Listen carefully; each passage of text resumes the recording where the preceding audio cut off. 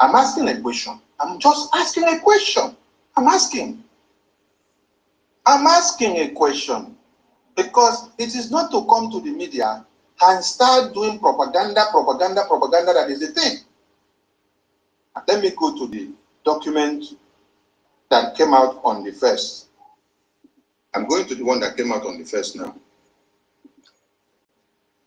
Okay, this one now is 1st of July, 2025. After you people have come to destroy and try to do propaganda on this article, there was need to make sure we protect this article, this document. So any sabo of EFIK-IBIBIO that was here, they need to be removed. Every saboteur that is trying to divide the government and destroy, they need to be removed. Yes. So now tell me, this is the article that the changes was done again. I'm asking now, read, follow me, read here. It says, the charter of the tax exempt non-stock corporation is hereby amended as follows. The removal of Dr. Nnamdi and Emmanuel Madubum as directors and the appointment of Ene Stephen as secretary of the non-stock corporation. Biafra Republic Government in Nigeria. Please show me where Simon Ekpa Njoku name is removed here. The name that I see that they say the removal of Dr. Nnamdi, the removal of Emmanuel Madubum, the appointment of Stephen Ene. I don't see where they say Simon Ekpa Njoku name is removed. Please, where are you people getting it from? Where are you people getting it from? Where are you people getting it from? Simon Ekpa's name is removed. Where is it from?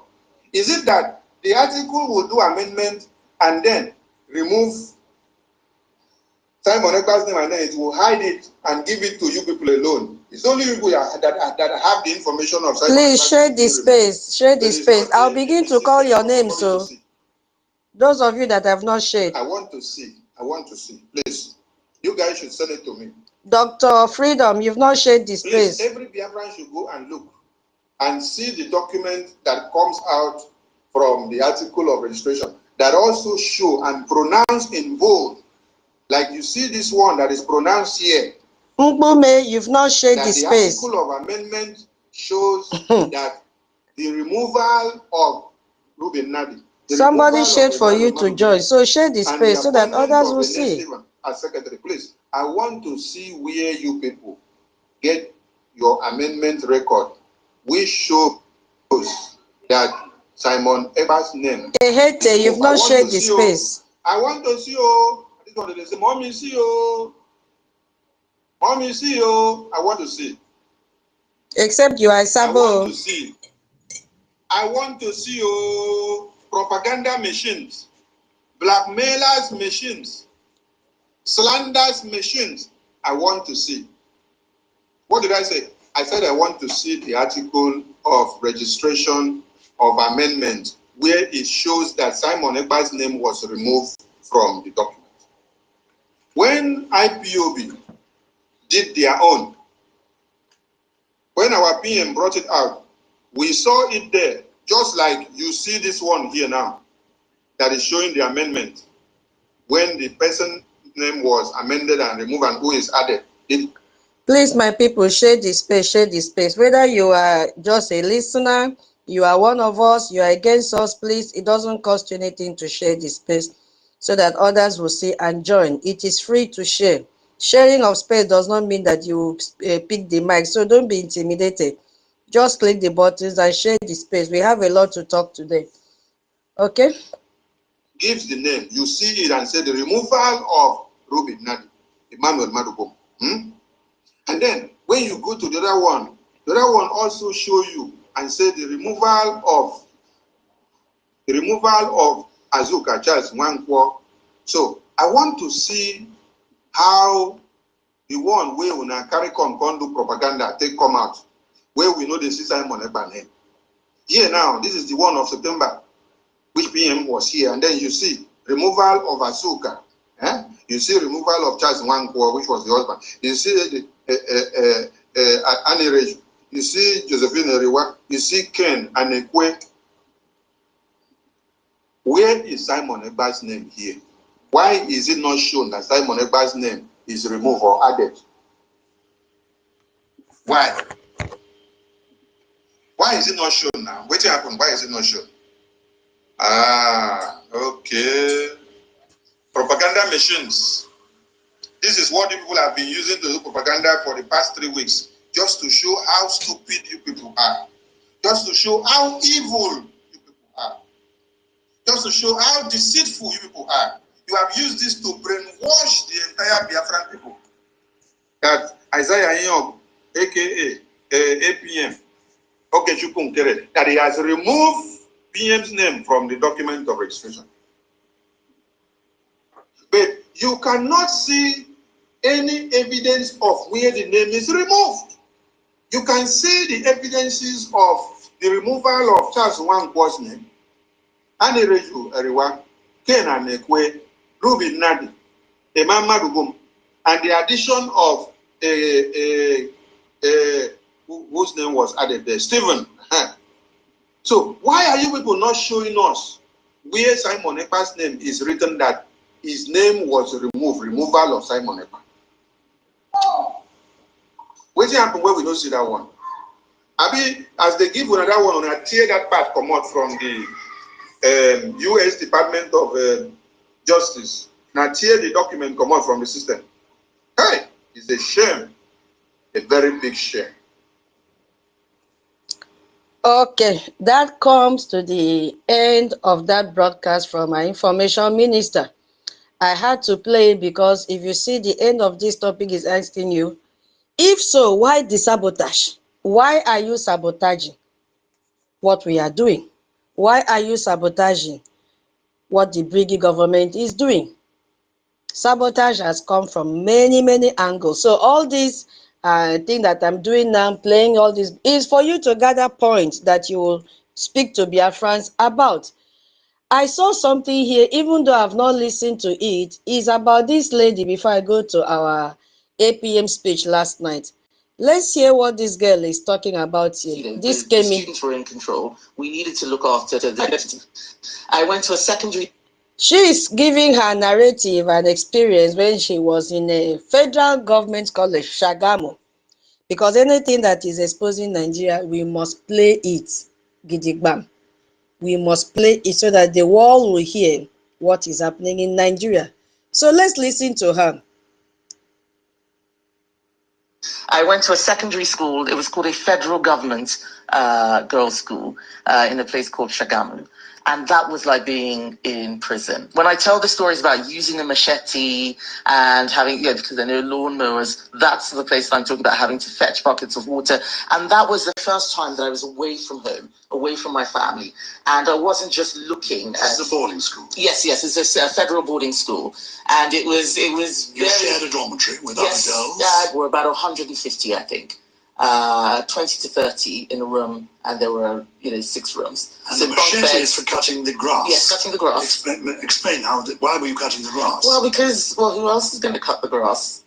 It's just it's the grass grows. You have exactly. They're not. This is a federal school where this is the old grammar school system sort of fading out, and everyone who passed an exam and got a certain score got to go to a federal school, and this was more socialism. So they sprinkled people around. They didn't want one school getting all the best results. They would mix people about, so you could end up getting sent thousands of miles away to a boarding school, at the extreme end of the country.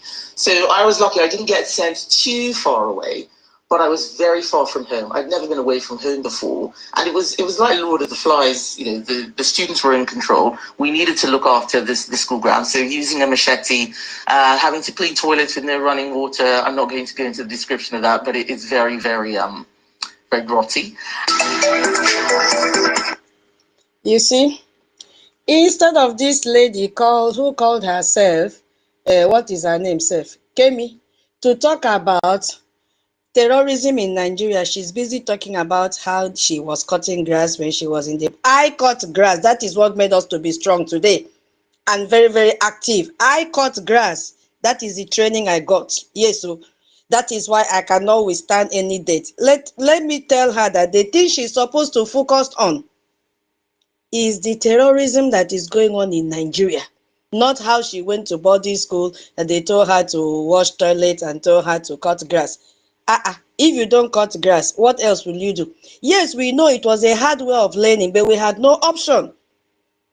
And that hard way of learning has made us to be who we are today as Biafrans. I don't know about them as Afonja, so because that time, say for you to go to government, federal government school, your papa get money now. You understand? Your parents will be a very rich one, and she has linked it up to socialism. Yes, you must belong to that class of people. But that is not the problem. That is not the message she should be passing out to the community. I'm also saying that Yoruba people have written petition against her, sorry, for her utterances that she's no more a Nigerian. But all the same, that is her problem. Why I played it is for us to hear that instead of her to expose Nigeria, that is a safe haven for terrorism, she is telling the white man how she suffered, how she cut grass, and immediately she says she cut grass, the white man was shocked. Yes, so that is the training in our secondary school. And that is what has made us to be who we are. But Nigeria has gone worse than that now, right now. Yes. Because if it was Biafrans, if they had given us the opportunity to produce our own machine to cut the grass, what would the students be cutting grass with their hands? No. This is what we are talking about. Our nation, Biafrans, can produce those machines. But we were cut off. They have buried our skills. So this is a misplaced priority that she's talking about secondary school all days. She should focus on terrorism. How Nigeria is a destiny killer. How Fulani have occupied her own land, because irrespective of the fact that she's carrying a UK passport, she claims she has nothing to do with Nigeria. She is Afonja, she's from Yoruba. And they say group petitions UK Parliament over Kemi's false, harmful remark. That is her problem. So I just wanted us to hear how foolish this woman is, instead of her to expose the atrocities that Nigeria have committed against her own people. The Fulanis are killing her people on a daily basis. They have made their people to become beggars. They are begging, carrying come to beg on the street so that they can survive. No money for Owambe again. You know, Owambe now they're sharing Gary with granite for you to go and drink. You sip Gary with granite now, you know, Owambe in Yoruba land. Unlike before, they will give you, save you rice in that place and also give you takeaway. And Yoruba people with big size of meat, they are the ones that have introduced slicing of tubers of yam, so that you only buy one piece of it to go and cook. You see, starvation is killing them, and she's here romancing about what happened years back when she was still in Nigeria. Is that not a shame? What is she trying to conceal here? Now let's listen to our APM, Jare. Please, if you are just joining the space, do me that favor and do yourself that favor to share the space. Thank you so much. Let's listen to what our APM said last night during the Ohabwenyi Town Hall meeting. And I love what this sister, Abigail, the idea she brought up yesterday, because we are 40 states in Biafra. 40 states. And you can only see few states, like 5 to 6 states that take part or participate during town hall meeting. Where are other states? The same idea she brought during US town hall meeting is what she brought yesterday, and it was very amazing. But shame to all those people that are from other states that don't want to relate or associate with what we are doing. And then when the Fulani come to attack you, you'll be the first to shout, BDF or Brgie, when you have not identified yourself with BDF and your de facto government in the homeland. Each and every one of us in that space, in that program yesterday, had to become a citizen or indigene of such states. They mentioned so many states that I've not heard, and this is also one of the things we have to bring to this space to teach our people, because our people, we don't have the time to go and study. Most of the names they mentioned there, I've not heard it. I've not heard of it before. I only hear of Nyoma State, Itayana, Ngidongibom, OGOJA, Ikemba State, Oloweri State, Odumegu State. But my people, it is more 40. 40. So if you are in this forum now and you have not identified yourself with your state admin, what are you waiting for? And whenever they do fundraising, like town hall meeting like that, you don't come out and even give one a Gemma or a J. But when you'll be hosting your own town hall, would you expect people to come and support you? That is the thing we should be thinking about. Because I know each of these states, with time, they will host their town hall meeting. Who will be with you? Because the good thing is that as we are unified, whenever there's a town hall meeting, all of us will become citizens of that state. Like when yesterday, we all became citizens of that state. That was why we clustered there yesterday. But if after the whole process, sitting down there for hours, and your state have not even dropped one AJ, how do you feel? That means you've isolated yourself from being a Biafran. And this thing is, those of us in the diaspora, we have a role to play. There will be a topic in this thing one of these days. We have a role to play. Because what you are raising and supporting in the de facto, you are also protecting your brothers and sisters back home. Yes, they are suffering. There is no money for them to eat. So why don't you also take it as a point of duty? Even if it is one ejema, convert it to a J. You know how much it can buy a bag of pure water for them to drink, for our BDF to drink. But we are the ones running away. Because once we turn up, those in the homeland will also turn up. We have to motivate them. That is why God pulled us out early enough for a time like this, which Aonyendu has said it over and over and over again, that God took us to the diaspora for a time like this. How will we sit down and see our people massacred? We are the strength. We need to support the de facto as well. Yes, my people. So if you were not there and you've never associated, please, it is high time you buckle up. This Sunday, I think we have a Owerri. Madam Ki, I think it's Owerri State. All of us must become Owerri State citizens this Sunday. It's going to happen again. Because you will see the need when we start this topic, why funding is necessary and why our recognition is necessary. So nobody will do it for us. We are the ones to do it. So let's listen to our APM, please. Succeed, and then she expect them, the defense forces, to treat the enemies that they have with kid gloves. So she doesn't have anything to do with Biafra Defense Forces. The people she recruited are Ebubago, Caterpillar, Sapele, so she has to focus and concentrate with those people which she gave her 50 million naira, which they ran away. Another man came out and was crying how they had a deal with Caterpillar and Sapele, and now he has run away with the money without delivering. So she should go and focus with them. She has on several occasions posted that Biafra Defense Forces are criminals, kidnappers, this and that, and scarce transfers.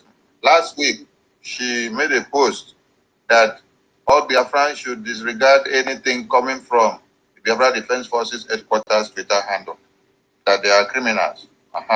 So now, what do you now have to do with the people that you say are criminals? Why are you coming to drag their name to the mud today? So Biafrans should understand that NGOZI has nothing to do with Biafra Defense Forces. She has tried to destroy their names, their reputation, and their work. But she cannot succeed, and that is the next thing that has been given to her to come and do now, is to come and play that emotional blackmail. Come and play that last card, drag their names out and say they are doing this and doing that. What is different from what she's saying now to what the remit you said? You're telling us that Biafra Defense Forces are kidnapping people and locking people up and doing that. You are very stupid. So wherever you see this nonsense coming from her, understand that she's still playing the card of finding a way to destroy the effort of Biafra Defense Forces, since those ones have refused to bow down to her and to have anything to do with her. This is the same thing that will also be happening to the second accountability group. Very soon you will see them coming to cry. When they have tried so hard to break through Biafra Defense Forces and they cannot, they will coming out to also cry and start calling Biafra names. So no one should take this nonsense they are saying to anyone. You can see Nigerian terrorist government are writing a memo and putting the names and faces of Biafra Defense Forces generals. They put the face of General Gentu, they put the face of General Makeup and say they are looking for them. They also did the same thing, putting the face of our Prime Minister and say they are looking for them. Putting out the phone number and say who will bring them, have a money to collect for the compensation.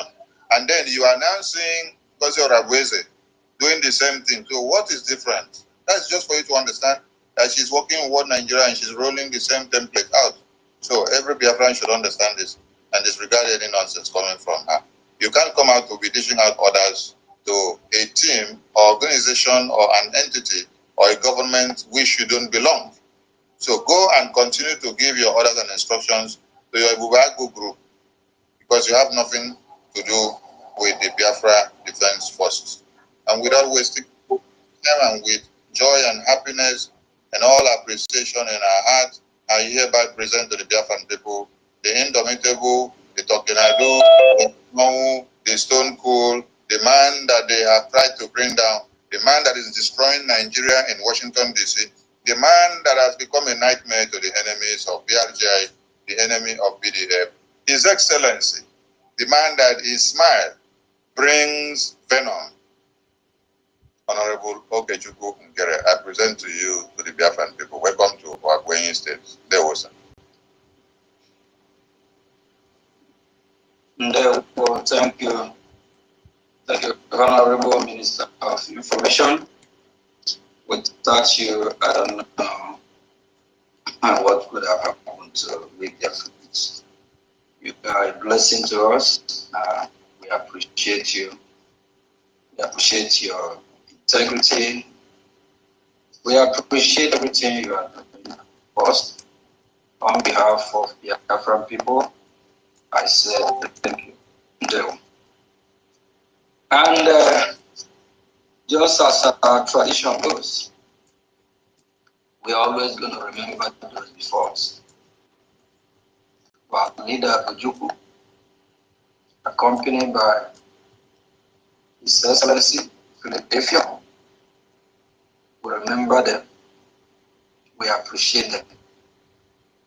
We can never, never, never forget about them.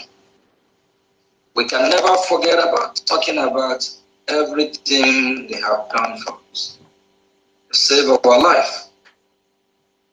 Because without their initiative, without them opening our eyes for us to know the reason why we need to fight for our freedom. Yeah, bear with the audio is coming from the studio, but I believe you can still understand what our APM is saying.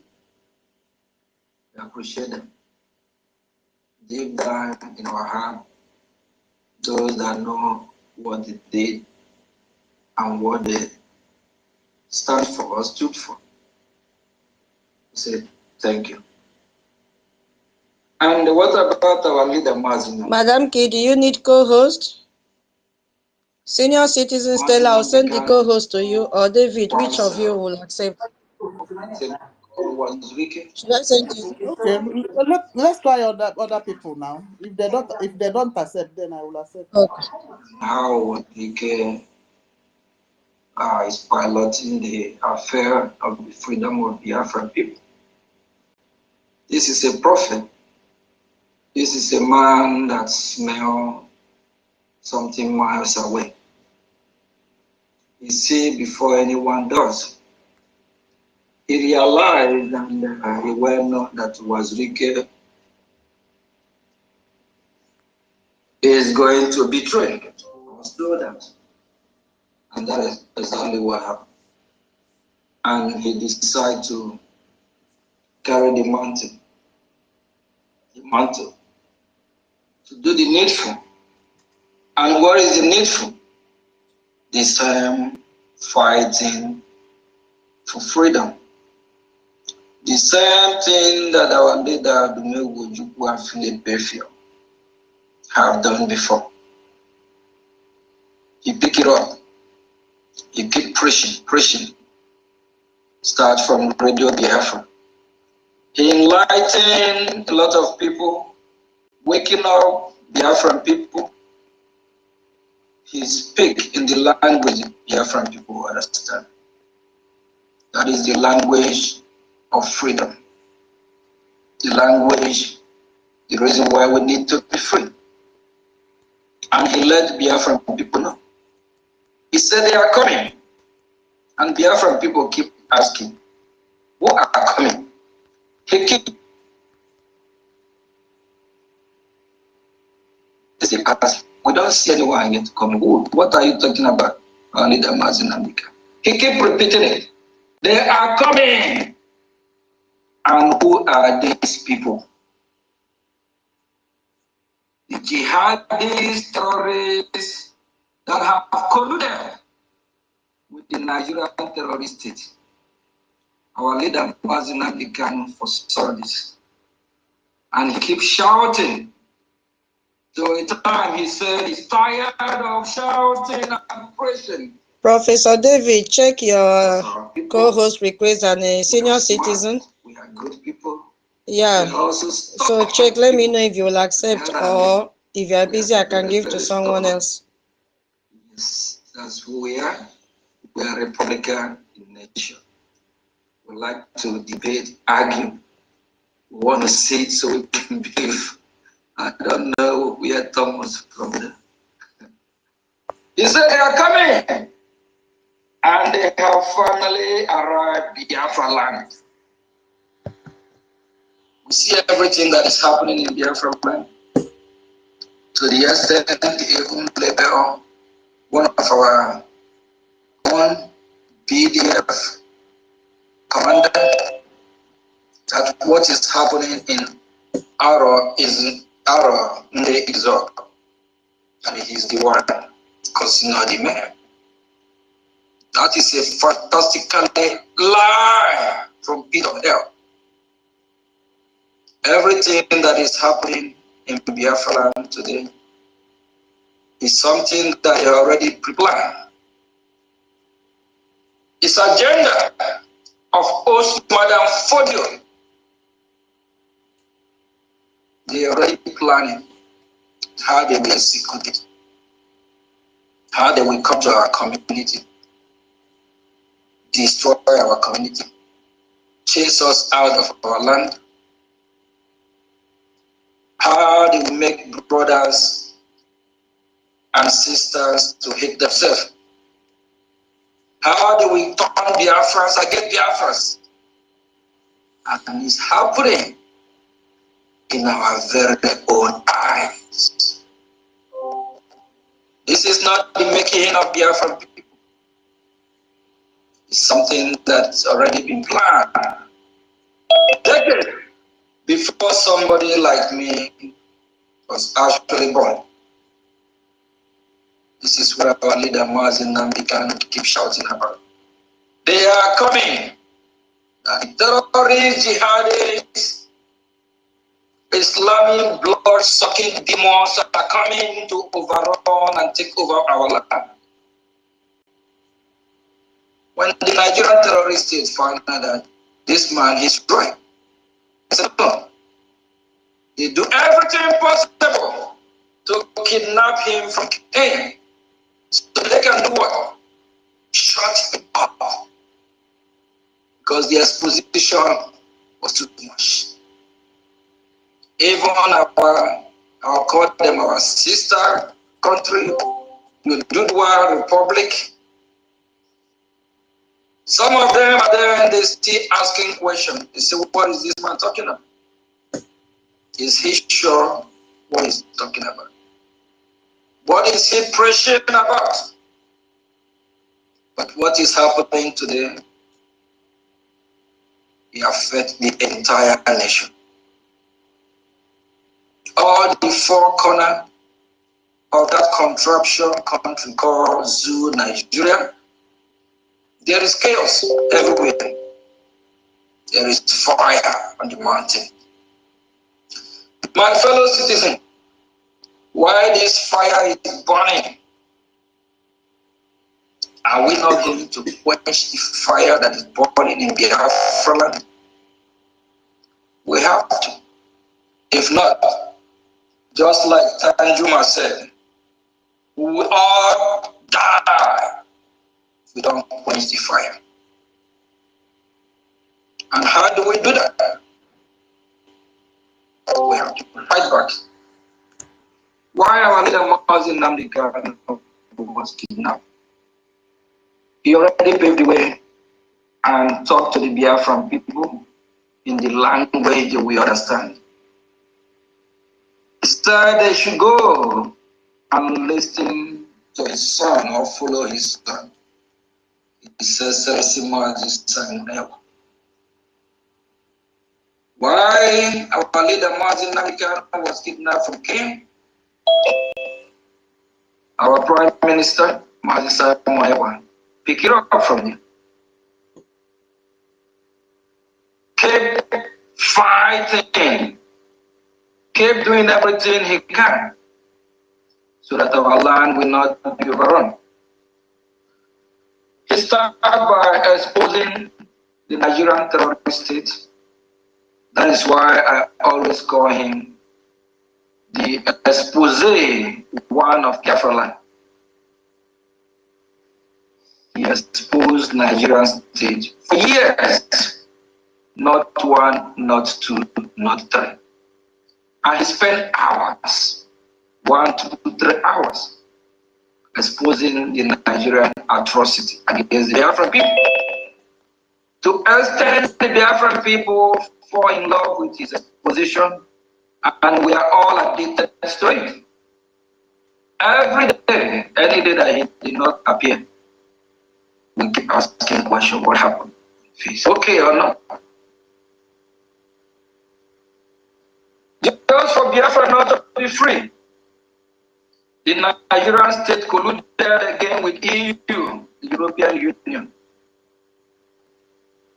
to shut the mouth of our Prime Minister, to stop exposing Biafra, Nigeria, and to stop fighting for Biafra. They call him for so-called question. We are waiting. Next month is fast approaching. In just a few weeks, we expect his release. Finland better do what is right.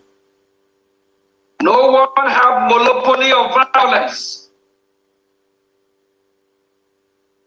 All four corners of the earth or the world believe in higher being, believe in God, believe in the unseen power, him who created the universe, Abia.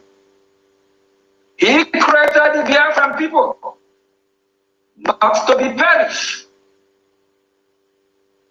but to inhabit, live, dwell in Biafra land, not in Oduduwa land, not in Jamaica land, not in Abuja land, but in Calabar land, in Iamuf land, in Eka land, in Ugadi land, in Sapele land, in Odiore land, in Kupu land, in Ovu land, in Onisha land, in Agriba land, in Inewi land, in Owerri land, in Omwahi land. That is our land. In OGOJA land. These are all land of Biafra. That Ikokika said, this is where you will dwell and inhabit it. So what is happening today is a planned deal from the host Madam Fodio agenda to chase us out of this beautiful land that is flowing with milk and honey. My fellow citizens, are we going to allow these people chase us out of our land? People of Ohabweni, thank you all that you have stood to make sure that these terrorists will not overrun our land. All the executive of Ohabweni, we appreciate you. The de facto government and the Biafra Republic government as well. We appreciate every minister, admin, and rep. all the pioneers of this great cause. Thank you all. We will keep fighting for our freedom, but sometimes it breaks my heart, and I believe yours too. Why are we not waking up to face this reality? We are few in number fighting for this great cause. There is this saying that goes that it takes few to liberate a country or a nation. It's not easy. The journey is not easy, but we will keep fighting. We will keep fighting. We will keep doing our best. And we also want to remind us that we live in a world that either you're free or you are a slave. And these people that have come to take over our land from us, we know their history. Yeah, before I greet, I just saw something now, my people. I have not greeted anyone yet, but I just saw a message now in the Twitter handle of this Accountability 2025. They are sharing Telegram groups saying the de facto Telegram remains the same, CLC created. There is nothing like CLC again in Brgie. Any Telegram group you find yourself and you don't see the honor as our APM, run away from that group. You are in the wrong group. In fact, check it properly. If you are from Itaya now and you don't see me, tutors in that group, run away.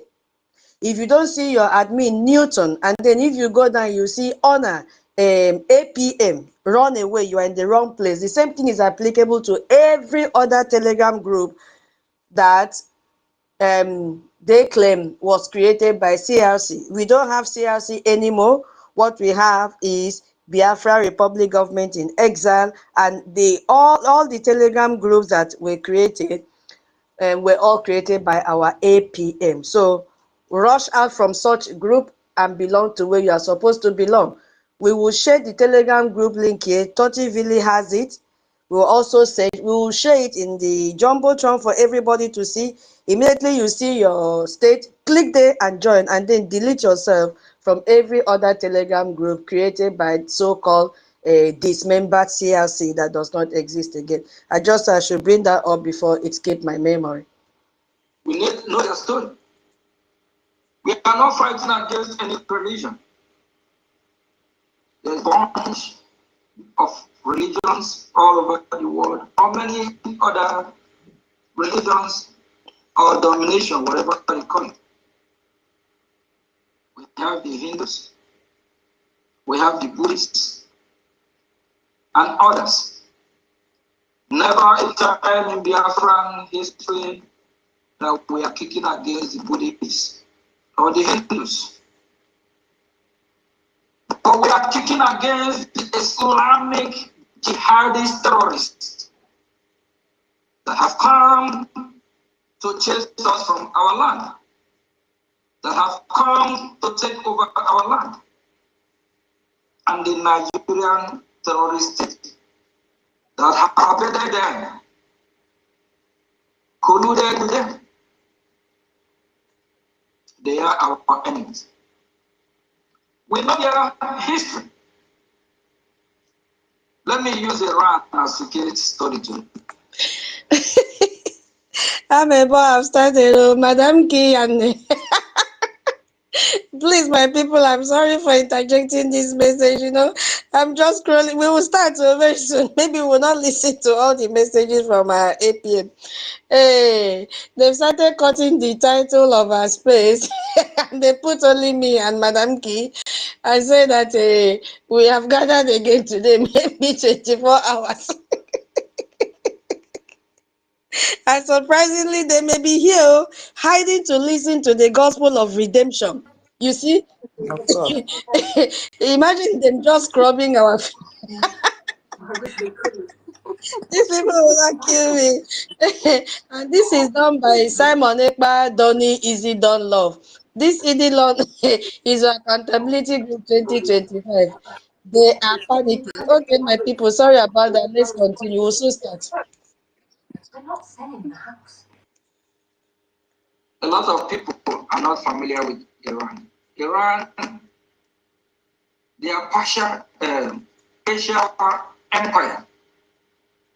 Once upon a time used to be a great empire.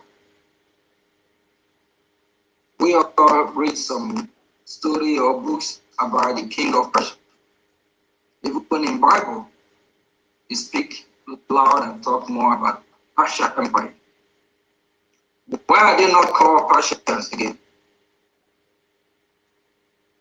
Because of the same way these people that have come to take over our land, chase us out of our land, Islamize us.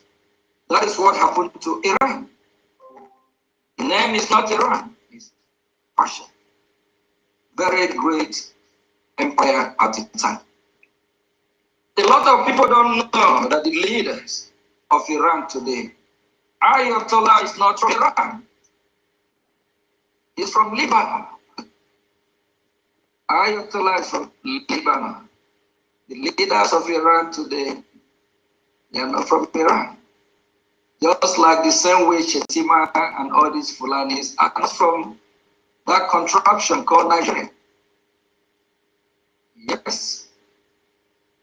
And what happened in their own case study when these jihadis stormed the Persian Empire? They slaughtered them, killed them, overrun their land, take over their land. And that's what come about the name change. Over 60, 70, 80 years ago, majority of Iran, they are Christians. And that is the fact. So why I'm using Iran as a case study, so that we will know that if we don't fight back, what happened to the Persian people will happen to us. And look at today. They have changed the Persian people against their will. Majority of them don't like to wear that their jihad or whatever. Majority of them don't align with the lifestyle that they have brought upon them. Majority of them want to be free. They want to live a normal life. They want to live according to their culture and way of life. But if we look at what is happening in Iran today, the people of Iran have found themselves in a deep shithole. Do you know that thousands of Iranians are converting every day back to Christianity? Every day. Because they want to go back to their normal way of life. Okay, so let's start because, you know, when you people say our APM cannot talk, when you want to see him talk, join town hall meeting, you know that our APM can talk. Yeah, you've heard the message. I wanted all of us to hear the message from our APM, how he was so passionate about our freedom, how he was, you know, loving the way things are going, but at the same time, requesting serious funding from us, because all that he is doing requires funding. Yes, good morning, good afternoon, good evening. Yes, so our senior citizen is the co-host today. Good morning. Yes, so senior citizen Stella. I sent co-host to 2 people, but they were not there, so I had to give to our indomitable lawyer, Madam Key. Yes, she said I should give to others, but David did not accept. Onyeyere did not accept. So I said, okay, let me give to Madam Kina. What to do? Filipino will say, what to do? What to do? So, senior citizen, welcome. If you are tired, you let us know. We can also switch the co-host. The same thing with Madam Key. Rage and Fury, I see you. Obi Chicago, good morning. Our professor, good morning. Our senior citizen, Ben Owabo, good morning. Always the first to join space. So you know they waste time. Ben, I'm sorry, yo. Good morning. You know now, you see I'm calling. Emmanuel, good morning. Hey, Madam Mama, Betty.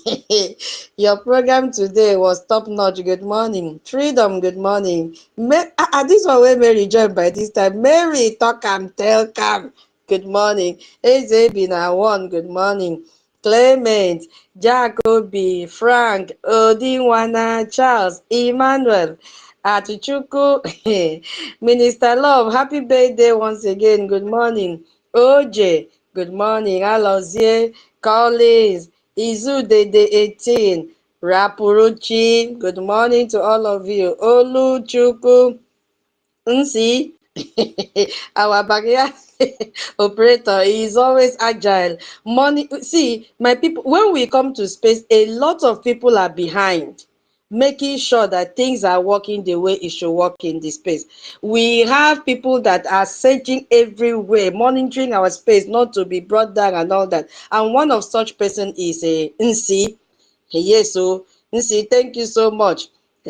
When I say I receive message upside down when I'm hosting space, a co-host, one of such messages always come from see a lot of people. So our eyes are, rolling everywhere to make sure the saboteurs do not bring down the space. So thank you, Nsi. Another person there is a Sister Ihu. Hey, the HOD of the listening session. Hi. If she will say, watch out for this. We thank you so much. And those of you that will go to Telegram, hey, the easy. Thank you so much. You guys are the reason why we are gathering here on a daily basis because we know you are watching our back. Dandy, good morning. Vision, Simon Ekpa, Oscar, Ogochukwu, William, Success. Ha! Is this our success? Minister Success? Hold on, guys. Hey, our minister is in the house. We salute our chief of defense. We salute you. Thank you for joining our space. Biafra Onyenyere one, where have you been? Hey, Biafra. I sent you co-host. Hey, I sent you co-host. You did not accept. Hold on, please. Hold on. Give me 1 second. Let me check this out. Sorry. Hold on. I want to. Okay. Please 1 minute. Okay. Where did I stop in the name calling? I have to call all of you because you guys made us to be very happy on Saturday and Sunday. Simon Ogochukwu, yeah. Amaka, Eyuche, Iget Y, Nwa Biafra. Onyedika, I suppose, Success, Attitude. Mr. Wit, this should be Wisdom. Sylvia Blue, Holland. Holland, what are you promised to host space and you are here listening. Obiageli, Dika, Nato, and 12 others in the listening session. And those that are listening anonymously, we say welcome to Brgie Space, where everyone is treated equally. We love you all. And if you are not here, we will not be here. Thank you for the encouragement. Thank you for the motivation you guys give to us on a daily basis. We love you all. Thank you so much. This is our government space. And then we have some housekeeping rules, which by now everybody might have been aware of it. But as a government space and a discipline entity that work on rules of law, we have to keep on reminding so that you will not say, they did not remind me, I forgot. It's our duty to keep on reminding you on a daily basis each time we open our space. Please do not interject anyone when the person is speaking. We have a fine that you will pay. Our acting treasurer and our lawyer will not pay you. She will immediately write down your name. And to crown it all, she's the co-host today. And she will not waste time to put down your name. And you have to pay 10 a J, not a J.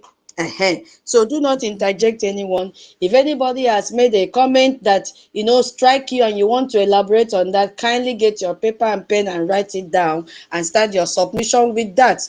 We don't have any emergency here. The only emergency, like what happened yesterday, is if you see the space wants to be pulled down or brought down, immediately you can interject on that grounds.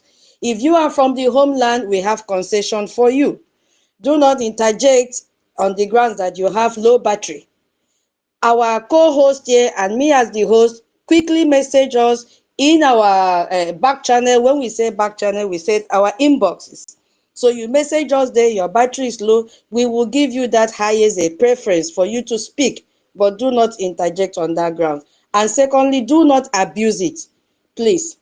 Yes, so abusing means you are lying when you don't have a low battery, you say you have low battery. Please don't do that. And then yes, there is no abuses here. Nobody is higher than the other. We respect everyone. We treat everyone equally. You don't use the sound of anybody's voice and say, this one is a small girl, this one is a small boy. No, we don't do that here. We respect everyone. So please, let's consider this. Do not counter what somebody is saying. Bring your own opinion, because what that person is saying is his or her own opinion. So bring your own. Do not outrightly counter. Instead, politely, why don't you look at it this way? Why don't you look at it that way? Not to come and say you are talking rubbish. That is not true. No, we don't. we don't do that here. And we have rules from our government as well. Please, when you pick up the mic, do not interfere with any politics that is happening in the Western countries. Please, especially America and every other country, because you don't know where our diplomatic discussion have reached. Our government will not come out here and tell us all the countries that they are negotiating with. Yes, so because it is in our topic. If so, why the sabotage? We are surrounded with saboteurs. So please respect that from our government. It is an order. It is an order. See, don't go there. Allow them, because we are working with everybody. We need recognition. Wherever it will come from, let it come.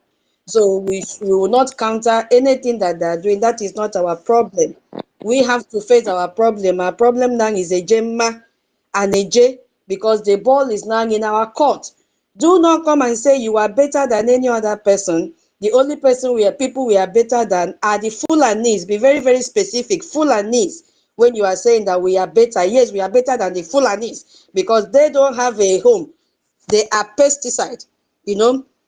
What they do is to grab people's land, kill you, and take over your land and dominate over you. So we are better than Fulanis. Yes, we have to focus on preaching the gospel of coexisting and doing business with any Western countries, because now we are open for negotiation. We are open for recognition. Wherever it will come out from first, we are ready.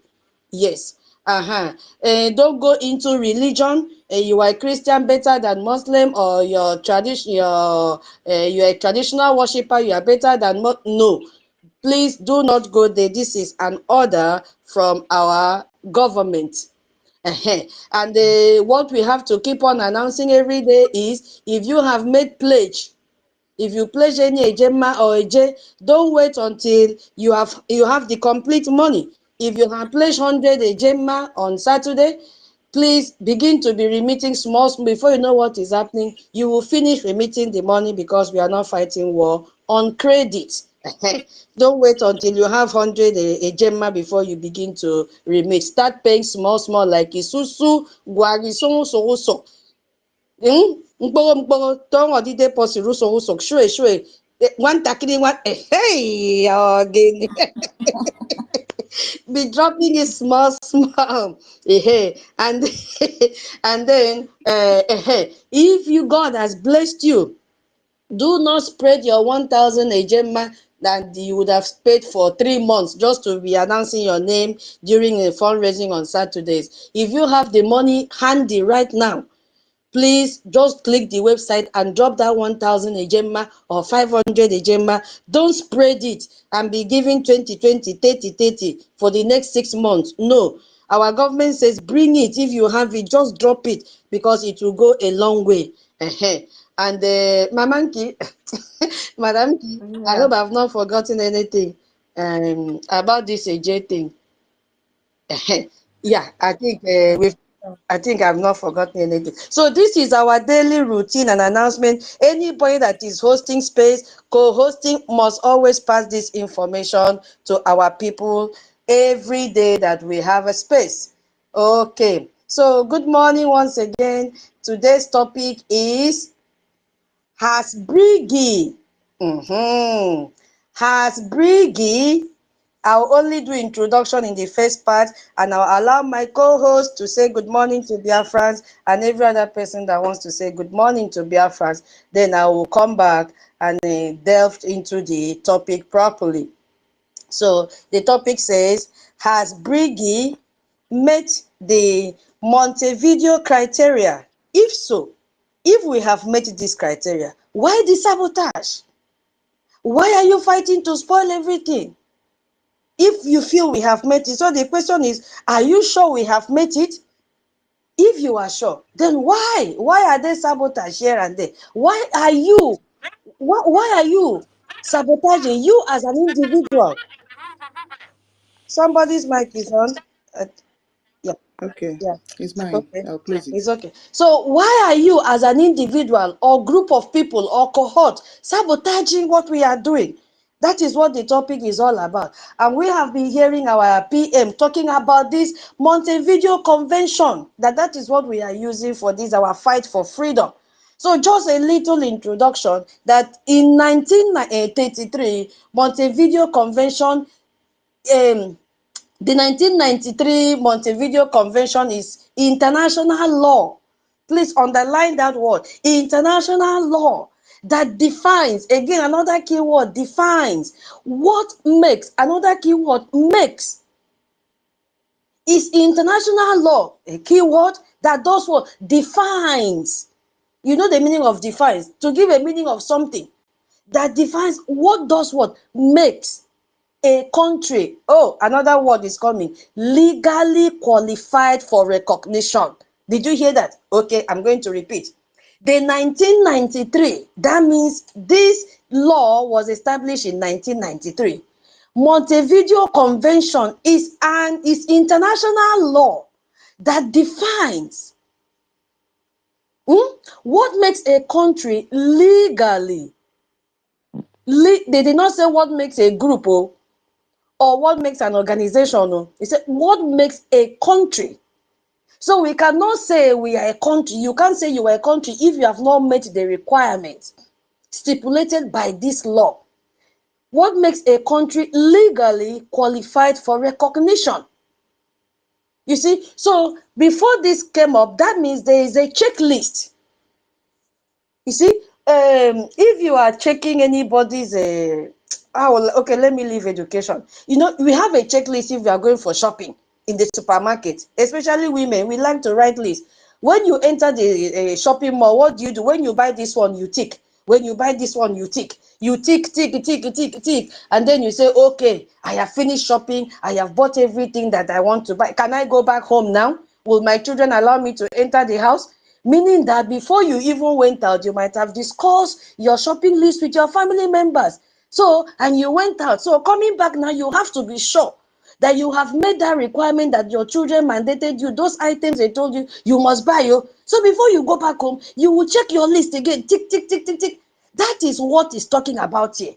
So this international law has a checklist, and there are 4 items on that list that any country that wants to be recognized, any state that wants to be recognized as a country, must be able to fulfill. So let me just quickly, elaborate this introduction part by letting us know what these points are. Okay, then I will, pass the mic to my people. So one of it is a permanent population. I will explain what it means. You see, the second one is a defined territory. The third one is a government. The fourth one is capacity for international recognition. So once I finish this, now once my co-host finish saying good morning to Biafrans and every other Biafrans I want to say good morning, I will come back and then elaborate on all these points one by one to my best knowledge and capacity. So this time around is a time for greetings, and then each of us will come back and pick our mic one by one and discuss this topic. So I yield my mic here to my co-host. I think any of them can start and then pass the mic to others. Good morning, Biafrans, once again. Please share the space as you have joined. Thank you.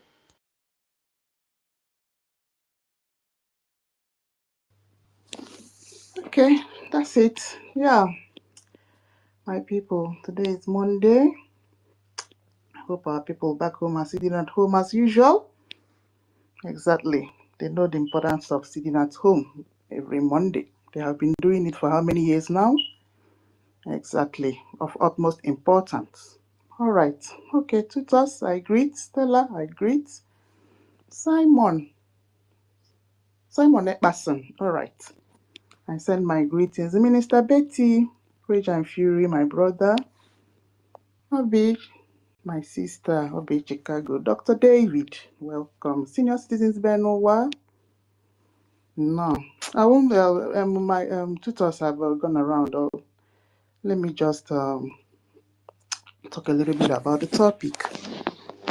All right, we have always heard about this Montevideo. Exactly. In fact, it's this Montevideo is a godsend that our PM went and searched and discovered it. You see? So luckily enough, it was signed in 1933 by some states that were participant to it. But definitely, America will always get involved in anything good. That is why we talk about America all the time. Yeah, because it's a country of free world. So anything good, self-determination, America will always get involved. Exactly. So they signed it in Uruguay, but at the end of the day, America headed it.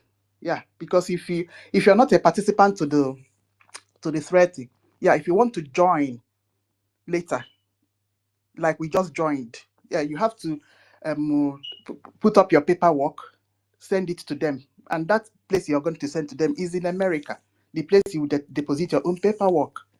You see? So this is all about Montevideo. I hope we will research on it and be able to come to the speaker section to elaborate more about Montevideo Convention. Right, it has clauses. Yeah, it has up to like 14 clauses under it. Exactly. Good. So what is this Montevideo? So Montevideo brought out 4 items if you want to form a state of your own. Yes. So it's under in fact it's one of the is it not the only way? Yeah. I think it's the only way actually under international law. If you are a state that is aggrieved, you don't like where you are, you're intimidated, any kind of bad thing is happening to you. Yeah. So Montevideo is just a godsend. So under Montevideo, a state consists of, if you have a territory, you can call your own, one person at least. Hey, where is it? So remaining 2. Yeah, so it's 4. I have mentioned 2. The other one, the other 2, I can't remember it, unless tutors, maybe you remind me. So there are 4 basic things for you to have a complete state. But territory, defined territory is the most important, which Biafra have. All right. Okay, so this Montevideo, have we met it? Have we met it? Did our PM meet it? Definitely he did. Not only that he met it, people supported him. Do you know how many votes we got under the referendum? People supported it in full. So Ada Abari is not even contestable at all. You see? So without delving deeply into the Montevideo, or the clauses, yeah, the question is, did we meet it? Yeah, because if we didn't meet it, we won't be here now. You see? Exactly. PM went to his convention, 2023 convention, where he unveiled the charter and unveiled our military. Exactly. And then he planned the next one, which happened in 2nd of December of 2024. So 2 major conventions. So the first one, telling the world about what he's doing. Then the second one was to redeclare of independence. And we know that what that means. It means that, please, we want to be free. Nigeria, leave us alone. That is what that Declaration of Independence means. And then notifying the whole world that Biafra is well, yeah, is it, yeah, it's more than an emerging state when you redeclare. You see? So that is what we're talking about. Montevideo have brought out this process for self-determination states to follow, and we have followed it. You see? So now the question is, why are people still disturbing us? Why is Nigeria disturbing us? Why is Nigeria bringing out different forms of agents to stop what we are doing, to drag us back? You see? Why are they recruiting Fulanis of any kind, both in uniform, both without uniform, both in human form, both in a woman form? All sorts of agents that this Nigeria have. You see it. The question is, will they be successful? They can never be successful. Yeah, so they can only try. They will never be successful because we are following a defined process that has not been changed. They signed this thing, this treaty since 1933, and many countries has been following it. Eritrea has followed it, Ambazonia has followed it, Somaliland has followed it, and many more other small states that we don't have not researched. But there are many that has followed this. You see, so the question is, Sabo, what are you doing, saboteurs? What is the need for it to keep dragging us back? But you know that end of the day, you will fail. You see, you did the first one in all the while that they took our Onyendu to Nigeria. That is a big form of sabotage. It's not even that. That's not the first one. Okay. Since that time, if people have been trying, if you send this woman, you will send the next woman, you will send the Nelly Ofebu, you will send NGOZI Orabueze, you will send the Rubin Nnamdi. How many women are you people, I would suppose, will you Nigeria send to keep dragging this struggle back? You see? But they can only try. Exactly. After trying, we'll just refix ourselves like jigsaw puzzle. And we forge on. Didn't you see this one that just happened in towards the end of May? Yeah. We quickly refixed ourselves, brought out 40 states of Biafra again. Go and belong to your states. I know that some states are not, nobody is there, but with time. Yeah, I was even, I want to suggest something, Seth, because that thing that Abigail started is very, very beneficial. Yes, so each of those states, we have to start representing it. Yes, that is what we'll have to start doing. It's like creating awareness. Yeah, so that the people that are from those states will pick up the courage to start registering. Like that Aida Nigodo, Iwuroha. There are Ikwa states. So all those states are parts of our states in Biafra. And people are from those states. Eh? And some of those states, Fulani na Pampa. Those people that are from those states, don't they know? So that's all the things that we are talking about, my people. So that is just it. Let me Reg and Fury is here. Yeah, Minister Betty. All right. Stella, when you're ready, you can go ahead. Thank If you. not, okay. Thank you. I salute you. Tutor, salute you. Nkiru, salute you. Simon, Ekpa, Jumbi, Jumbi Money. Okay. Salute you, Betty. Betty is here. Salute you, our minister. Salute you, Rage. Salute you, Solomon Okonkwo. Salute you. Yay, our minister is also another minister is here. Success. Weke. Salute you, sir. You're welcome, sir. You can also pick up the mic whenever you want, sir. So I hope you're good. And all our brothers and sisters, we are many here, and our hosts have also saluted everyone. So I salute all of you. Take it, goza. So, and the topic is, our tutor told us to salute. So I salute. So we will take back the mic to the host, and then later we'll discuss. Thank you.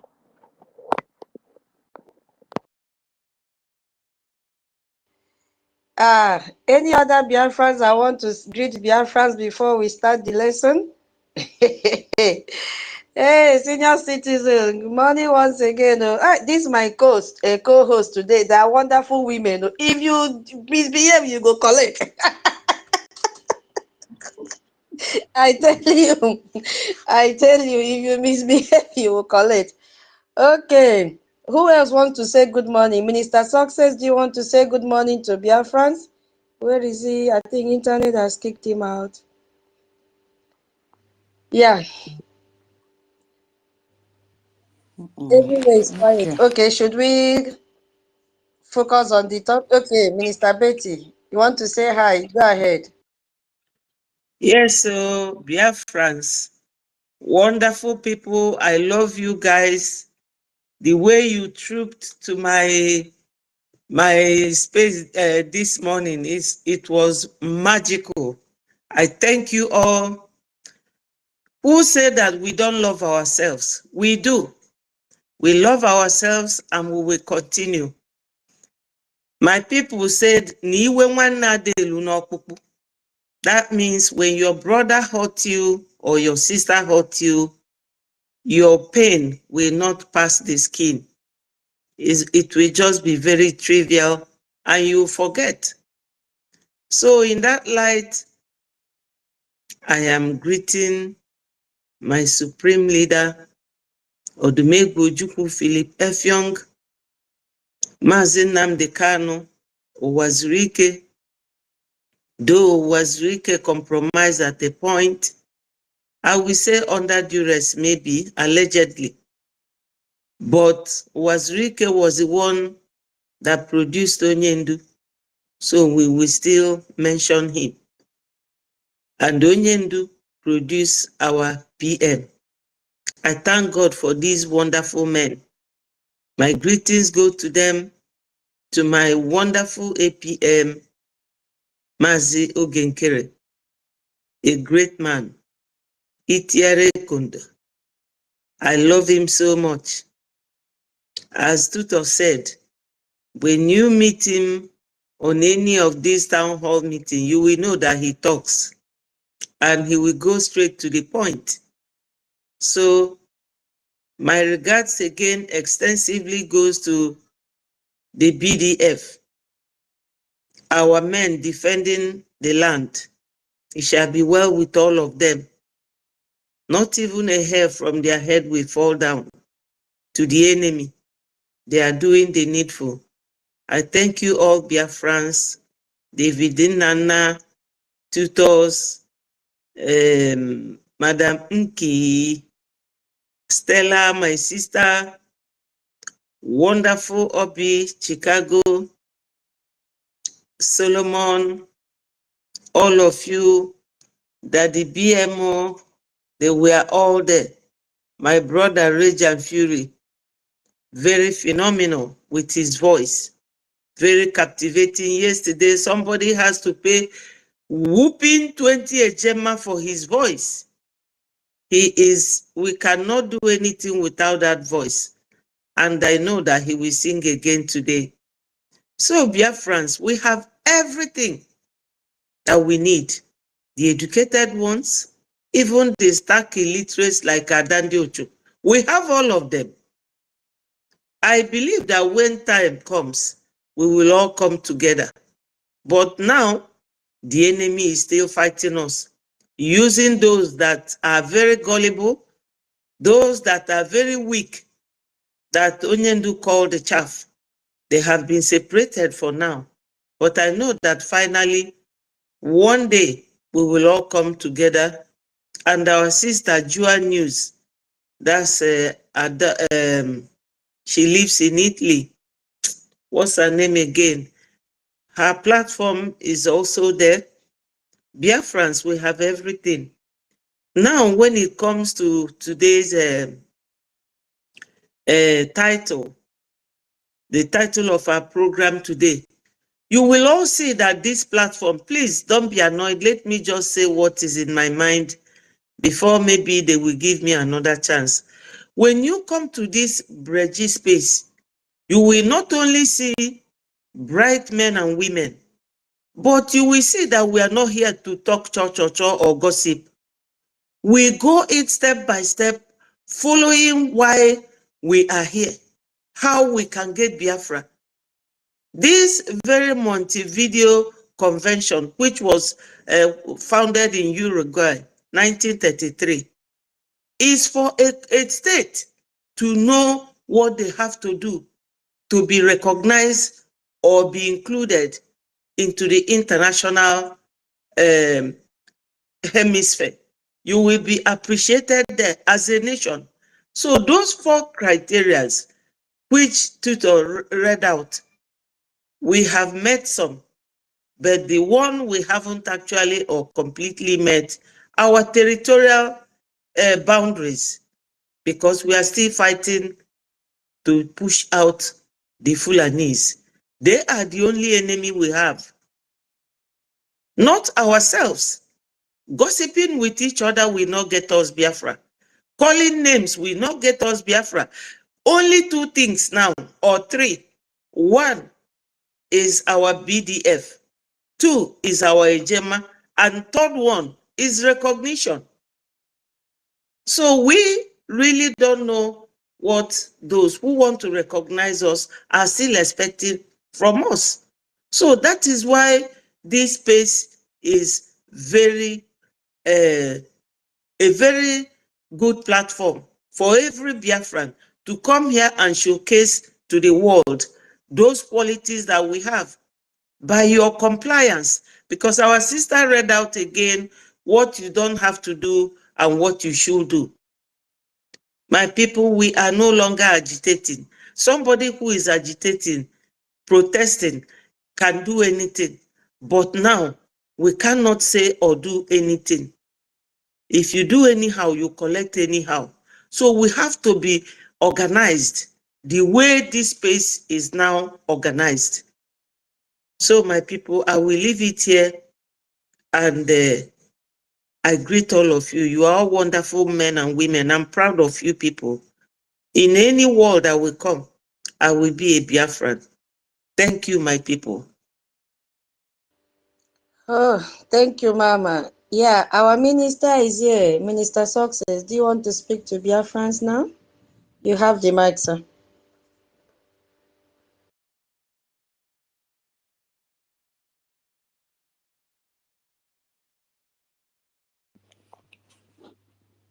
Network. I've dropped Minister Success down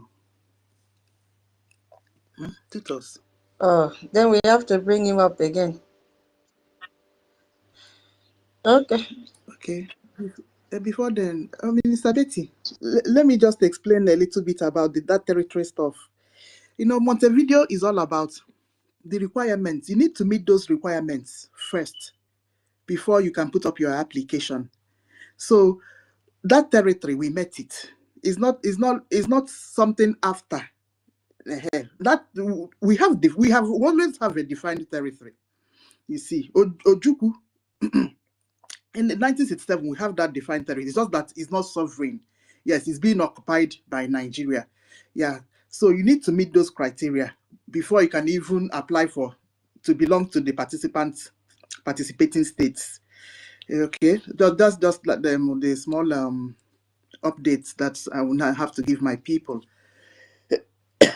So that anybody that will come up to ask questions, thank you, Betty, about this Montevideo, so we can be able to answer. Totti, where is Tottiville? Totti, I hope you know you're a master.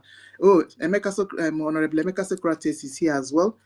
People that will help to teach this Montevideo today. All right, let's go on. Okay. While we are waiting for our minister to come up, I believe everybody have gone to do research, because today we are going to teach. We will teach ourselves. So, so while we are waiting for Minister Success to come up, I've sent mic to him again. Yeah. So we delved into the topic of the day. Thank you, Biafrans. I'm only going to say what I understand by this. Okay, so after making us to understand how this Montevideo Convention, okay, he's now here, so I'll give him the mic. Minister, go ahead, please. All right, good afternoon, good evening, good morning, good night, fellow Biafrans, and all our journalists present, and those who are foreign journalists listening. I greet all of you from a location, the host, the co-hosts, and all those who made it possible. I mentioned but a few names here. Mazreja Fury, Simon Ekpa, Chicago. She's a very wonderful Biafran woman living in Chicago, United States of America. She cannot be broken. That's just one thing. She has fought with the Biafran flag years back, and she continued to fight. So I greet you, ma. I also greet Mother Betty, David, Nana, and all. Joannews, you are doing a nice job. God will bless you. And so many people that are making our spaces hot on daily basis. I used to join the space. I've been listening from the background, and more especially the new rules that has been enacted, the rules of the space and the rules of the nation, which will always be rehearsed every day for those people who may come to cause confusion, to understand that a house without rule cannot stand. You always swing into anarchy. And here we are today, the 4th of August in the year of our Lord 2025, which is one of the year of our highest achievement.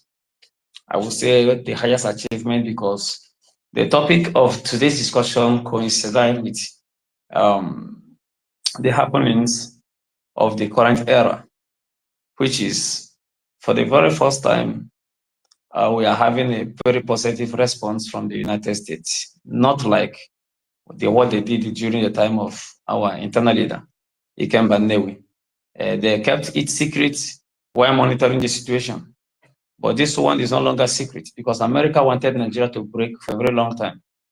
They predicted 2015 or 2014, but Nigeria escaped. And they have predicted again 2030, which Nigeria may likely break before that very prediction time comes. Because America has understood that Nigeria is also tying them and also a hub for breeding terrorism, terrorists across West Africa and beyond. And the forceful invasion of Europe and the other part of America. If you dive into the visa restrictions which they gave to our people, or they gave to Nigeria, which, yes, our people are not included because we have a government.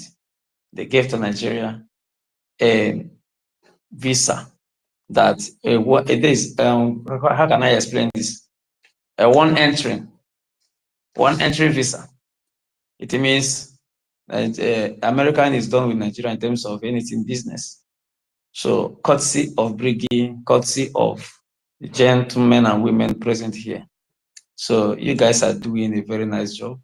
And I want you people to continue exposing Nigeria other than focusing on fighting illiterates. Those who, when you explain from now to kingdom come, they will not even understand because of the stupidity that's already occupied their brain. And some of them are acting on the exhibit of jealousy. Yes, why it is not me? This is what exactly happened to Ambazonia in 2016. America wanted to intervene in Ambazonian massacre. But do you know Ambazonia and their idiocy invaded the Department of Justice with a different registration, causing confusion here and there. There will be no one to attend to, and America to turn down and withdraw their support from Ambazonia in 2016. This is exactly what some of these morons want to happen to us. You went and register a government, you went and register a group, and thank Chukwokika Abiyama that they are not admissible in the United States. That's just the facts. They are inadmissible in the United States. And the only government known that is functioning and fighting for the liberation of the Holy Land of Biafra is the Biafran Republic government in exile, ably led by our Prime Minister, Ekpa, and His Excellency, our acting Prime Minister, who is acting on behalf of Prime Minister. He's acting on his behalf. The moment our PM returns, he will declare that, yes, I am fit to carry on with the government functions. Power will be given back to him, while our acting Prime Minister now will go back to his seat as a Minister of Finance. So those who don't know should get this to their brain, that no confusion or any back thoughts or dragging or calling of names will make us change our stance. We behave like Nelson Mandela. In his words, say any leader who changes his style based on what he meets is not fit. So many people are unbuyable, as Onyendu said. And I think it is we are taking them by surprise, because they don't know that even a Prime Minister can research on history, can speak extensively without making mistakes on some historic event that has taken place 70, 80 years ago, which some of them do not even know about. And they thought he is an illiterate because he's not a doctor or he's not a professor and all those things. A professor is not attached to his name, and therefore he is not eloquent to lead. Those of them that are eloquent, how many times have they visited Washington, D.C.? How many times has they visited any Congress? Even in their own local lawmakers, we have never seen them visited them, but they are in the social media causing confusion. It is not only done in America. If you're in Italy, if you're in France, if you're in Spain, wherever, you can approach your government on this. This is exactly what I wanted all of them to do. You can approach your government. Table the plight of Biafra to your government. Make sure you force them to buy the idea of Biafra emancipation. But you are not doing that. And somebody who is living in Maryland took it upon himself. He will leave his job, travel all the way to Washington, D.C. Sometimes it is an emergency call, emergency meeting with one of the rep, one of the PA, one of the congressmen and all those things, just to clear the way. And you are in faraway country in Europe and wherever you are in Africa, you are disturbing somebody in Maryland. Is that not stupidity? You need to approach your own government reps. Start from your local representatives. They will give you guidance on how to go. But they are not doing that. They want a soft landing. You clear the road for them, they will come and sit down and claim professors and doctors. Doctors without discovery. So this is just it, my brothers and sisters. The multi-video convention, I think Biafra has, we have met all the criteria. We have a defined territory. We have a defined population. Then we have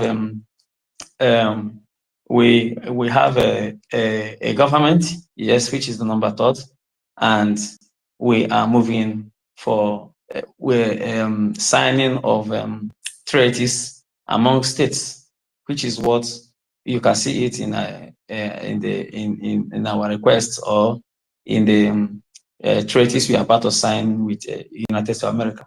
So these are what I want people to be doing through the office of the Foreign Affairs Minister, through the acting Prime Minister. But they are not doing it. They are not doing it. That's why we have liaison offices all over. But how many of these people are doing this? None. They are there. Everybody's in Washington. Oh, yeah, come and go to Washington. No, you will not go. But somebody who devoted you are busy calling that person criminal. I reserve my word for these people. A day will come, I will ask them what they have contributed, those who are causing this confusion. So it is good we are here and to discuss the criteria of the Motivator Convention of 26th of December 1933, situated at Nigeri and Montevideo. So they have met all the criteria which will enable us to be a state, and nothing is holding us. What is holding us is we are the one holding ourselves. We should be able to shake ourselves off from the shackle of these idiots and get our nation back from the Fulanis and from Britain. As British is moving to recognize Palestinian, the same way Finland is moving to recognize Palestinian, the same way which other country, France, and that very dirty nonsense Qatar, they are all trying to recognize the state of Palestinian this coming September in the United Nations General Assembly that will take place in New York. So we should also make sure we pressurize the government of our host government, to make sure they also included us in that regard. So please, we have made all about Montevideo Convention. We have a defined territory, we have a defined population, we have a government, and we are due to sign treaties with nations or member states. That is my contribution today. I will salute my acting Prime Minister. I will salute Minister of Information and Communication. I will salute all his teams and all other ministers that has not deviated. I also salute the Department of Defense and the Department of Homeland Administration. They are top-notch. God bless you. Continue doing the good work. I love you all. They will.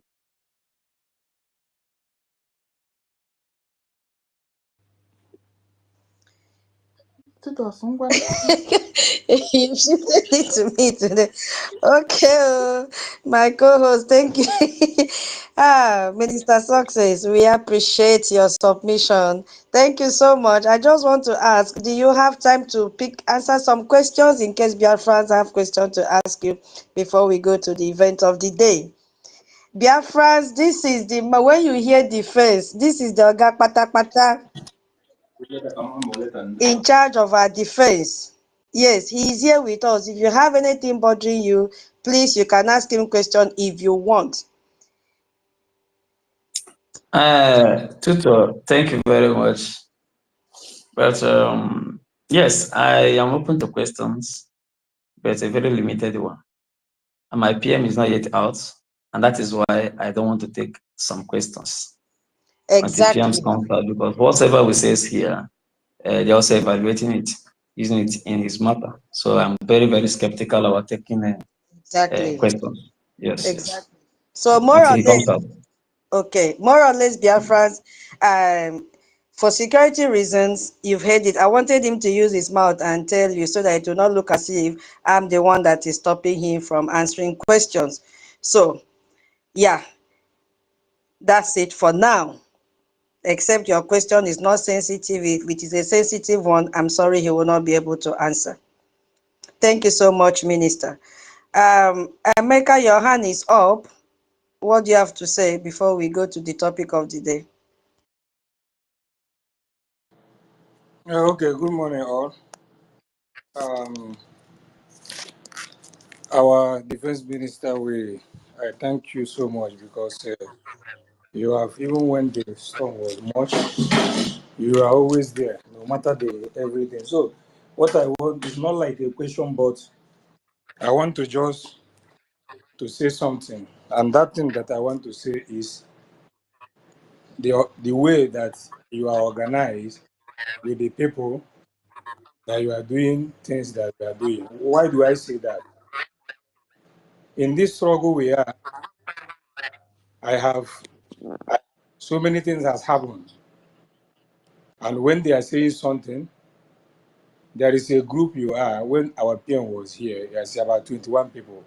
So somebody that was in that group, when all this thing started, when Madam Baba was doing this, he pressured the person to be on his side. When the person said no, he has to take him out from everything concerning in our state, everything. So, but the person says, how could it be that it cannot be possible for him to live where he has success, where he has our PM in the meeting that you people does? That is one of my motivation in this. I will see with the person. So I want to say the way you people are organized is what is motivating me. Just to wrap it up, because of so many that happen in this struggle. This I'm saying a word, only you, Mr. will understand what, because there is a word I'm using here where you understand what I'm saying. Then I told Sonny, to our students and every other thing, there is what I wanted to do. I told Sonny, you have to put for me a call between 4 people, so that what I'm doing, I will know, because of the way it has gone before. Then Sonny has to text the person called me, he says from Sonny. So after I give him what I give him, I say, put it on video, let me see. They put it on video, but what I'm saying is that they have to put a call to you that so thing is coming to the student, this and that, because if you didn't approve it, it cannot happen. This is my joy. So I want to commend you. And our PM say, you don't have right to talk to any man on ground, and I see stand there. I don't want to know. What I want to know is that this, what we are doing, I put all my life, everything I have, to make sure that we get what we want. And I'm keep on saying it. Our acting prime minister was dragged when he was on his own until he became what he did. For me, if they drag me out and say, take this or that, I can never. I will be as I am, doing what I'm doing. This morning, I know what I submitted, which Abarawa have given me thumbs up now. I don't mention nothing. So why am I saying this? I want to encourage you. This is the first time you are hearing my voice speaking. I want to encourage you. What you are doing, we are seeing. The way you are coordinated, the way whatever. The person was telling me what PM have set on ground or whatever that happened to be broken, or for people, all these people that are doing all this thing they are doing. He said it is impossible. And I stand by that word. So thank you so much. And Thank you, my because brother. But based on your speech now, I have known who is talking. Thank you very much. Yes, keep doing it. I was so amazed 2 Sundays ago. Thank I you. don't Yes. know. I thought it always happened the time our PM was around. I don't know it can happen again. In fact, Chuko come and bless you. Thank you. What it stands to now. I'm ready to come up again now, because it's not a space something. I just spoken to, after like 45 minutes, spoken to somebody now, which he knows the way. But my own is that I have the right source is you confirmed it by they called you, and I know I'm on the right side. So keep it up, my brother. Whatever. You and Sonny, I hold you to a high esteem, because you have not led what our PM have leveled for. If, assuming that you compromise, we will not be saying all this in by now. But we know what is happening. And that is the reason why my instinct since 2012, for you to know, is a long time for me, till now, I have never been on the wrong side. Even when we went for our protest in Washington, D.C., in Finland Embassy, they used my picture to make propaganda. I wanted to go to their space to confront them, say, do you think that APN can pay me? Or the bet? Abarawa said no. And I listened to him. So, my brother, whatever you are doing, we are with you. You said you cannot make comment because our PM is not here. That is why you have honor to whom that you are working for. This is great. I love this. So I stop here. But because I come on any day I pick mic, I have to do it. This is my point. Before I raise up my hand, do anything.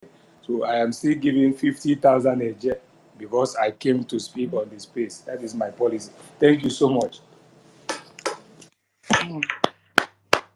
Thank you, my brother. Thank you. Thank you. Keep doing it. We are selecting future leaders. Not tomorrow, someone will present a 4th doctorate degree. That he is a doctor and all those things. It will not happen. We are raising future leaders. We are raising future broadcasters. Like when Totti was giving the outline of the rules that guides the space. I am almost, in fact, my heart was so much gladdened. The way she is presenting, we are training future broadcasters, not a normal conventional broadcaster, those who can broadcast exactly what happened. This is exactly what we are doing here.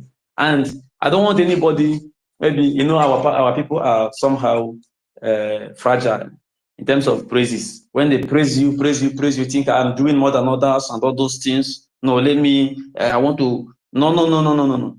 We should all be meek. We should all follow each other. We should all understand all our shortcomings. We should all make sure we help each other. We know where our strengths stop, and make sure you do not outwork your strength. Get another person beside you and let the work keep going. It's a teamwork until the final time. Thank you. Yeah, My sure. minister is 2 tons, so not Two 30. thoughts. We are waiting for 30. We are waiting for This is 2 30. It's 2 tons, not. Okay, tutors. Okay. Yeah. Thank you very much. Thank you. Your presentation is top notch. Thank you. Continue teaching us. Please. Yes, sir. Very soon, very soon, I think there will be the Honorable Minister of Information will make a very shaky announcement from his own department, and we are going to list people from this very space. Keep doing what you're doing. It is very important. You know, we have a television station, we have radio stations, and we have other media outlets. So it is all of us that are going to work here, there, and we are going to select the best out of the best from the space. So we are taking notes. It's 2 thoughts. 2 thoughts is a professor. Thank you. Thank you. Excuse me. Thank you, Minister Success. Yeah, we're always happy when we see you in our spaces. Yes, so your word of encouragement and professionalism, it is a top notch. Thank you so much. And we, all collectively, we appreciate the respect you've given to our PM. We appreciate your resistance to all these saboteurs that came to shake the foundation, not knowing that it has been built on a solid rock. And you are there to defend everything defendable until we get to the promised land. Thank you so much. Thank you for coming around. Yeah, David, what do you have to say before Rage and Fury, and then we kickstart? Yeah, our brother Emeka, sorry, David. Sorry, please. Our brother Emeka, thank you so much for what you are doing behind the scene. We appreciate you as well. And thank you for the 50,000 AJ. Be coming to the space every day and make sure you pick up the mic so that we know we'll get 50,000 from you. God will continue to bless you. Oh, we appreciate. Thank you. Professor David, go ahead. Thank you. Can you hear me, please? Okay. We can hear you, good morning, wonderful BIAFRANS. The host, I appreciate you. All the co-hosts, the gallant women of Biafra. I appreciate every one of you.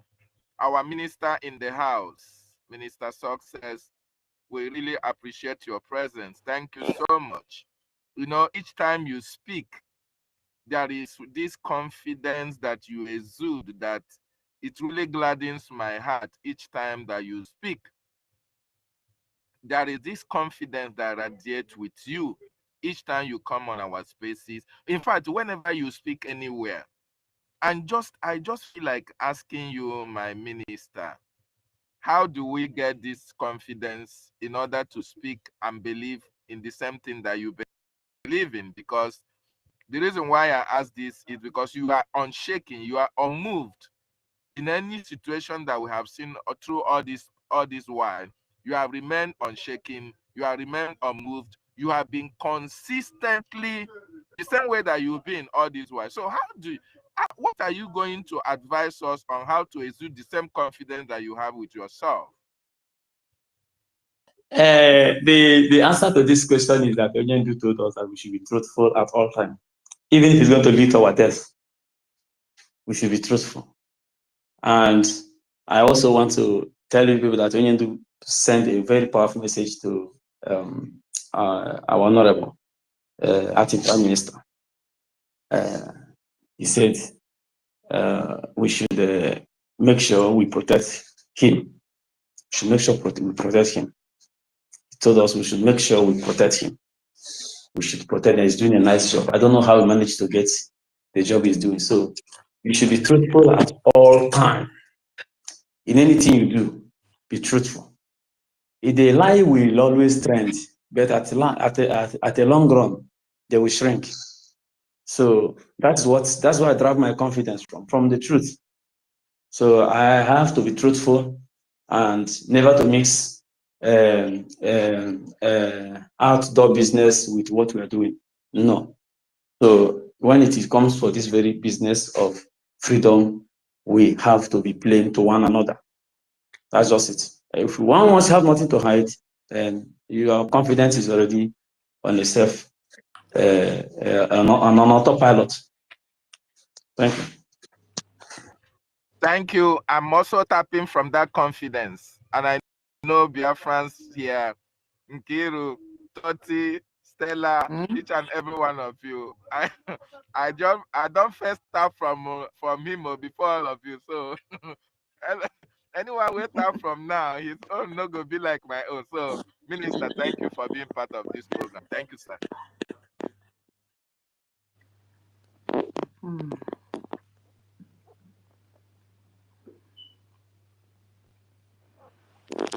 Okay. Right now. All right. Minister Success. Exactly. So, yeah, since December of 2024, you've been steadfast.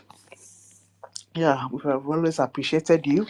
Yeah, the way you get kept this struggle. Yes, so our gratitude and appreciation is endless towards you.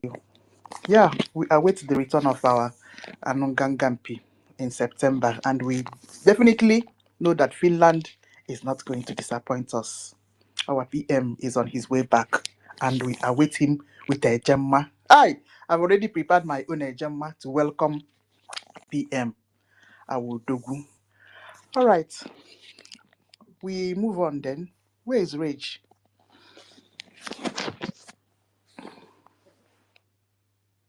Rage, are you ready?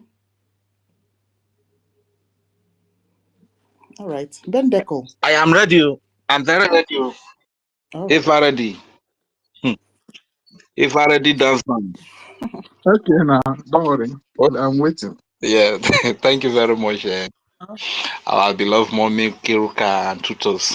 In fact, senior citizen Stella. In fact, you too much. I greet you now. All the honorable Biafrans that are here, especially our dear Matt Success. Matt Success, we love you so much. Honestly speaking, you know what really boosts our confidence is the fact that the success that always came alongside our PM whenever PM was holding space, we are still with that success.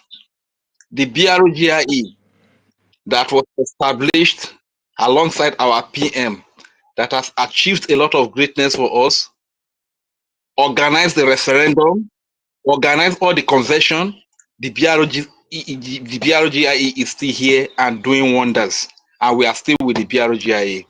The Biafra Defense Forces that was unveiled to us in Helsinki 2023 by the Prime Minister is still here doing what they know how to do. But this is where our confidence lies.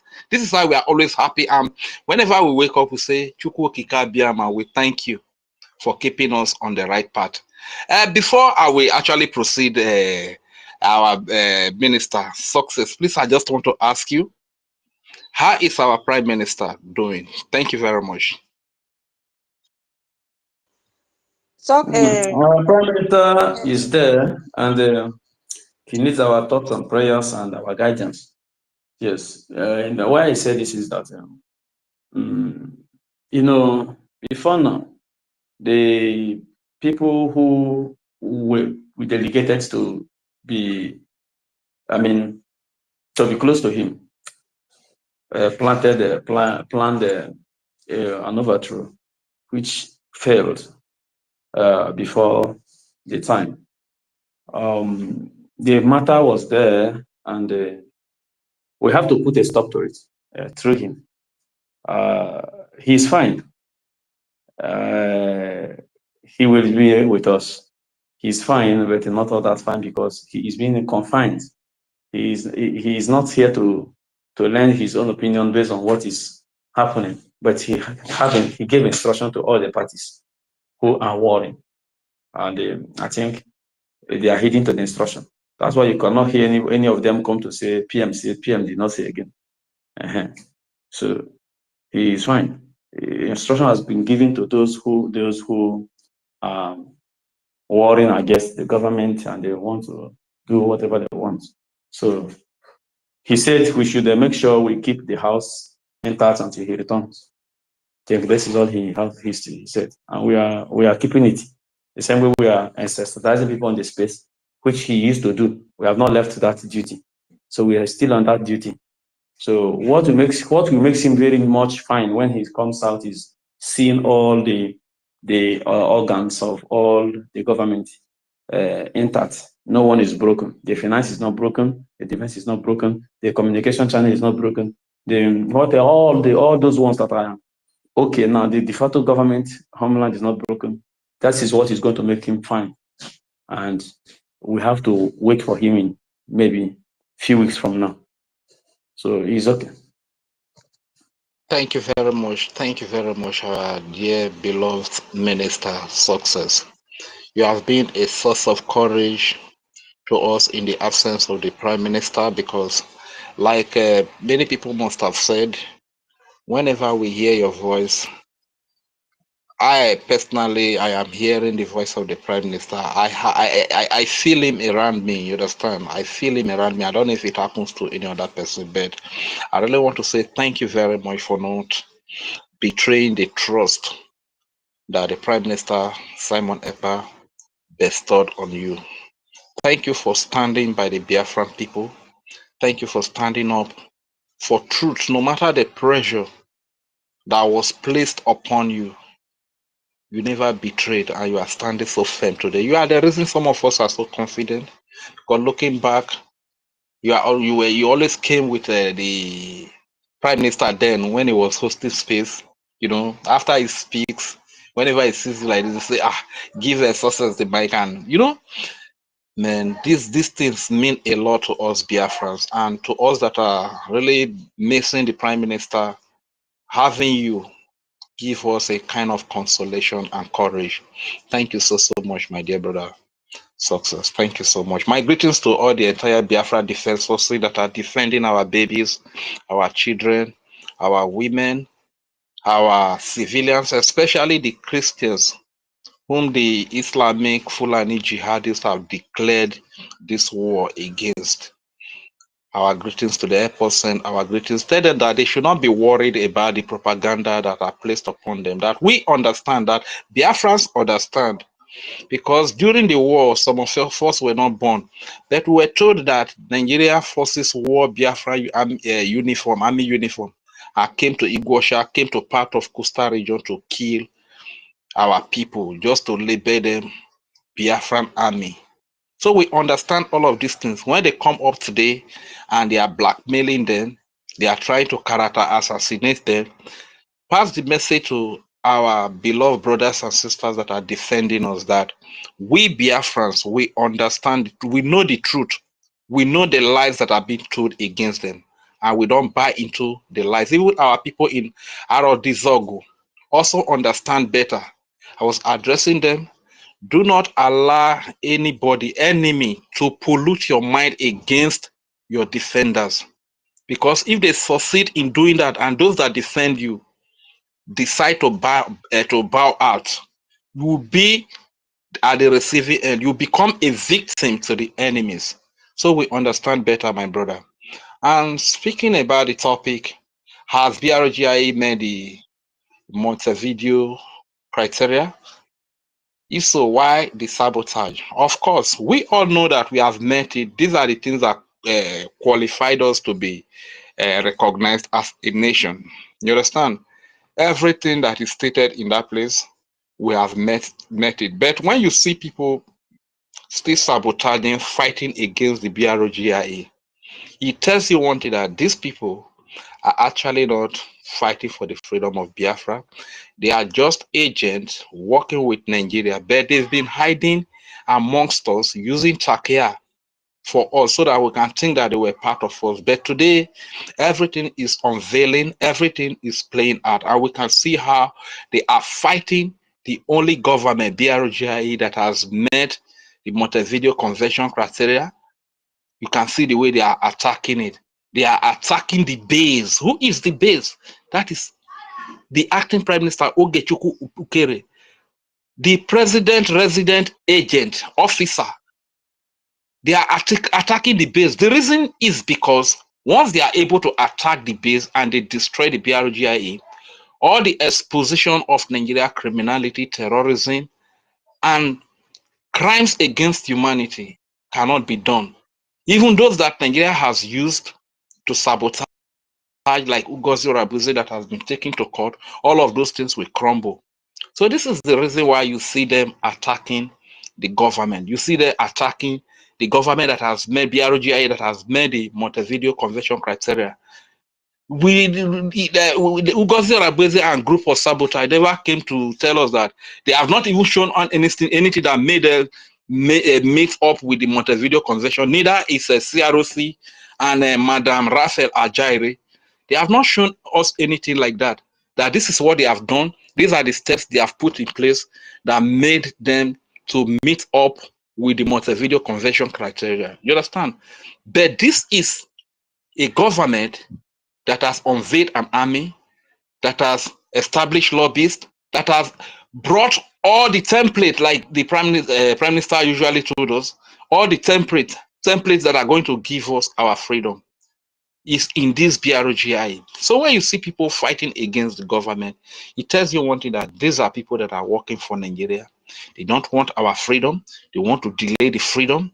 But unfortunately, some of our gullible, some of our weak brains, brothers and sisters, still follow them. And these are the people that are falling victims.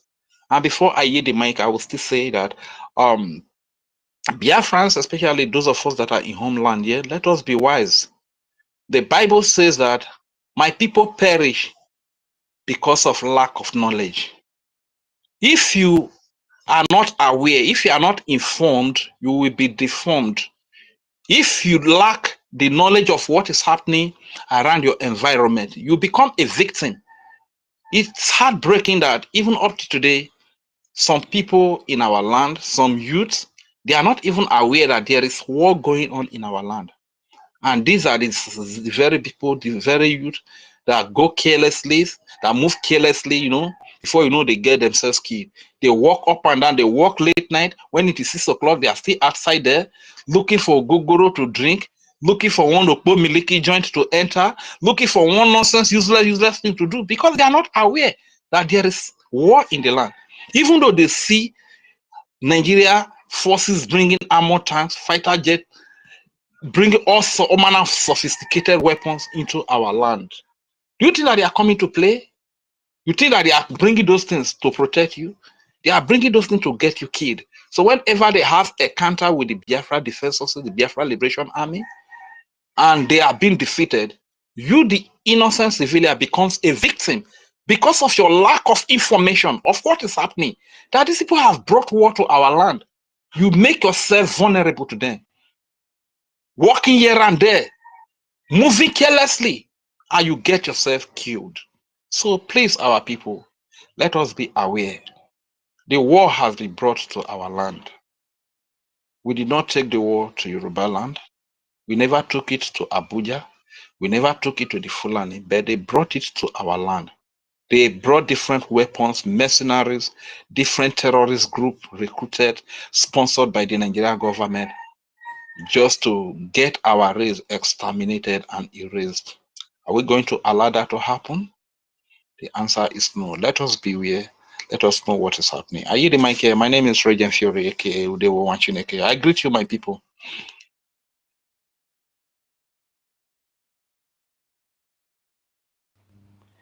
All right. Yeah.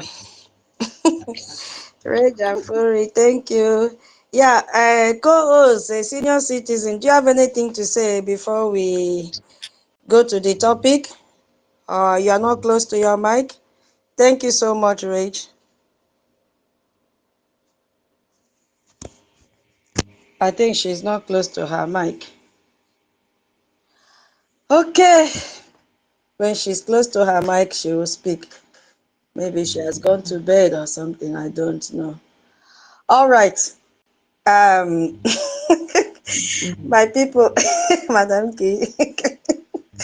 We are so blessed this morning to have our Minister Success in the house, and we wish he will be coming around as often as he can and speak to BIAFRANS. Yes, so you see, when the Lord is with us, nobody can be against us.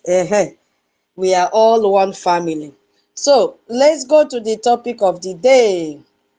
Yes, so I will explain to the best of my ability, but I will start from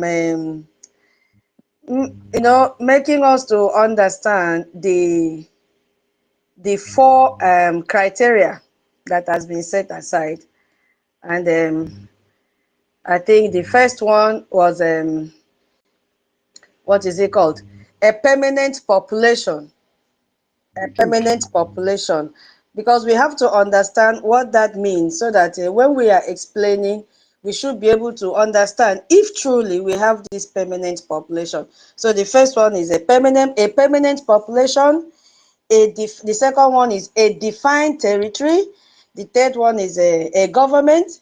And the last one is capacity for international relations. So, because if we don't understand this key point, then we will not be able to say to ourselves convincingly that we have met this Montevideo Convention. That is the area I want to start from. You are free to start from any area that you want. Yes. So when they talk about a permanent population, for me, it is talking about people with shared identity. People with shared identity, which we have been preaching here in this space over and over and over again.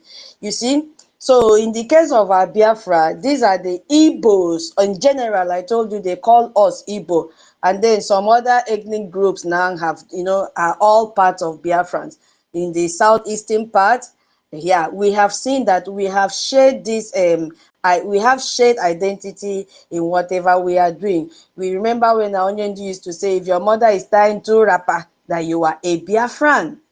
You see, so we have seen that our future have linked together to have this nation called Biafra. So we are not just a group of people living in the same place. No, not a group of people living in the same place. No. That is not what it means by having a permanent population. So we are people that share culture.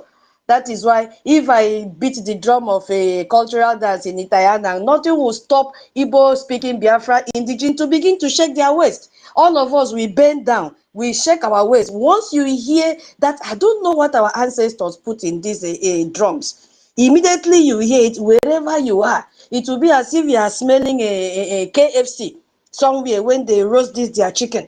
You must begin to dance. Whether it is Munda meeting or even if it is in the church, no matter how your pastor will preach, once they begin to just do backham on the drum, hey, people will jump out, jump up and begin to shake. The very first thing they will do is to bend down. That is what you see our women do. They bend down. What are they bending down to do? To shake their waist. You see? So we share this common history of struggle together, and we have a unified vision together. So the millions of Biafrans, both at home or whether you're in Obodo or Yibo, we make up this permanent population that they are talking about. And we are a group of people who have proven this our resilience. That is why we've gathered here. No matter the amount of sabotage, we said no, that we shared so many things in common, and that is why we have made up this population. So now you ask yourself, have we met up the first criteria? The answer is for you to answer whether yes or no. Now, what do we mean by a defined? Look at that keyword, a defined. They did not just say territory. They say a defined territory. And this is what took our PM's time. He had to consult all the kingsmen and women in the different states that makes up this pop. You see, Oyibo knows how to, arrange things chronologically, because when you talk about a permanent population, you cannot just ignore that before you come to talk about defined territory, because it is people that make up this population. Okay, you say you have this population. Where are they? It has to be seen. Yes, it has to be seen. So in the Biafra territory, we have this clear defined geographical area. And where is the visual aspect of it? We see it in our map. I'm just saying it the way I understand it, okay? I don't know it also. You begin to think of your own. Oh, my people. So it is made up of how many states? 40 good states. Yes, 40 good states is what make up this geographical area. We have some states from the southeast and this whatever they call south. We all come together. So we know our land very, very well. We know the borders.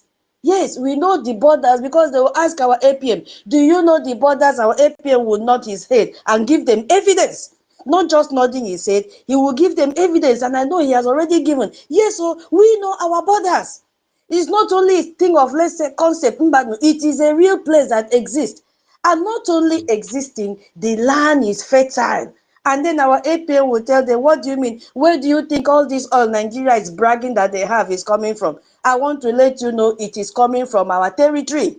The land, the oil does not belong to Nigeria. All these natural resources that they are bragging about, making our recognition to be delayed, is political. It belongs to Biafra. You see why we say our APM knows what he's doing. Forget about those that say he cannot speak English. He can speak English so far as he can defend our what is called a defined territory. We are good to go. You see, the international community need to understand that this is tangible, this is visible, that it is not controlled by Nigeria. Even though we still have their military presence, at least we can define our borders clearly. And that is why you see our map. And you see, even this our map says we've seen that our security departments have also made it to be very clear for them to carry out their daily operations by putting not regional sectors in the map that made accountability to jump out and say they are creating a different government. No, this is clearly seen, especially for visual learners. When you see this color, you know the territory you belong to. Okay, so that is what now you have to ask yourself, do we have a defined territory, not just territory, a defined territory with clear borders and land? The answer is for you to answer yes or no. Now, the third point, they did not just make this thing to be so complex. They made it to be very easy because they want people to be free and be able to govern themselves. So it's not as complex as Nigeria will come and tell you that it is complex, putting fear in you so that you say, I have not met up this criteria. It is easy, though we have some evidences. You must have evidences to back up if you claim you have met all this. And our government have given them all these evidences. So number 3 is a government. Again, this one nice to make pass. So organized leadership and institutions. Do we have it? As we have been saying every day, we have gone beyond protesting on the street as a group or as an organization. Yes, we have the Biafra Republic government in exile. No more a protest group. No more group of, I don't even know how to classify, a political pressure group. No, we have an organized government. It has organized structure with clear leadership. Our Onyendu is the leader, and then we have our Prime Minister, Mazi Simon Ekpa. And we have our APM and all his genuine cabinet members. We have our de facto government in the homeland. We have our defense. So it is not cho. We have administrative roles, each of them. That is the more reason why those that did not have role, they felt that because they have an office, they're occupying office, that they can just jump out and begin to poke nose where they're not supposed to poke nose in. And they had to just pack themselves and leave the government. So Brgie operates with the full mandate of Biafra people. Yes, we can testify this and evidence in the more than 50 million referendum vote that we casted. It is there on record. It is there on record. So this government, Brgie, that we are talking about, is actively working to represent the interests of Biafrans on the world stage. And that is why they have taken our case to the table of the congressmen and women. Now ask yourself, did we meet that criteria?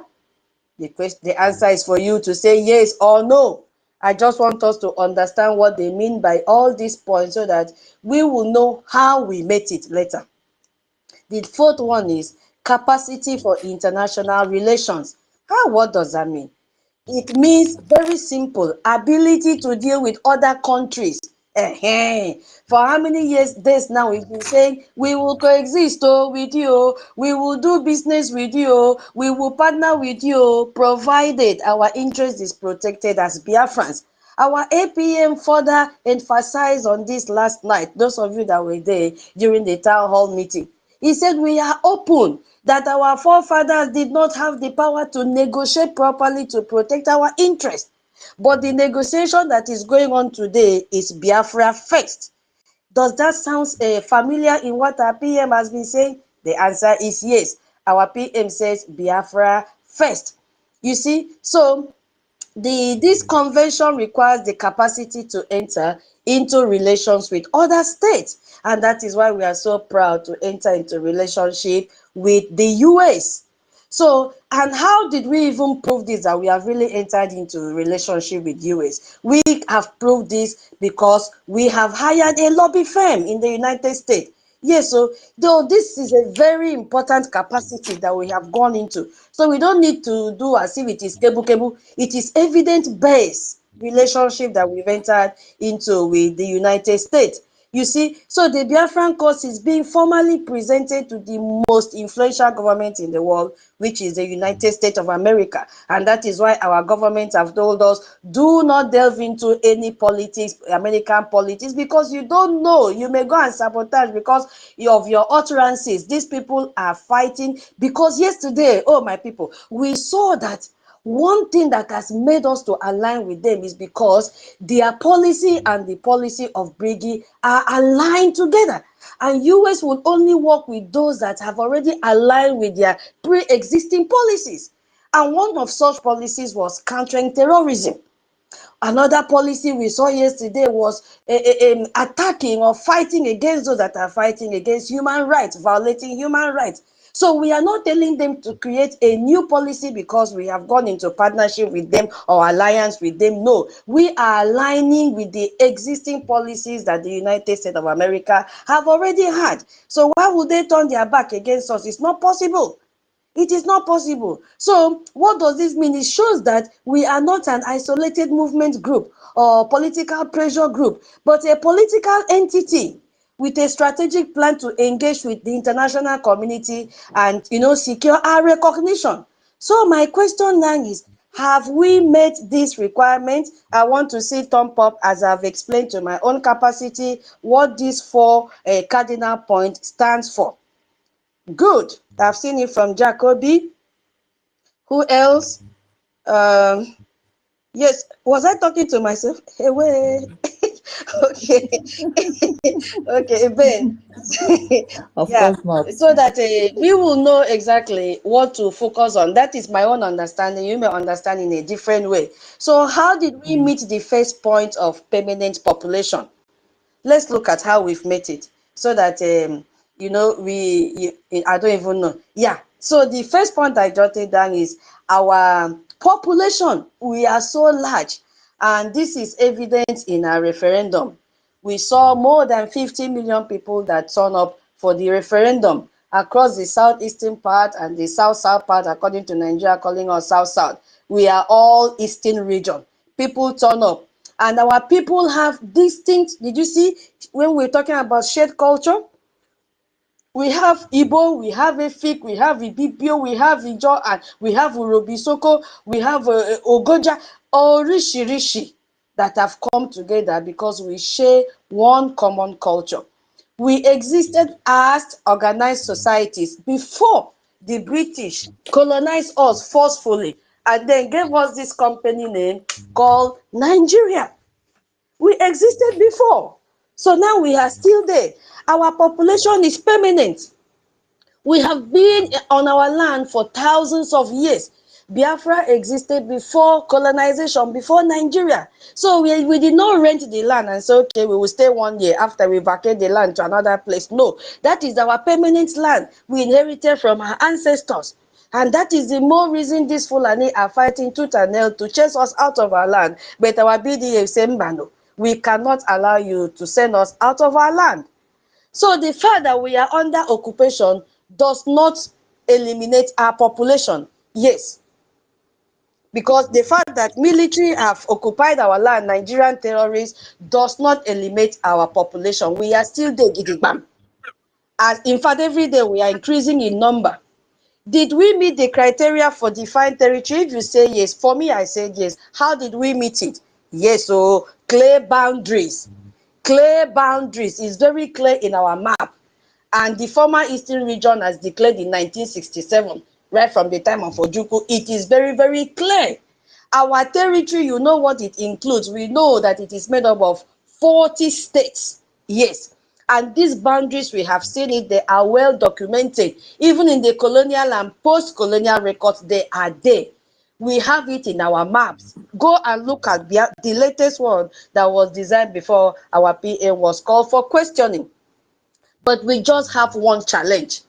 The challenge there is that Nigerian military occupation prevents us from securing these borders, and that is why we are on this space every day shouting, calling everyone, say, come on, we want to defend our land, and what will make us to, send out these terrorists from our land to secure our borders completely is our Eje and Ejema. So what does this link to? So this is like saying France wasn't France, because I have list of those countries that went through what we are going through. So I will go to that later. Now let's see if you have agreed with me, because I have agreed that we have met the 8 criteria of the government, and I will tell you how we have met it. I don't know about you, because how did we meet it? We have a structured government in exile. We have our leader. We have our prime minister. Go and look at the organ. Don't go and look at the one accountability altar though. Go and look at the original. I believe in this new website, our government might have uploaded that. You will see the organogram of our government in exile. Who should report to who is under who. Everything is played on that document. We have a constitutional framework and legal system. We have it because we have attorneys that if we have challenges, we run to them for legal advice. It is there. Don't mind those that are crying, telling them to back down and leave Biafra struggle, that they will not succeed. We call them what? Generational illiterates. I add is because there are very, very many. You see, we have official policies on our defense, economy, and also foreign affairs. Today, we are lucky to meet our Minister Success here, who have told us how the defense, they are standing gidigbam, gidigbam. You see? So, and our administrative structures are functional. Yes, so they are functional. We govern what we can reach. Yes, just like other governments in exile throughout history. So for me, these are just a few points I jotted down that we have met the criteria number 3. How did we meet the criteria number 4? If you claim you have met it, I claim I've met it because I have evidence. Because we have active diplomatic missions and communications. We have seen it happening in Washington, D.C. We have former representatives in the U.S. Congress.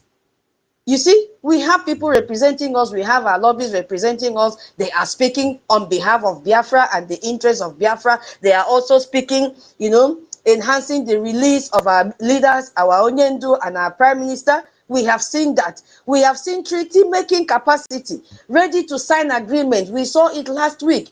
The alliance that has been signed between Biafra and the U.S., because we are beginning from the U.S. And also, don't forget, our APM can even stretch this agreement, but he will not tell us because saboteurs are too much. That is the topic here. Why are you sabotaging when you know that we have met this criteria? So we are already conducting international relations, not just being recognized. Things have gone far. But what is the real issue now? What is the real issue? The real issue we are having now is military occupation by Nigeria. So we have to understand the challenge we are facing. So we have made the criteria, we know our borders and all that. The real issue now is military occupation by Nigeria. We have met all the legal requirements to become a nation under international law. Our only challenge is how to remove the military occupation from our territory. So it is not about whether we are qualified as a nation. Yes, we are qualified. So this is about liberation from foreign occupation, which is terrorists from Nigeria. I just want us to know that there are some countries that face similar situation that we are now, but that did not stop them from being recognized. So we should not say, because of this occupiers of our land, we will not be recognized. No, we had other countries. I just had some list here, if you don't mind. We had Israel, Israel that is fighting a war against terrorism today. Israel declared their independence while fighting for territorial control. Another country is South Sudan. It was recognized before full territory security. We have East Timor. They gained recognition during Indonesia's occupation. We have Kosovo. Recognized, they were recognized while still securing borders. So nobody should panic that, oh, because we've not taken control of our borders, that we cannot be recognized. No. We have Bangladesh. They were recognized during Pakistani military resistance. You see? So why territorial control isn't required for statehood? You know, because this Montevideo Convention says, listen to the word they use. They say define territory, not control territory. That is why I told you in the beginning, underline the key words. Define territory. They did not say you must control your territory before we can recognize you. Did you see the difference now? Define territory and not control territory. Occupation doesn't eliminate nationhood. So it creates a liberation struggle. We still have to struggle. That is why our PM said we will go into a very long fight. France remained France during NAS occupation. Kuwait remained Kuwait during Iraq occupation. You see? So legal ownership versus temporary military control are different things entirely. So what is this people? Accountability Group of 2025, July 2025, made reference to this and then they created content with it. Somebody's mic is on, please. Emeka, can you please mute your mic? Emeka John is not close to his mic. It's okay. Yeah. It looks like it's me. It's me. Let me close my. Hello. Okay. So you see, when they say that what did I want to say? Oh my God. Okay. Elias made a comment according to the saboteurs that he was saying until we have 80% control of our territory before we can be recognized. No, it is not like that, because you know we've countered this before. Now I'm reading out that we have countries that were still recognized even when they were under the control of their oppressors, because it is a struggle that must continue until you eliminate the last man from that group. So legal ownership, this is just temporal. They will go. They're already going because we are winning them. So why do we need resources? Because we have a security challenge here. Yes. So we have the right to nation, to become a nation. So this is not disputed under international law. We have everything required. The only thing that is remaining now is this military capacity to secure our borders. So Nigerian occupation being in our land, you know, does not prevent us from forging ahead to get our freedom. Now you may ask me, what funding will enable us to do? Those of us that have the money and they have refused to fund, what are you keeping the money for? That money will give us our border security. We will be able to have the best equipment and resources to protect our boundaries. We will also have communication system for coordination. Yes, because we need to, you know, make our people to be aware that there is war. Give them this intelligence information. Not only the one that our BDF will come out and make video. How far can that go? So you see, if we are able to fund, a lot will happen. We will have serious training and logistics for border management. You know, there were people that were in charge to protect our borders, but the numbers may be reduced. They may have the restriction because the finance is not there as it's supposed to be. We need to ignite that again. You see, we also need to go, you know, have this finance to provide services to our people in liberated areas. You see, my people, if you bring your money, it will go a long way because we have met the criteria. We also have to demonstrate our capacity to international organization that we are able to do this. You see, we have to prove popular support through functioning institutions. We have to show them that our defense are ready. We have to show the world that we can govern, not just claim to govern. It has to be evidence-based. So without resources, we remain just a legal state under occupation of the Nigeria territory. We have to fund. Funding is the solution to what we are talking about. Because I have come to realize that, so many things can delay recognition. Why international organizations or international power can delay recognition. And that is what has been delaying us from moving forward before our PM took over.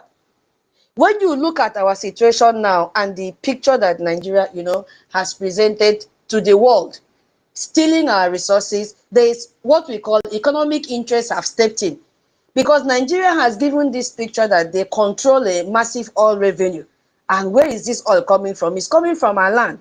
And you know those that this will benefit when they go and talk like this. It will benefit international cooperation. They will say, oh, we are dealing with Nigeria is the owner of all this, not knowing that it belongs to Biafra. And that is why our APM have gone to open their nyash outside and say, no, it doesn't belong to them, it belongs to us. These people already have some existing contracts with Nigeria and some investment. Now you see what is happening. They have started relocating back to other African neighboring countries. So there could be that fear of economic disruption during this transition. But guess what? They have now come to realize that all that Nigerians said, they are all lies. They are not the owner of all these resources. So, international community, we are raising our voices today and say, come and invest. Recognize us, sharp. These resources belong to us. You see, it belongs to us. It does not belong to Nigeria. Colonial mentality can also set in. You see, the assumption that African borders cannot change. It can change. We were forcefully meshed together. And they gave us a company name, it is Onyeka that Onyeka knows how to pronounce that name very well. Onyeka knows how to pronounce Niger. Is it Niger? Or is Onyeka that can pronounce the name very well? So we were forcefully joined together in what they call amalgamation by Britain, but it has expired in 1914. So they have to remove this colonial mentality that, not the borders cannot change. It can change. We have mapped out our own borders and we say, we want to be a nation that can govern itself. So we have to understand the real situation, what this means for our struggle. So I will yield my mic here, then I will, I want to take a cup of coffee. When I come back, if opportunity permits, I will continue from where I stopped, okay? So I yield my mic here for Biafrans who wants to contribute before Mike will reach my turn again. So I yield my mic here for now. Yeah, I don't know if co-host Stella is close to her. Yeah, I'm here. Thank you. Okay. Yeah, we've not heard your voice today. Go ahead, please. Yeah. Biafrans, I've saluted you guys. I appreciate you, tutors, what you're doing, and our success. Oh, he has gone out. I heard him spoke. Okay, no, he's still there. I appreciate you a lot, and then whenever I see you, I remember our PM. I remember him, and how he doesn't. He take your words seriously. I will never forget the day he really apologized to you. So I was like, what kind of trust and love, he has for you. And I tell you honestly, since then you have not disappointed him. You've been up and doing and focused on the mandate. You understand? So I want to appreciate you. This is also what helped me to know also, when the first coup d'etat happened, the second coup d'etat happened, I will always watch out. Where is success? Where is him? Because you are part of the BDF, and whatever you do and you're not moving with the BDF, you must be joking. Whatever you're doing and you're not moving with the lobbies, the attorneys, you must be joking. You understand? So that's why it's funny when you hear some people telling you that that the lobbies, they remove the lobbies, they're not necessary, they're of no use. You'll be wondering where these people are coming from. But it's the same lobbies other people are using. You understand? Other nations like Ambazonia, they don't joke with them. They don't joke with their lobbies. The same alliance, the same, you know, firm we are using is the firm they're also using. Eritrea and all these people. So, what has become of Biafra? At the end of the day, you'll be thinking that these people that are behaving and saying all this, are they Biafrans really? Did they really come for? Are they really fighting for the freedom? So I want to appreciate you. That's what I'm saying. I appreciate you. So whenever I see you, I have confidence. You don't even know. Oh yeah, yeah, yeah, yeah. You know, because I was there and I saw you working with the PM, and the PM have never, you have never deluded him, and I've never seen him scold you or make you feel you did a mistake or whatever. No, no, he held you at high esteem, and I tell you, since then, you've been stable. You are one of those that have not shifted, that have not, yeah, because you'll be wondering, every other these people, they were there. Just like somebody who tell us that, was saying that we used to have rowdy space. Why wouldn't it be rowdy?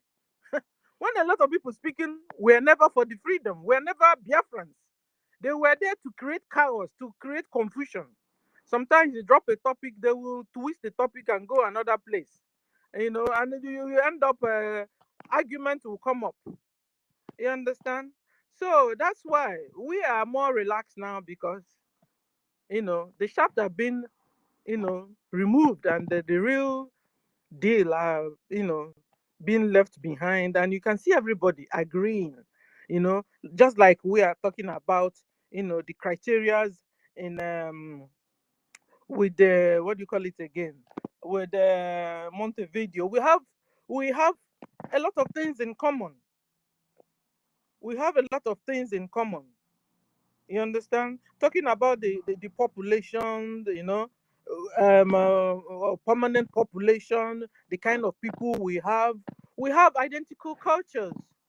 We eat the same kind of food. We reason alike. That's why when sometimes you see somebody reasoning and talking, I'm telling you, I can identify somebody being a Biafran or not a Biafran. It's just like somebody, they will tell you Biafrans are killing Biafran. It's not possible that a Biafran will go and kill a Biafran. Not possible. Under this kind of scenario. Not possible. Check out that person, something has a mark. You understand? It's just like Ngozi answering Ngozi. But she's not a Biafran. She's a bloody Fulani. Yes. And she's been up there, very close to our PM, hiding and hibernating. You wouldn't even know. Look at all the first school, the time, what happened, and all the people that left. Have you seen them back? They wouldn't come back, because after all, they were never Biafrans. You tell me there's a way I did a mistake, and I realized I wouldn't come back. I'm a fool. In fact, let me tell you guys, I don't know if I've told you before. I was born in 1967. My birth certificate is a Biafran certificate. I'm not even Nigerian. You can imagine. So when somebody will say this one look like a Sabo or behaves like you are dreaming. You don't know what you're talking about. My birth certificate, you don't even have it. You don't have it. Are you a Biafran? You have it as a certificate. I have it as a certificate. Anyway, that's by the way. So I want to appreciate, it's been a minute, So I want to appreciate our success. You are amazing, shout out to you. You are just wonderful. You are amazing. We also love you. The same kind of love we are giving to our APM, the same kind of love we are giving to our information minister, same love we are giving to you. You are also the gatekeeper, like your own gate, like it was here. You see, under 7 months, Brgie have experienced 2 coup d'etats. I mean, Musa have broken a record, you understand? But then he failed like woefully because all the coup d'etats and his boys and his men and ladies, they failed woefully. You know, it has gotten to a stage where they will now go and be giving the Nigerian government Musa back their money because they will tell you so amount to bring this person down. The Nigerian government will give you so amount. So yeah, we'll get because they have to really go back and begin to pay back the money they collected from Fulani to do what they did because they failed like woefully. So we love you, success. We love you. Okay, so to the topic. So like our sister was sharing the criterias of Montevideo, Montevideo criterias. She is all about, the rights, the rights a state have. It's talking about the rights a state have. Mhm. And at the end of the day, we have, like she said, 4 criterias. One is define territories and borders and the land, must be defined. And she was asking, are we qualified there? We are qualified. We were even qualified when our PM was there. Then imagine now, we are more than qualified. You understand? Mhm. My PM sat on it and started using it judiciously, line by line, created a state within a state. We have liaison offices all over the whole world. We also have military, approved military. You understand? And we also know our borders. We know our borders. We know our states. We have 40 states and Ebube as the capital. So we know, well, forget the propaganda of Buhari that said that you are a dot on the circle. They've been trying to collect all our land and every other thing.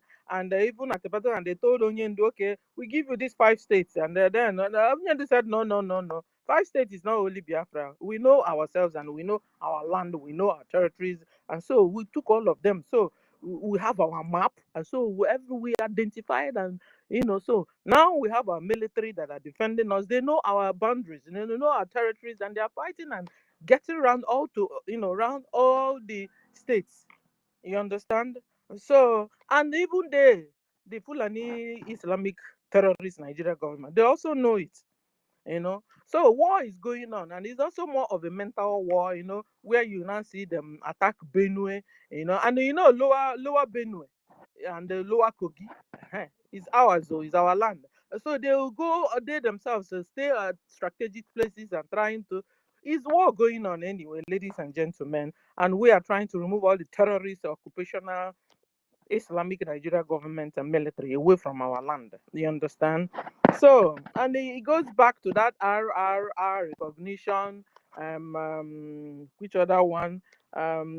Which where we now stop is recognition, and which other one? Guys, remind me. Recognition and the liberation. So that's where we are, and we have done the redeclaration. You understand? So it still boils that if you check out, you see that all these things are still inside this same Montevideo criteria. You understand? Then talking about the government, which is another part of the criteria, a permanent population in the government. We also have like our Brgie, de facto government, and the Biafra Republic government in exile. We'll have a charter that is, we are being ruled with charter. Even the government also they also have their bylaws. The government themselves, the cabinet members themselves, the officials. And so it's not we don't have banana republic where anybody come and do anything anyhow, and some people tell you it's a shadow government, it doesn't count. You forget that, you will talk sometimes, they'll tell you forget about this charter, forget about this. But no, you can't forget about it. You can't. If not, so you become lawless. Because even your families, you have rules guiding your families. Umunnas, you have rules guiding umunnas. Communities, you have even streets, common street in Kete, that that in a street you can see in the and the Bia. You can see people from different places but in that street they also have rules guiding them. I remember when I was living in Lagos, our streets you have rules. Uh-huh. You understand? So then imagine a government. So we have rules, and in this permanent population side, we have done referendum and well over 50 million Biafrans voted yes, yes, yes to exit Nigeria. You understand? And Biafra has been redeclared. You understand? And where we are now is to gain our recognition and liberate our land. That's where we are now. And this is what we are doing. And we are doing the two together. Together, the two together. You understand? Because the more we're wasting more time, the more Nigeria terrorist Islamic government are killing our people. From 1967 till now, they have wiped well over 20 million Biafrans. And enough is enough of this killing. You understand? So then this is why it boils down to funding. We need to fund. Oh no, you understand? We need to fund our liberation fight. We need to fund our recognition. And I want to shout out to our lobbyists. They are doing a whole lot of job on our behalf. And you understand? And well over 50 million. Where are you? Because it was real. They took the record. We know how the whole thing went. Some people were campaigning in homeland. People were voting. They did video. We saw it. How come now around this time everybody just ran away? Who will do the rest of the job?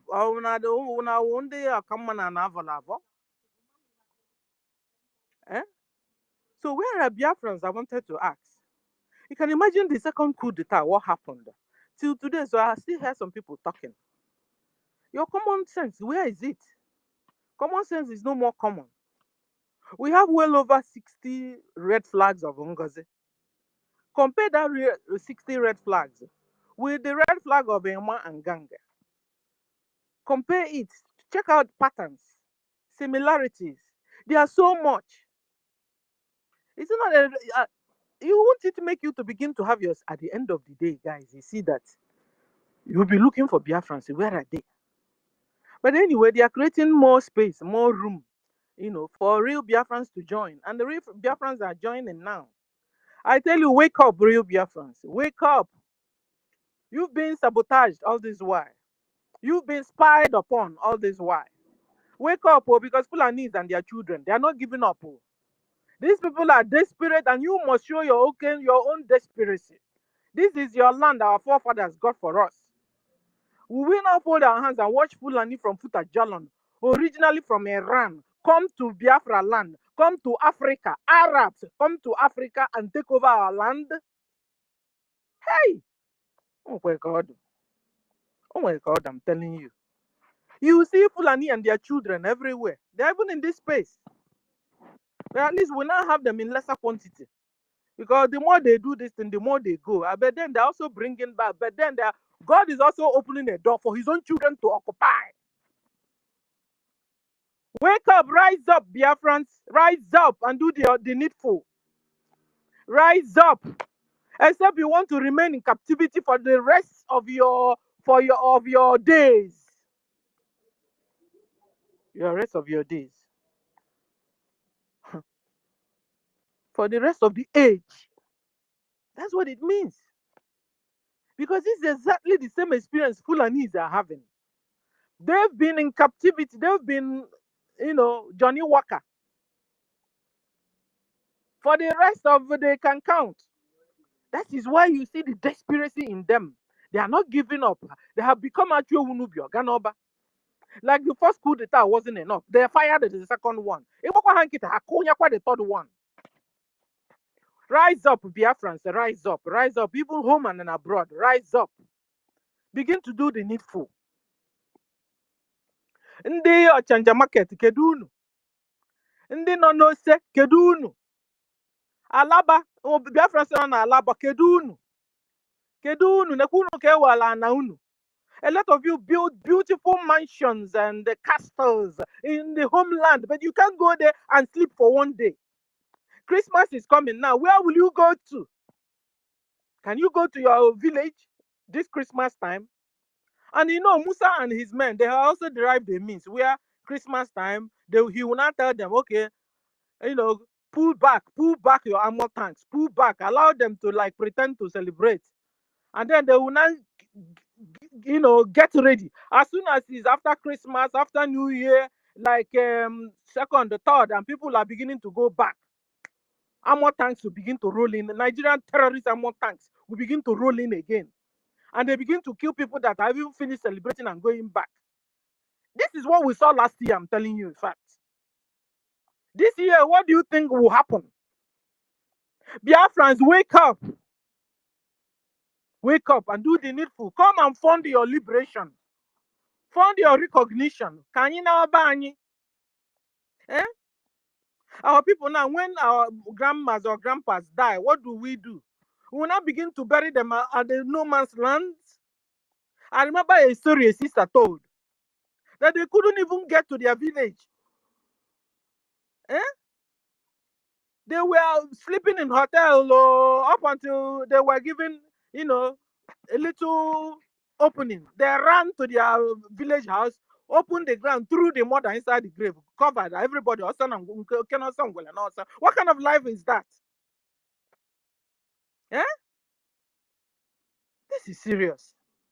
Biafrans, where are you? I wanted to ask so. Where are you, Biafrans? The real Biafrans, where are you? Umuchukwu okike abịama, kedu ebe unu nọ?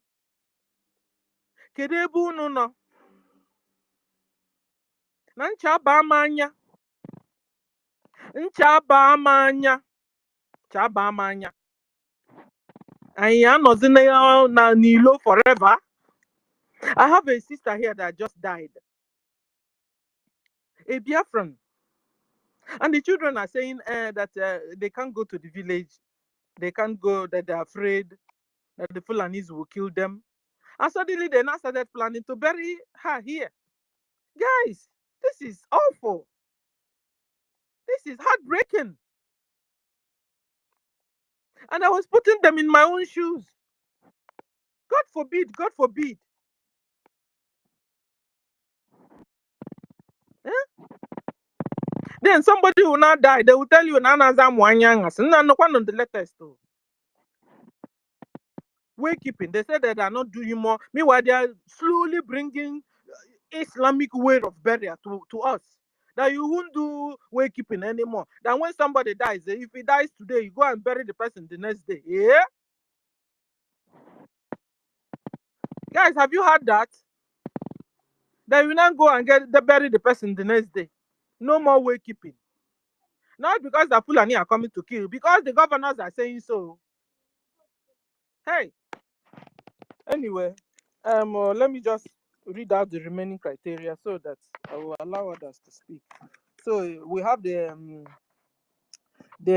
defined territories and borders and the lands. We have government. We have permanent population. We have which other one? Treaties. Being able to have treaties, and that one we've been able to do that, and we're also on it. That's also one of the reasons why we're told to be careful on what you say concerning the foreign countries, because those foreign countries, discussions are going on, you understand, so that we won't, deter what is being discussed, you understand. So that's why when you're told to stop, you stop. When you're told to do this, you do this. When you're told to don't speak this, when you're told to don't say this, don't say this. This is also showing the ability of you being, showing that you will be able to be a good nation. Nations that obey their laws. Nations that obey their constitution. You understand? Yeah, we begin now to learn it. And when you're humble in the spirit, they tell you you're stupid. You are not stupid, my dear. You're humble, you're loyal, you're patriotic. That's good. It's a good thing. Because even in heaven and paradise where we go to, the same place, rules and regulations guide there. Already is stipulated in the Bible already. Do this, don't do this, don't love others, love your God the way you love yourself, love your neighbors the way you love God and love yourself. So we'll have rules always. So you don't become lawless. We are not Fulanese. We are not. And when you see these people trying to interfere with what we're doing, it's because they are Fulanese. They are lawless. They didn't come for freedom. They came to scatter what we're doing. So when you are told okay, okay is okay. Okay, so so the treaties. So we also, is treaties also can fall into this recognition. You understand? Where the attorneys, the lobbyists are doing a whole lot of job.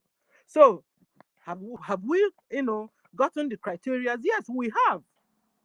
We have. We also entered into alliance with Ambazonia. Remember? And a lot maybe we are not told yet. And they're also discussing a lot already in DC, Washington DC. You understand? Last week we saw all the demands. The Brgie, was tabling on the table for the DC to look into, and they themselves also telling us what they also expect from us. So we are on it. So, and then the other part of the topic is, so if so, why the sabotage? The sabotage, there have been all spies from Nigeria terrorist government. They are there already. Musa sent them to scatter what we are doing. So I tell you, they are not Biafrans. So they are spies. Because when we say sabotage, it's like your brother spoiling your. These ones are spies, spoiling what we are doing. Spies from Musa. They were paid. They were paid to do what they are doing. Just check them out. Anything they are accusing you of, Biafrans, that's exactly what they are guilty of. They tell you that the Nigerian government gave you 10 million, 100 million, 150 million to do something. And we're still looking for money. We'll use it and buy what we need. But it's exactly what Nigeria terrorist government gave to them to come and spoil what we're doing. So I want to appreciate all of you. So we have gotten the criteria, and the sabotage, if it is in their blood, they were sent to do that. And we will be here, continue to expose all of them. You understand? All the saboteurs within us, all the spies. We'll be here. I will expose all of you, and you will go back to whoever that sent you, and you go and give them back the money they gave you. Thank you for the opportunity of giving me Tutor and Nkiru. And so, who's next? Should we go to Dr. Jack? Jack Obi. Jack, I'm going well, Mike. Because your hand is up, but then later we'll go to.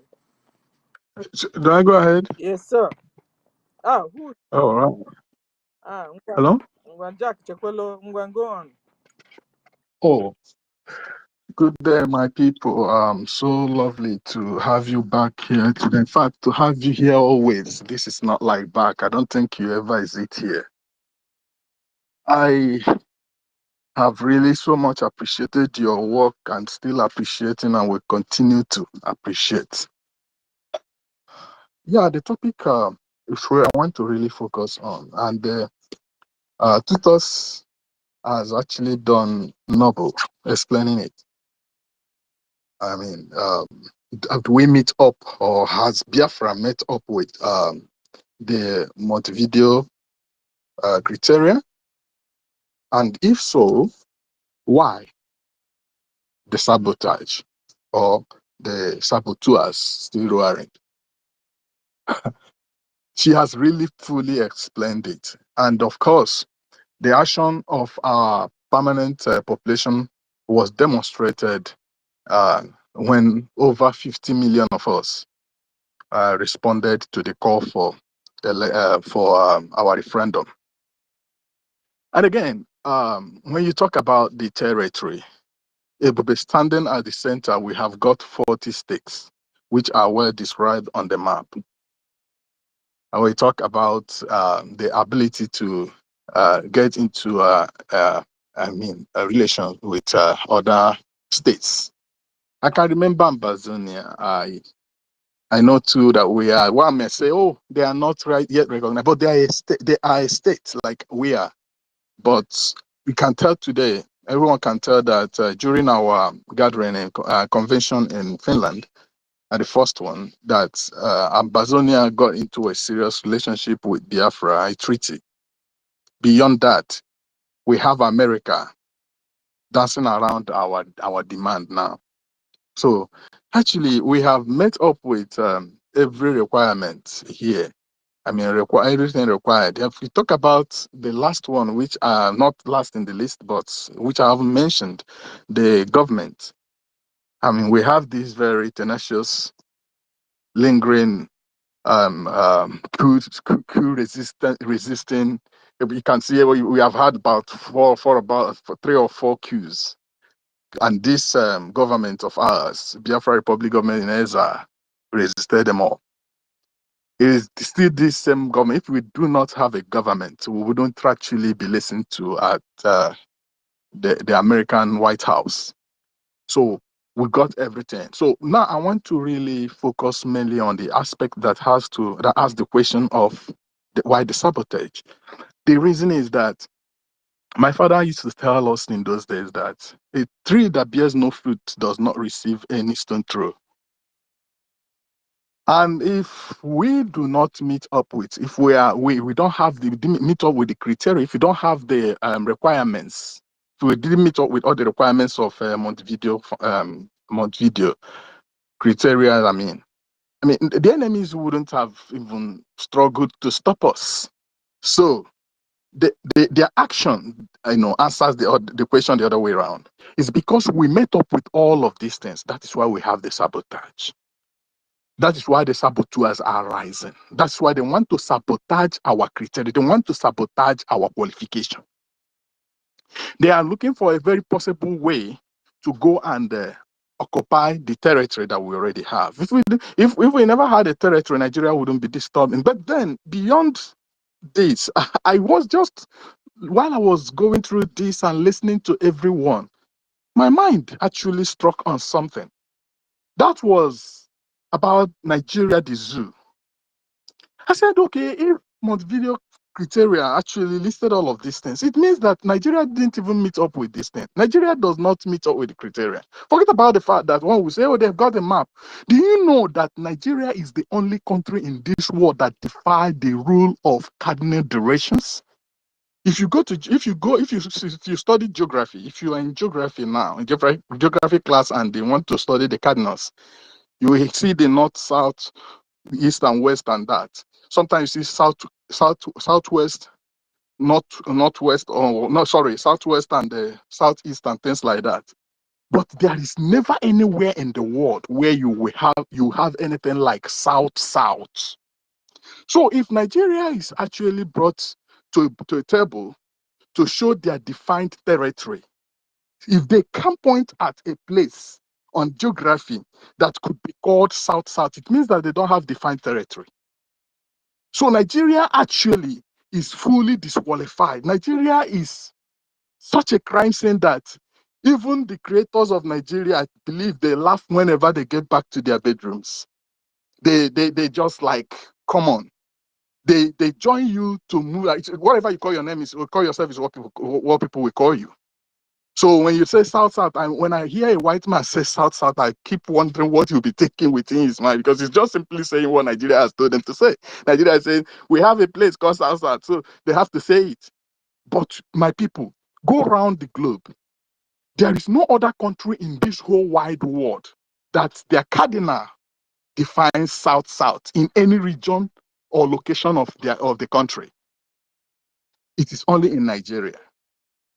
So we have met up with this requirement. That was why when Mazen Nnamdi Kanu was working so hard, because if you do not know, the reason why Mazen Nnamdi Kanu is held down today is this Montevideo criteria.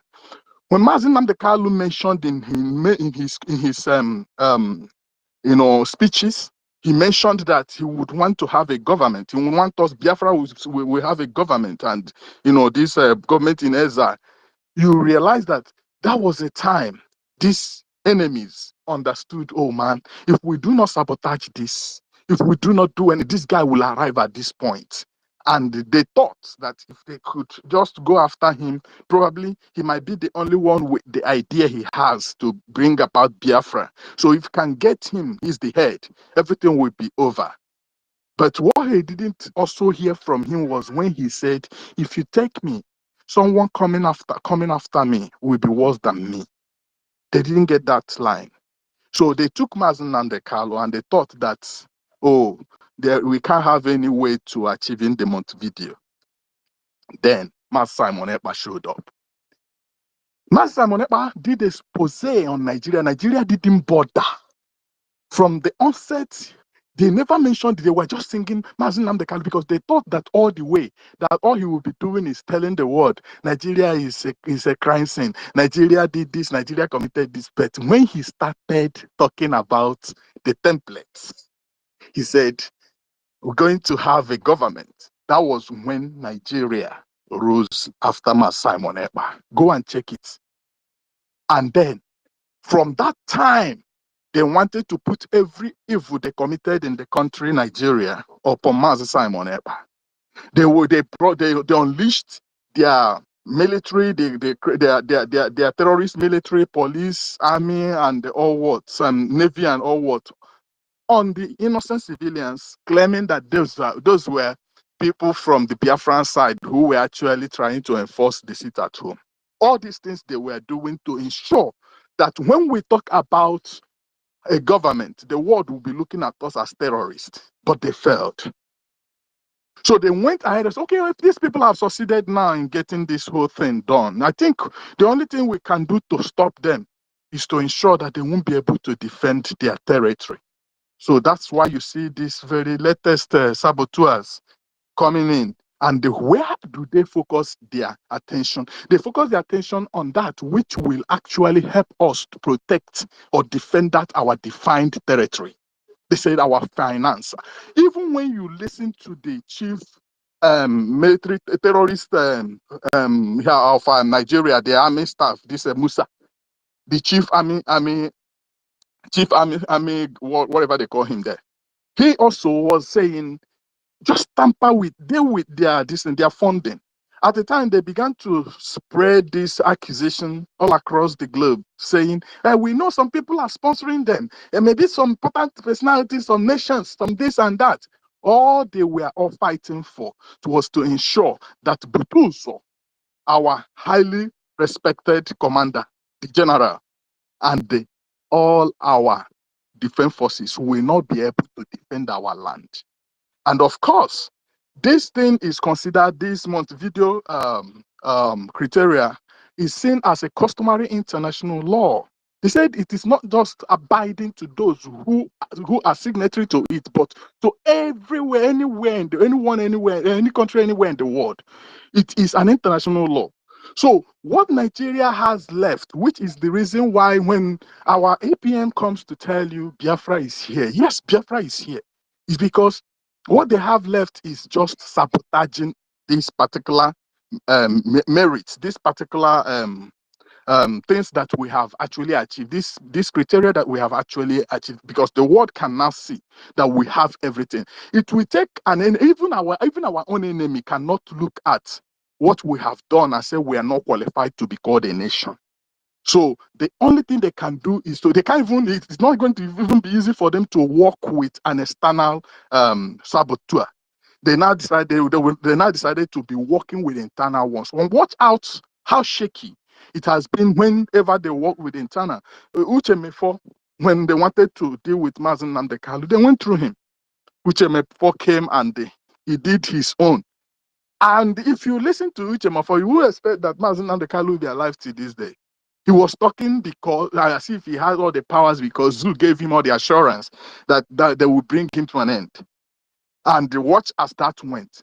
Watch Nelly Ofebu. Watch all these guys actually were bought by Nigeria to sabotage simply because they know that we have every qualification. So the question of why the sab is because we met up with all the required criteria. Thank you.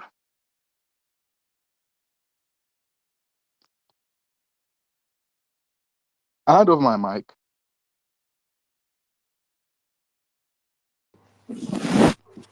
Bendeko, have you finished? Yeah, I just did. I said because I feel there are so many more people who are about to talk, so I don't like occupying so much space. Oh, yeah. Let me. Sorry. When if there is time after people have taken their turns, I wouldn't mind coming back. But I usually don't like prolonging my speech, especially when I know others are raising their hands. Okay, that is fine because Honorable Emeka is waiting. Yeah, but, Honorable Emeka, okay, before you, Chibike, you can go ahead. You know, if Honorable Emeka takes some time. All right. Jack, Dr. Jack, you can go ahead. Okay, thank you very much, Madam Kiro. Madam Ki, sorry. Actually, I was the one that's supposed to go now. The host, Tutor, I greet you. Thank you very much for your great work. Madam Stella, I greet you. It's like you've given Musa holiday. The holiday is getting too much, please. Musa is now drinking a cup of tea and coffee with sugar.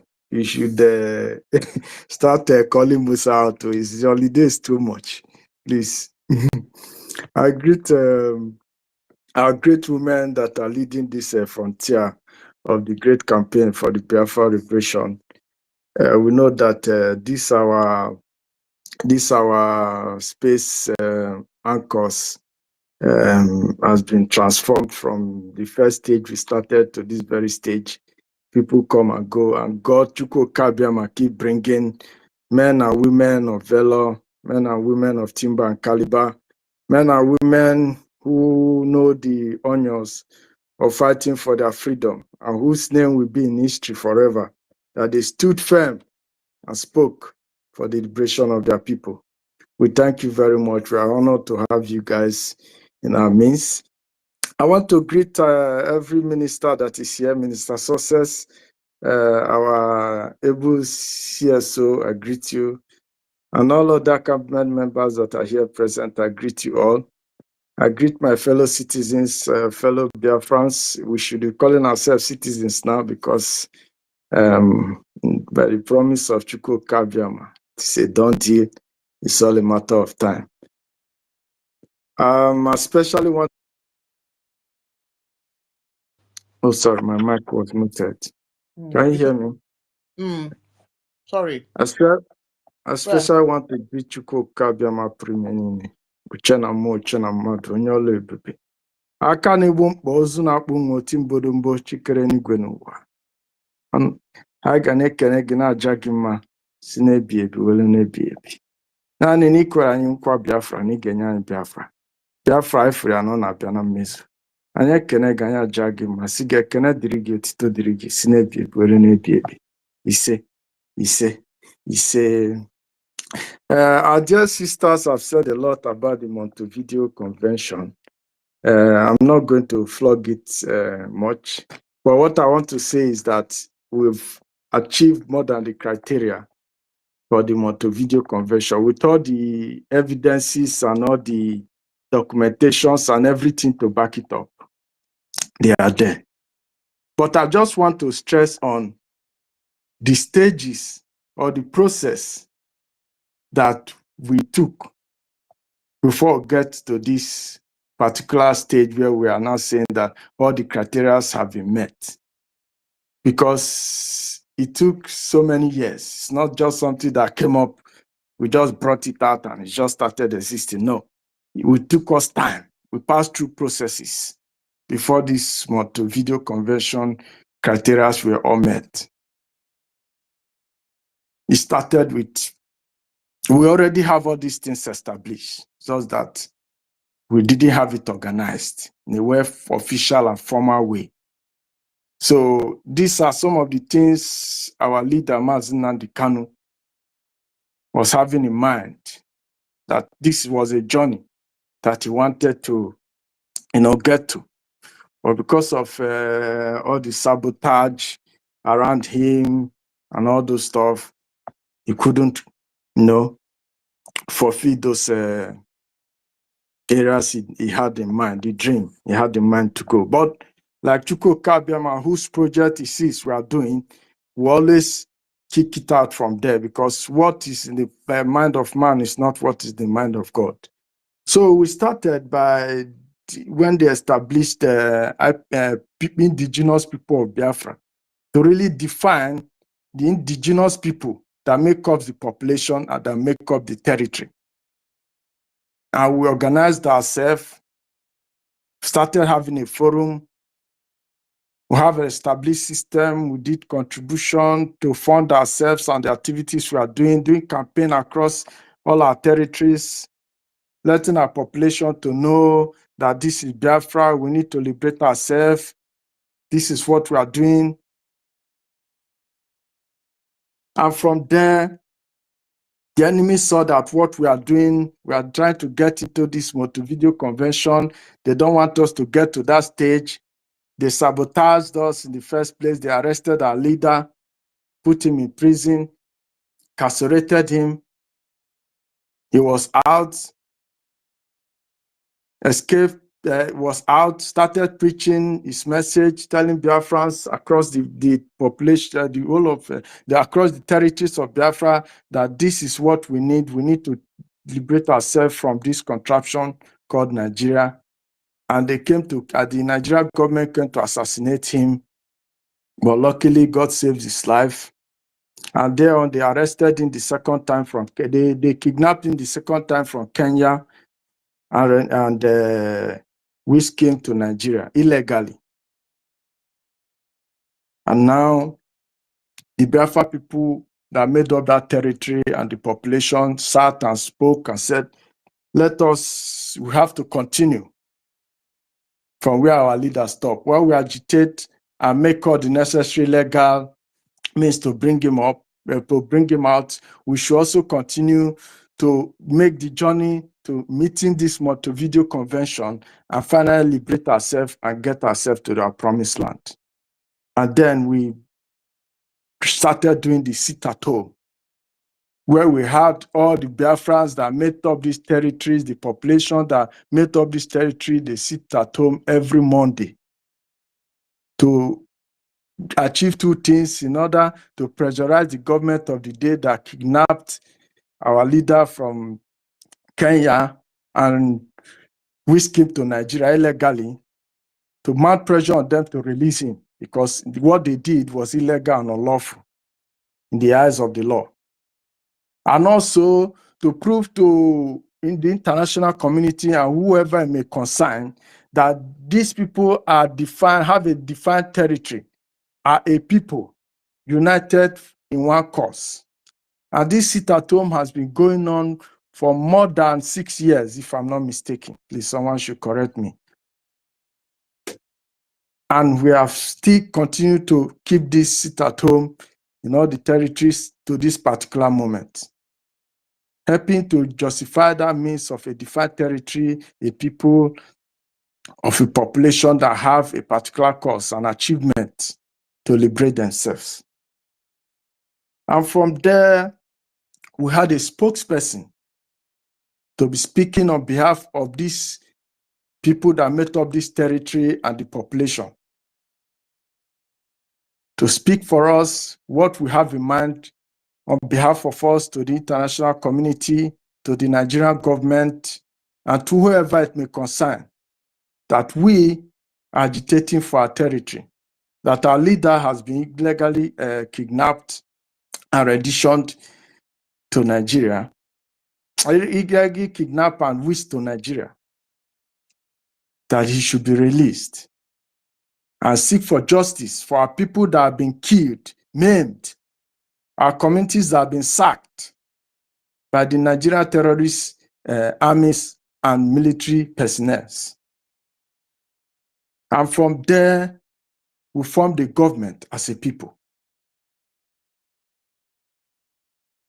The Biafra Republic government in exile was born from there, gave birth to the Biafra Republic government in exile, and was led by the Prime Minister Mazi Simon Ekpa, who the people chose through the cabinet members to represent us.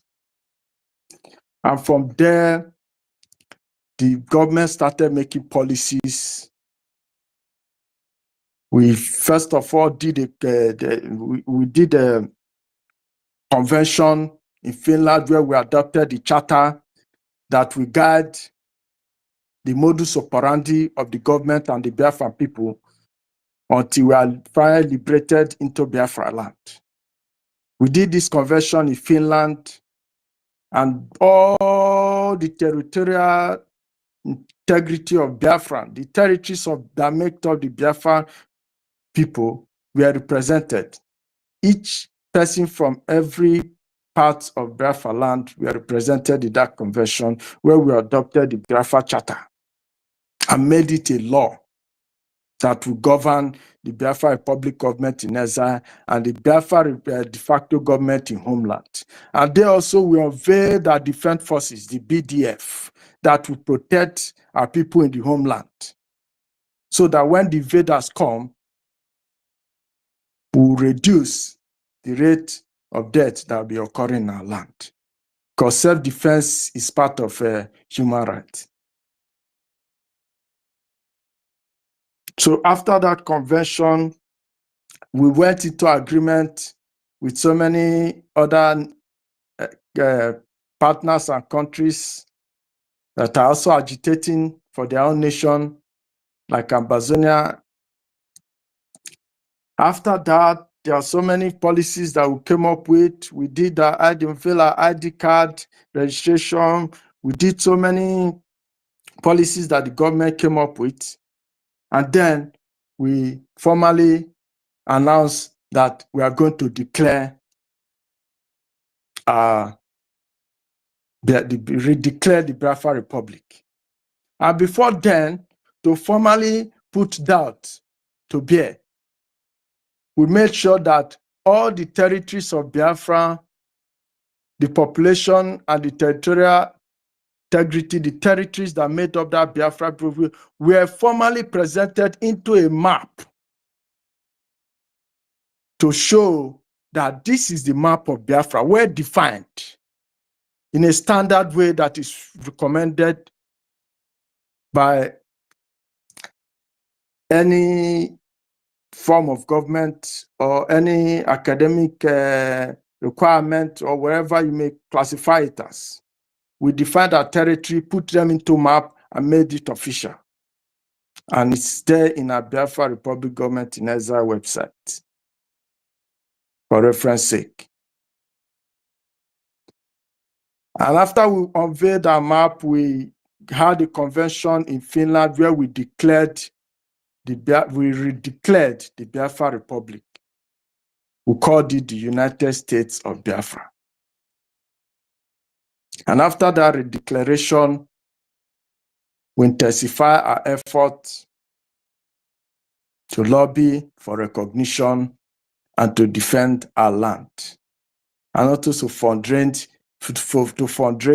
and support this cause. And with all this journey that I've listed from this particular time to this particular stage, all the processes that we took to meet this Montevideo Convention. And it has not been an easy journey.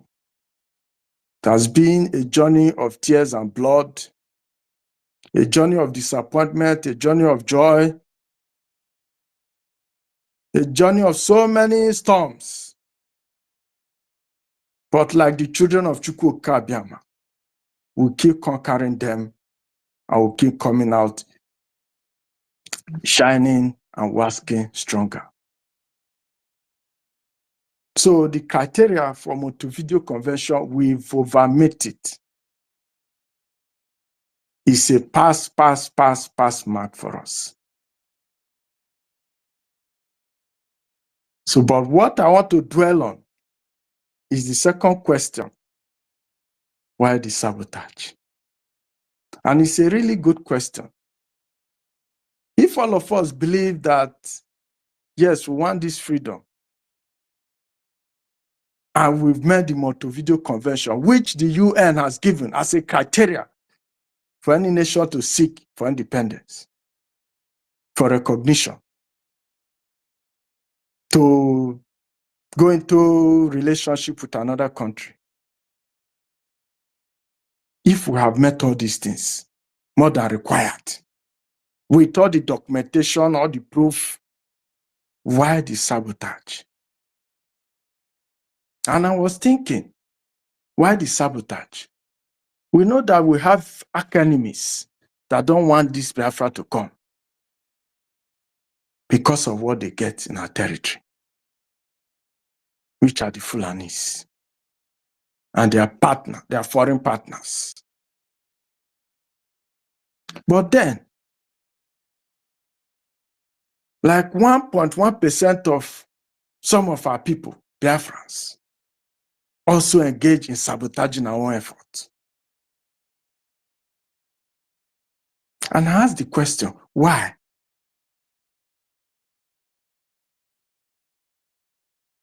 And I came to realize that there are some factors that may agitate this thing. One is gullibility of Nigerians.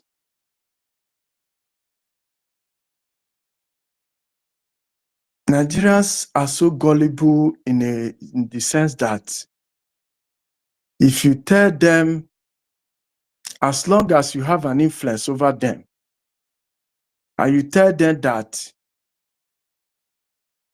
you can't do anything, even when the thing they know you can, the thing you start telling them you can do is impossible, they will believe you. That is why the government of the day in Nigeria can do anything, they don't care. Because they know that the people they are governing are gullible. They've made them to be like that. That is why somebody like Buhari, they can do propaganda for Buhari. After all the information they have about Buhari, I supported Buhari during his time. It was my gullibility as a Nigerian until I came abroad and I began to get sense. But the information about Buhari was in the internet. He's evil.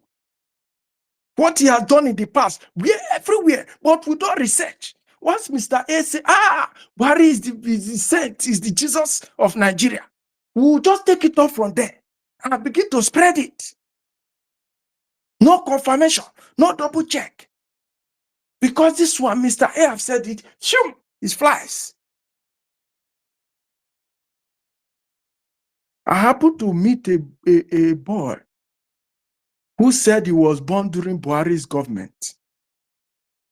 If you see this child, this boy is so slim.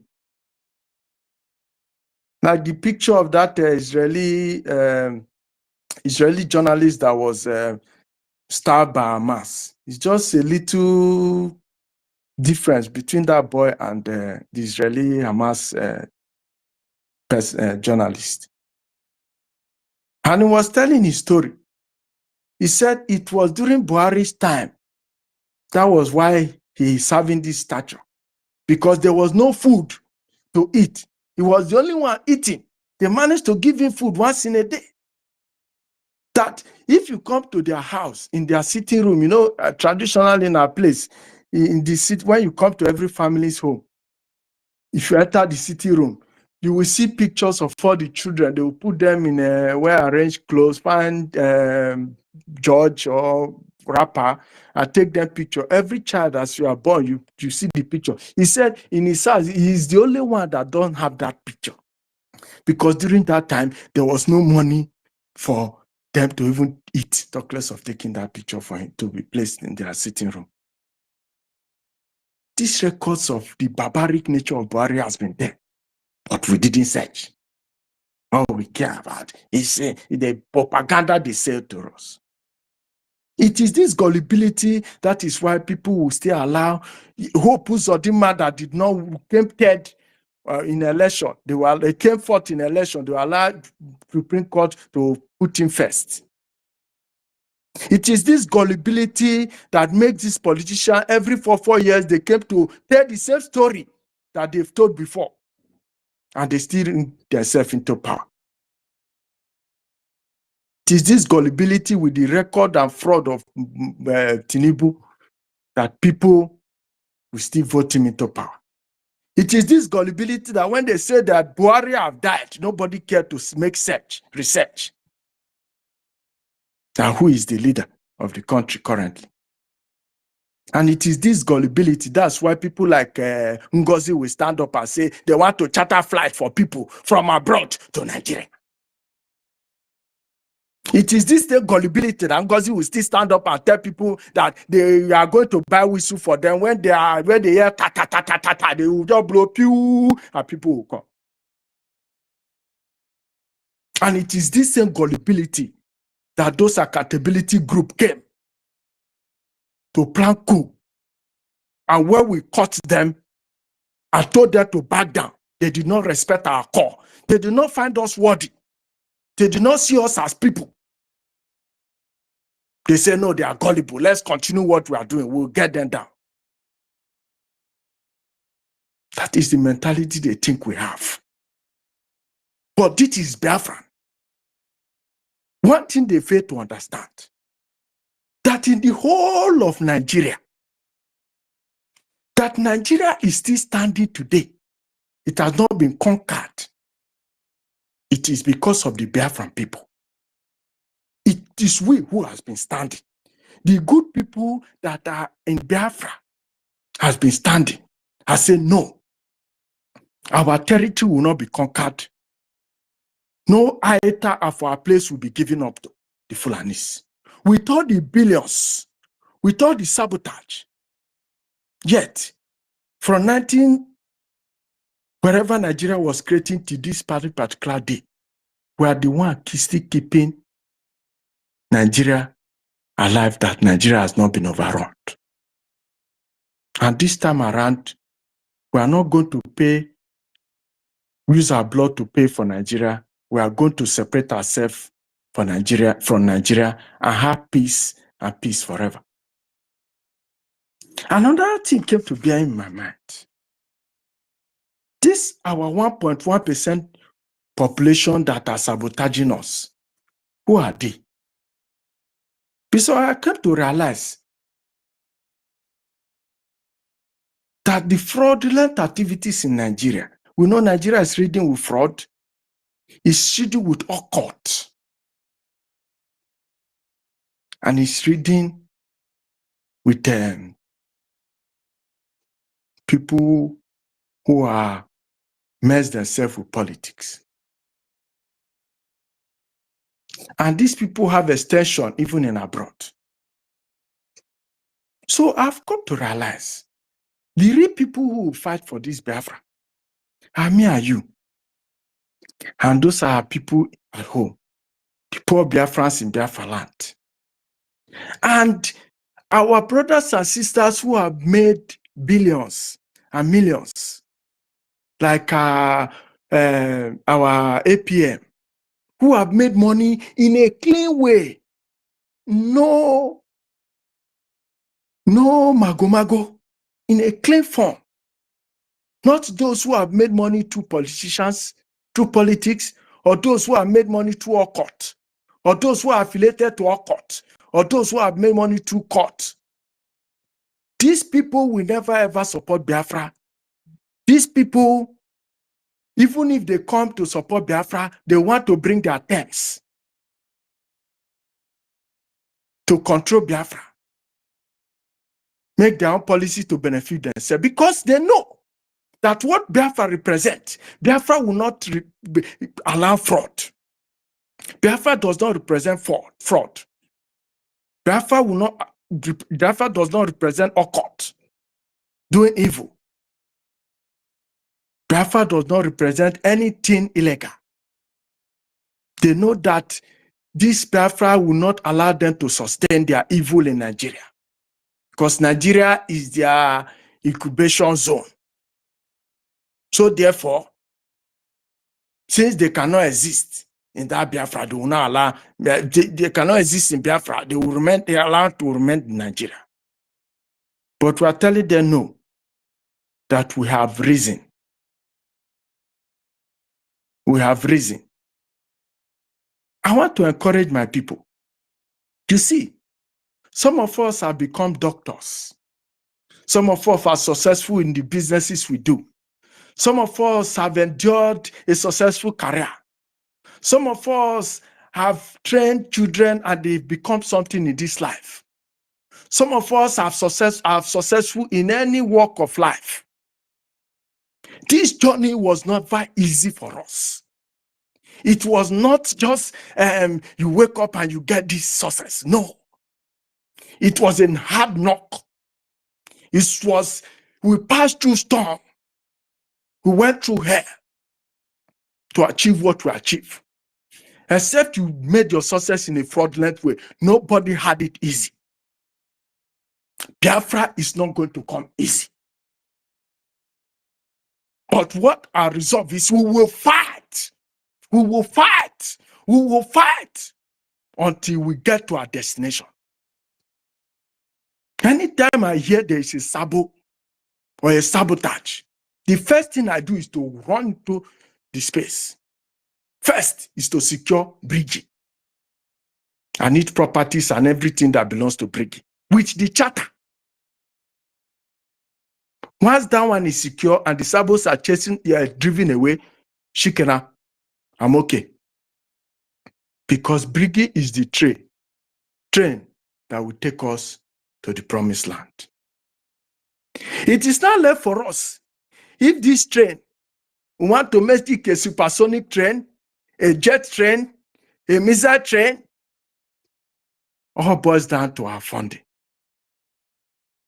If we want to make it a supersonic train, the more we push the fund into our government, that train will transform into a supersonic train. Before we know it, everything is a deal.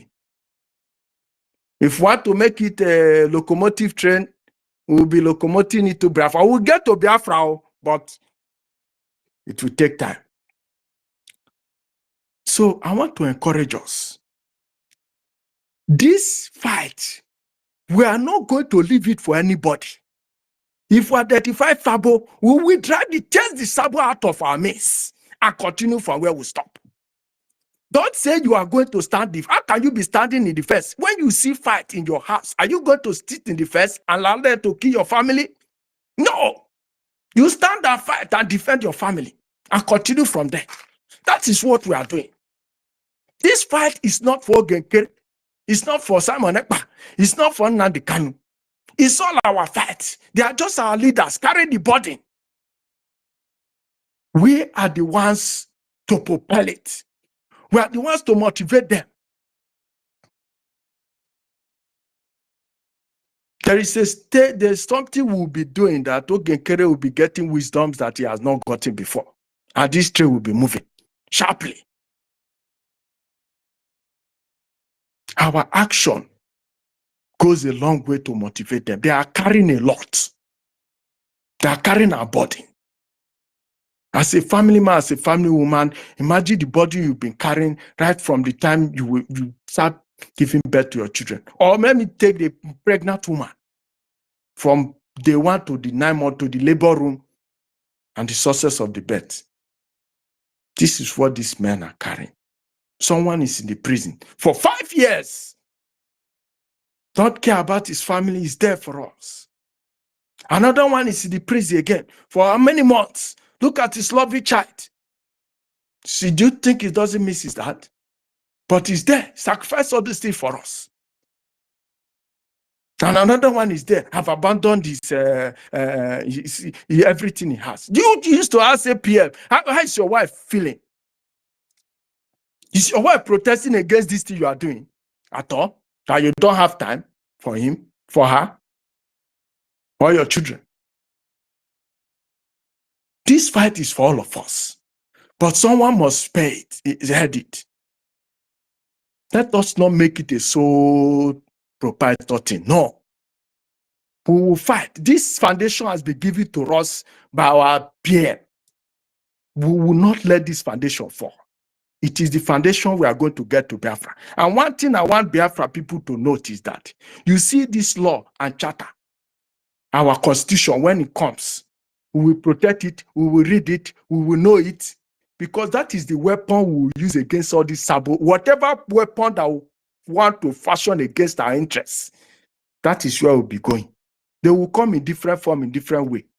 They are going to still come. When Biafra come, they want to institute their people. We will use those laws to kick them out, to rake them out of the system. I will read my mic here. I say, may Chukwuka Biama continue to bless us. and guide us in everything we do.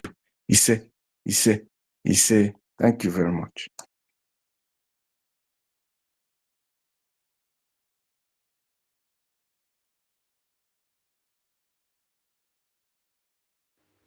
Thank you so very much, Jack Obi. Wow. You really lectured us today. You see why I say we are very, very unique. Hey, thank you so much. That was so informative for Biafrans to listen to. Biafrans, this topic is wide, so elaborate. Pick your point and come and speak to Biafrans. Hey, pick your point. I think the next person should be a maker before hardcore. Madam Kate, maybe she's not close to her mic. Should be a maker? Biko, no, Emeka, Biko, can you allow me? Because it's already late here. It's 20 minutes past 11 p.m. And I'm just returning back to my house right now as I'm talking to you. Okay, Emeka, I hope you've agreed. Okay. Emeka, Biko, no. Okay, our hardcore, go ahead. Emeka, thank you for giving him. No, let him speak. If he allows me, I will go. Don't speak for him, please. Oh. Emi, Biko. Are you there? Go ahead. It's not close to his mic, no problem. Okay, all right. Thank you. Hey, Tutor the most intelligent, Tutor the smartest, Tutor the orator, No. Tutor the articulator, Tutor the only. Do you know why I kept quiet? After that day, you know what happened that day that I spoke last? After that day, when you come up, you now tell us that you are the kind of person that when situation happen, you don't need to talk. You need to stay back and find out the reason why this thing happened and articulate and make a way so that it will not happen again. And after you say that, you make some point, and those points you made exactly that we are the reason. Communication. If there are someone who is checkmating those coming up, even before that man raised hand, he would have known that there is someone on the ground. And I believe that that measure has been taken. Thank you, Adanne. Thank you so much. Okay. Okay, I greet you. Thank you. Ona, I was not available at the weekend. Me, I don't know how to hide my mouth, but the most painful time in my life is any weekend there is donation and I don't have. It pains me. It pains me. I feel like I'm dead. You know? So those who have don't know, those who are struggling to put the little they have are doing. That is why when Rage we speaks, or my man Storm say I put one edge. People, those who don't understand will say one edge.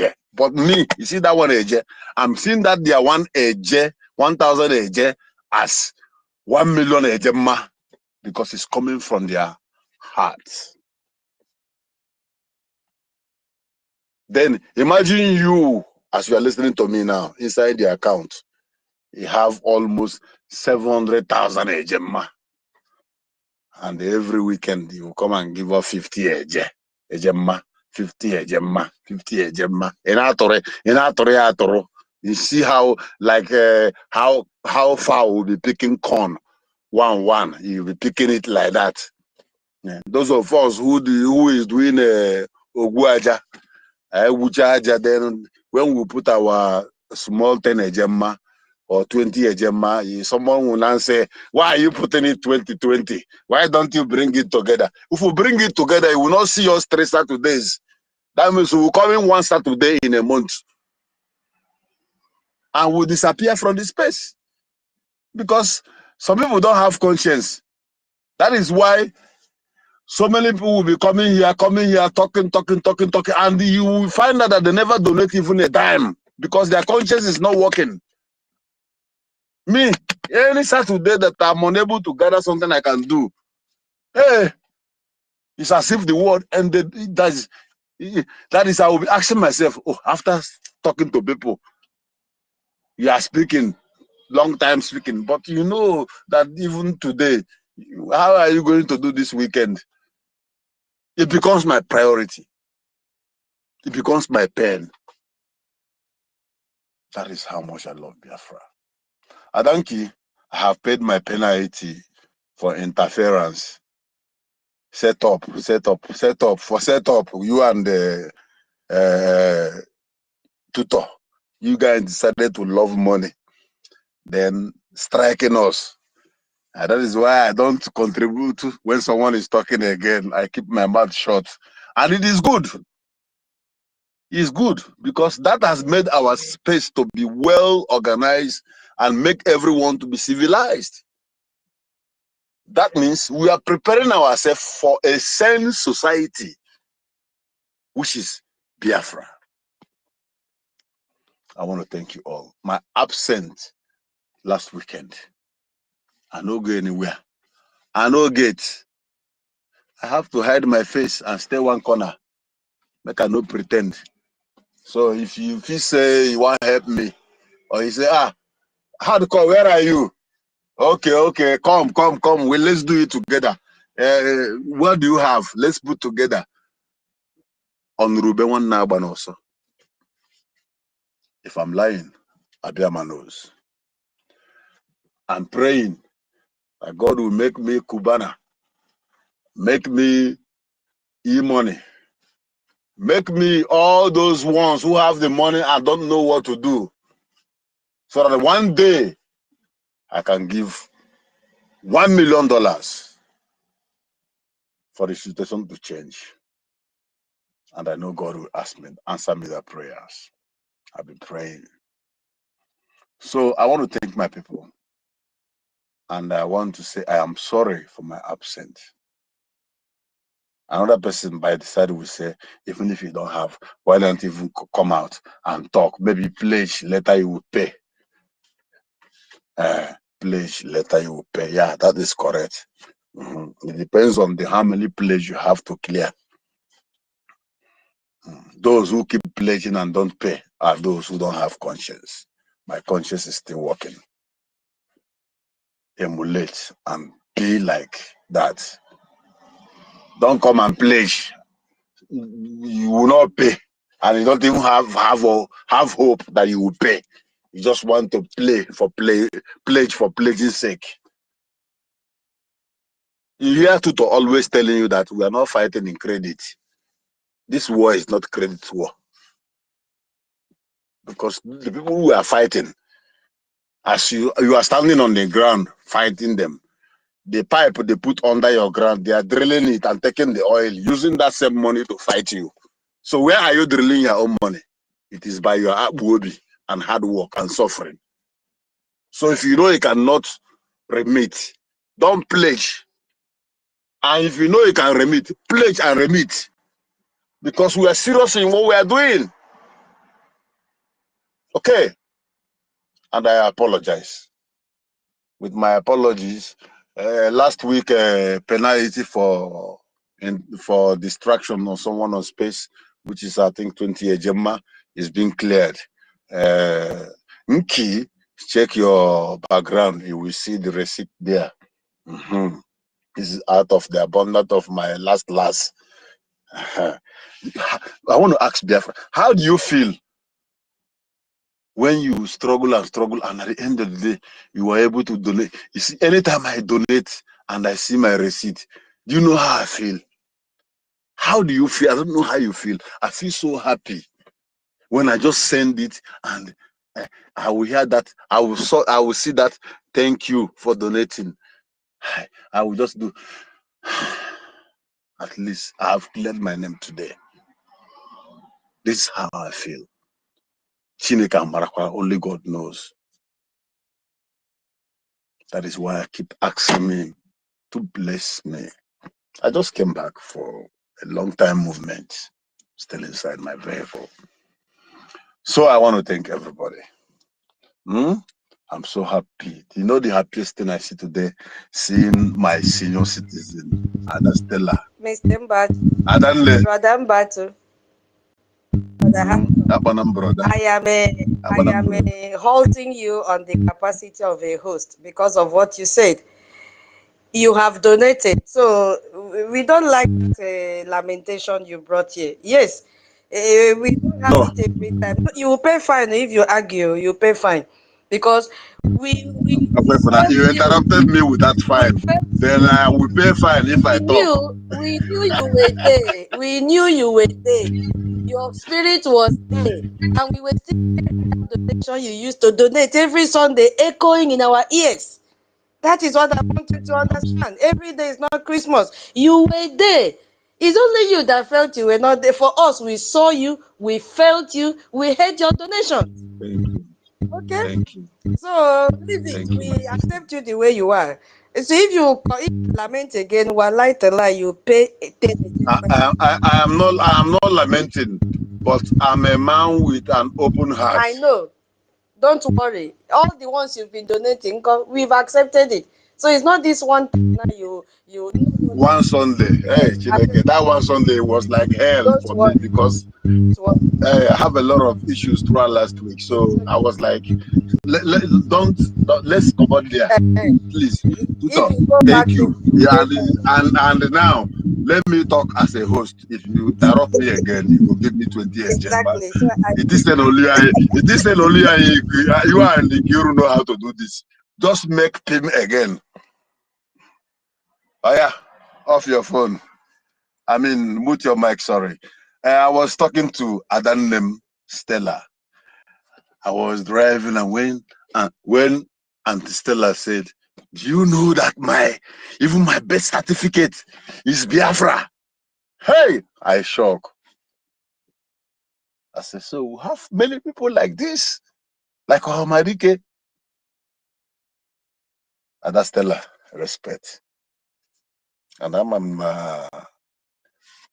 ice water. I made to go all those Orishi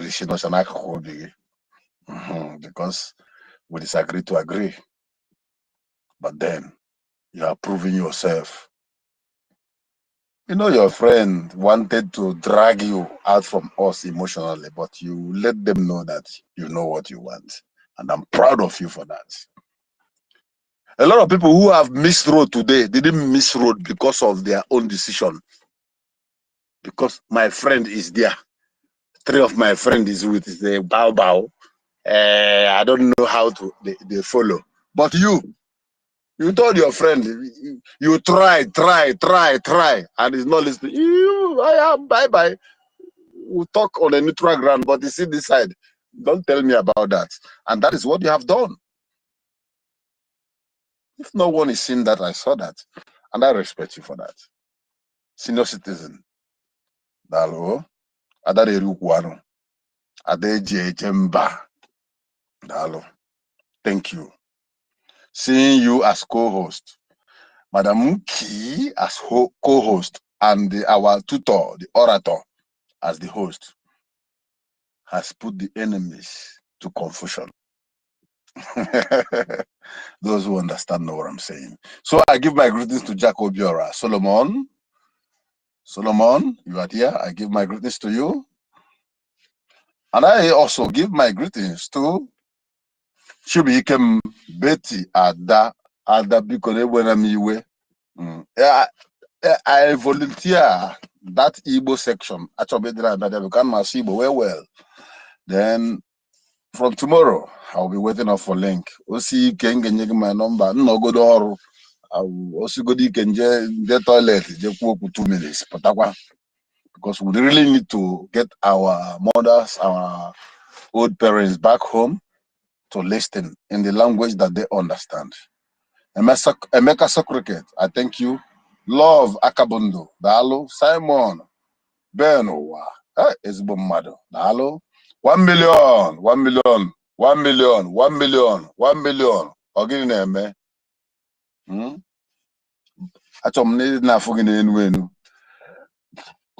Mary Tucker, you have to come up, take him, talk him, so that we go hear him.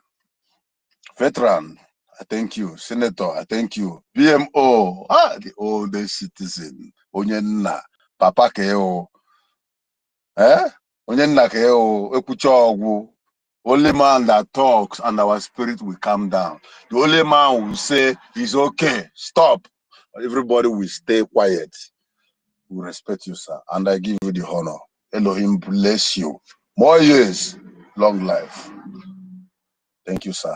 Thank you, sir, so much. Thank you. You have been doing amazingly well.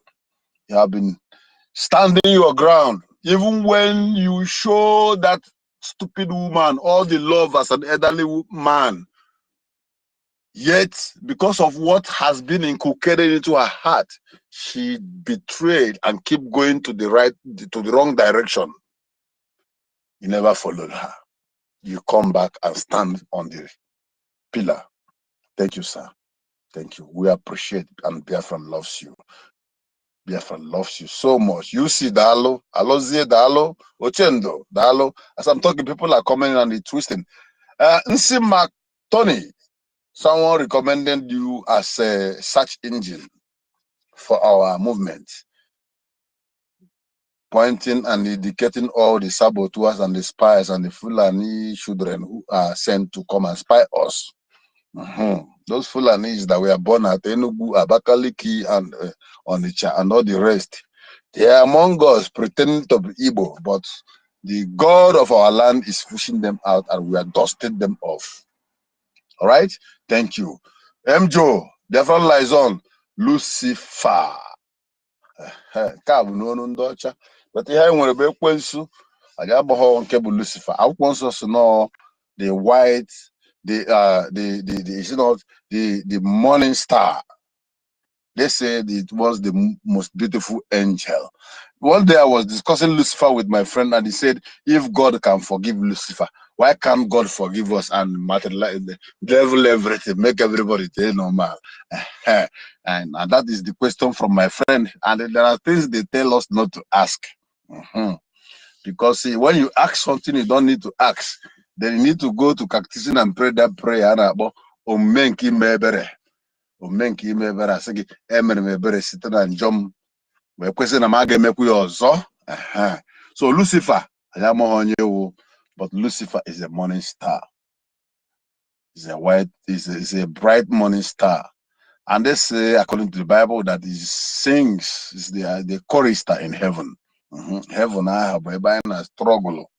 Ije, when I could tie it na offering, forgot the Zena back here die, na Nifula in the troop in. Which or Chuchi, I greet you. Mr. Joe, Biafra Liaison. One question. One name, I know you're smiling. Hello, Freedom, Biafra Liaison. I don't know because I'm having my phone. I'm not on my laptop. Young Money, Mwa Biafra, Chuku Emek. Chuku, I greet you. Emeka, I greet you. Atike, I greet you. Success. Success, Aburun Kenuronia last time. One, I thank you. You have proven that there are people who cannot be bought over. Thank you. And God bless you. Egigwe, Okori, 0246. Daberechi, Sevilla Blue. Anamapa Mandiro. Sabo, even the DSS in here. I'm calling you. As I'm calling you, Amadioha, Ajani Igbo is turning around you, roping you. If you are evil, you are gone. If you are good, you are blessed. This is the onus of the operandum, and that is how God made it. Those who are evil will reap evil. Those who are good will reap good. We are struggling. Our people are dying, and all you do is come to spy us. So I'm calling your name as I'm speaking from my voice. It is not my voice. I tell you sometimes that I don't know how I speak. People used to go and pull down topics, arrange them, and come and put down. It works. I normally do that when I have speech, or I want to defend your term papers or project those days in the campus. But in the struggle of Biafra, each time I try to do that, I will hear a voice say, forget it, I will speak through you. And whenever I pick the mic, I don't know what I'm saying, but I know that someone who is dear to me, who have died for this cause, will always possess my body and say his mind, not my mind. Because here in we have more. This is a spiritual thing. Lord, I greet you. Sacrifice. XXXX. Eyuche. Eke ukwu. Dika. Natu. Anje John. Michael. And some other people on the listening section who are listening via another section. I greet you all. And those who are going to listen after this, I greet you all. And I pray, if your mind is good for what we are doing, Elohim will bless you so that you can come up to contribute and support your freedom. If you are an agent of evil and your mind is bitter, even as I hear my voice, may God continue to punish you and your family. If you are sitting on fence, I pray that that fence will break so that you break one of your leg and come back and donate for your freedom. There is no mercy. I don't know how to rub Vaseline on top truth. I say it the way it is. Thank you all for giving me this opportunity. I've been listening, and they say that the topic is Biafran Space. First topic today is, has Brgie met the Montevideo criteria? If so, why the sabotage? I don't want to go into all those topics, because if I want to go in detail to it, I will have to go and search and write topic. But I'm going to talk about it. Going in is different. Talking about it is different. And when I'm going to talk about it, I'm going to talk about it in a raw way, undiluted. My first question is this. Who are we? Or how is our ancestors progressing, living, doing their things, economy, business, farming, and all the rest before the white man come? We have a region. We have the same language. We have emotional understanding. We have culture that bind us together. We have deity that even when you are having problem, you will go and source. Maybe you are having problem from let me say Ogwachi. Someone will take you to let me say you're having problem from maybe, let me go far, at Okigwe, Oka Igwe, because now white man call them Okigwe, Oka Igwe. You have problem no Okigwe. Then you go to Ele Binu, which a white man called Bini today, which is never a land for Yorubas. Those who call themselves Benin, they are visitors. Then you go to Ile Binu to go and seek a help from one native doctor. And from there, you are healing.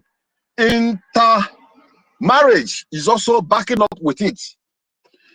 In those days, when you marry a woman from maybe you go to Bini, you go to maybe, can I say Isoko, and marry a woman. When the woman is going, the father may give a pot representing the ancestors and the oracle of that family. That is why no one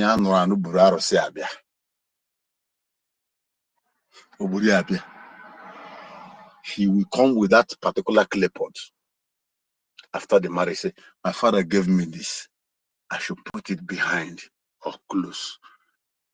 So it means that apart from human interaction that brings union, even the gods of the land, we are united. The reason why those who are in Isoko will have strangers invading their land, and they will send a messenger to go to Arochukwu to tell Arochukwu, please bring warriors to help us to defend our land. That was the unity we have. I told you I don't want to go to the Monterio or whatever. I'm going to go raw, according to our tradition, on how our ancestors, our parents, our grandparents existed even before we came to this world. And when you are listening, know that I'm not the one speaking. The dead are speaking.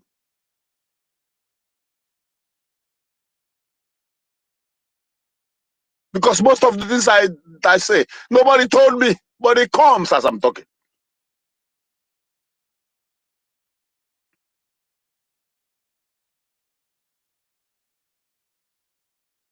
So then we have problem. They will go to Aruchukwu and call Aruchukwu, bring your warriors. Kumek warriors will come, defend maybe Isoko people, Ilebili people, Ahaba people. The unity was there before the white comes. They fought for 40 years. What were they fighting for? They were fighting to break that unity so that they can rule us. So what come, a straight person come and I want to rule you. And you said no. We are the only people that were able to resist them for 40 years. The Kumeku warrior. Because they were able to go and pick those ones who were outcast.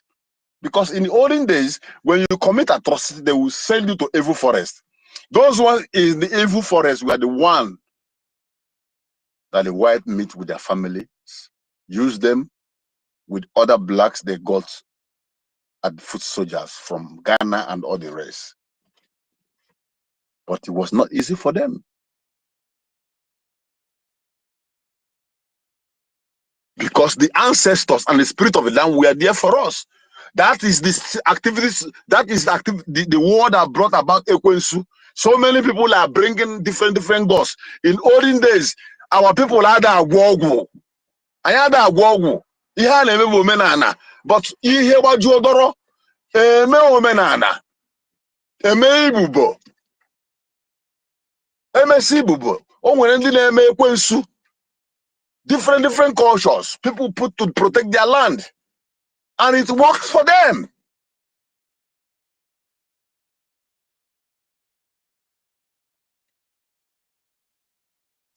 We are one people. We are one people. Can I go into business, economic transaction? Even before people begin to count calories, we don't know what is money. It was calories. That was the first money that Biafrans have. Even before that, we have an original way of trade called trade by barter. I have oil. You need yam. You bring your yam, I give you oil. Everyone go there on a normal. Then that my yam you took, you go and enjoy with the remaining oil you have put in your house. Then I take your oil to eat my yam. We are not greedy people. We are satisfied. I was talking with one elderly woman the other day. I said, do you know that those days, those few months or years I spent around in the village when I was small, I noticed that people don't even lock their doors. Some people, the door they have at home is just mats. They hang the mats. So when they come back, they roll it up. When they are going to farm, they roll it down. And they will just tell their neighbor, I'm going to farm. Okay, one will go well. And the unity was there. Security was there. The love was there.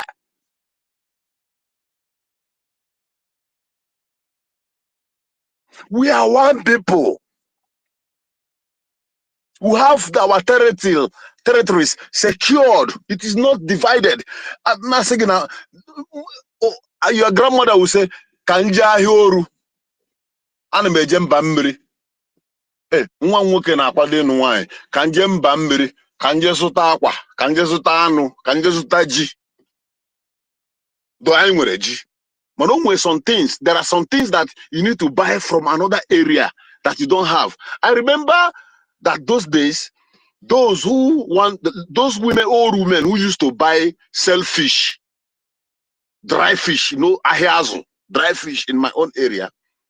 They used to go to somewhere like Andoni Ndoni, Omoko. They used to go all those areas. And when they want to go there, they will go to a river called Orashi, then enter boat. Boat, which boat? Kanu. They will go very early, around 3 a.m. because they are using leg. Then when they get to that river, they will enter Kanu. Kanu will paddle for like 4 hours before they get to the market, and market is opening. They will now sell ogbono or vegetable or anything they brought. They sell it, add to the money they have. Then they will buy the fish, dry fish, that is coming from our Biafrans who are living in the riverine areas. They load it on that canoe and paddle back. Sometimes before they come back, it's already late. As they're coming back, people are already waiting at the riverbank with their bicycles and their trucks. This is how we interchange economy, business, and everything. Should I talk about social activities? Marriage, we intermarry. I've said it earlier that a woman they marry from another side will come back, not only coming to that place they marry, it will come with either one item representing the gods of her fatherland and add it up to where she came to marry. We are one people. And all of us tied to two wrapper according to MNK.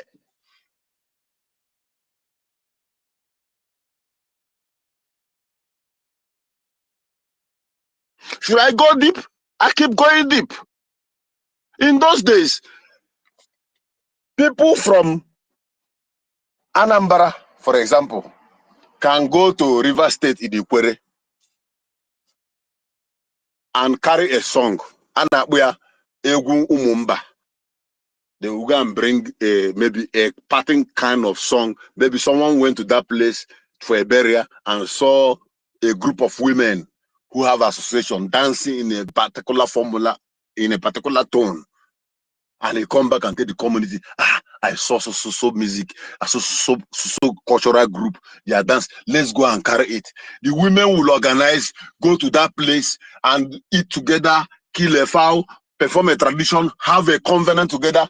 Then these people will not teach them that song. After teaching them that song, the day they will bring that song back to that community, the Ikwere people will follow them and it will be a very big ceremony. This is who we are. We have no problem with each other. We don't know about killing. We don't know about poisoning or envy or a kind of competition. We have no competition. Because when you want to farm, your peer group, your age grades will gather and come to your farm and plant for you and help you for that season. Then you go to them. That is rotational farming system according to agriculture.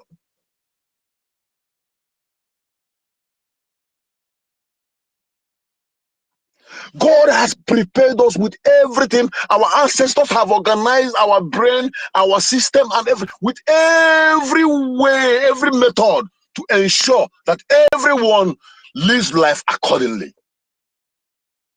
Which other tribe in this world does that? That a man has grown up and the father will call him and say, you are due for marriage. That is in ancient time. Tell your peer group to come and help you to mash the mud so that they can raise a house for you. I'm giving you this land, this land, this land. Start farming and make your own yam barn. I'm giving you this goat, this goat, this goat. Start rearing them.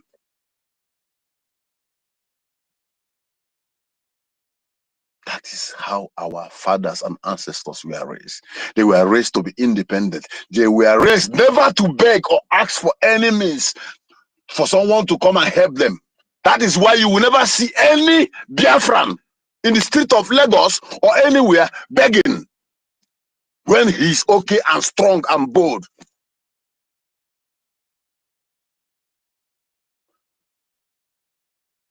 These are the things those who colonized us saw.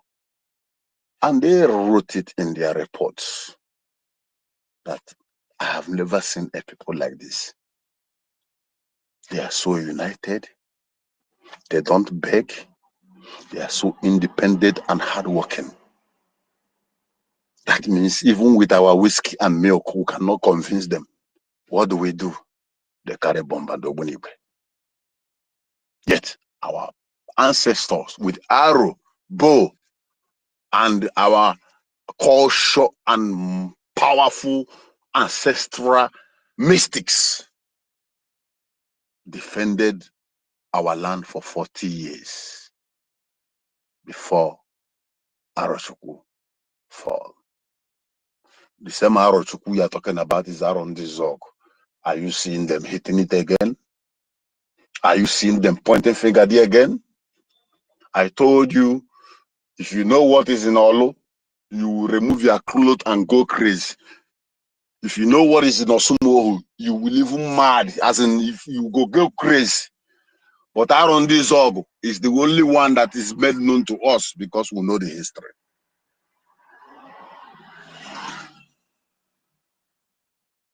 Sorry for the noise, I'm still outside because I'm inside the car. Then you see that? We are united, we are peaceful and peaceful, and we are loving people, we are together, and there's no way, nothing again they could have done to divide us. Imagine that we hold our technology like the Indians hold their own. As in our culture, I'm saying, sorry, please.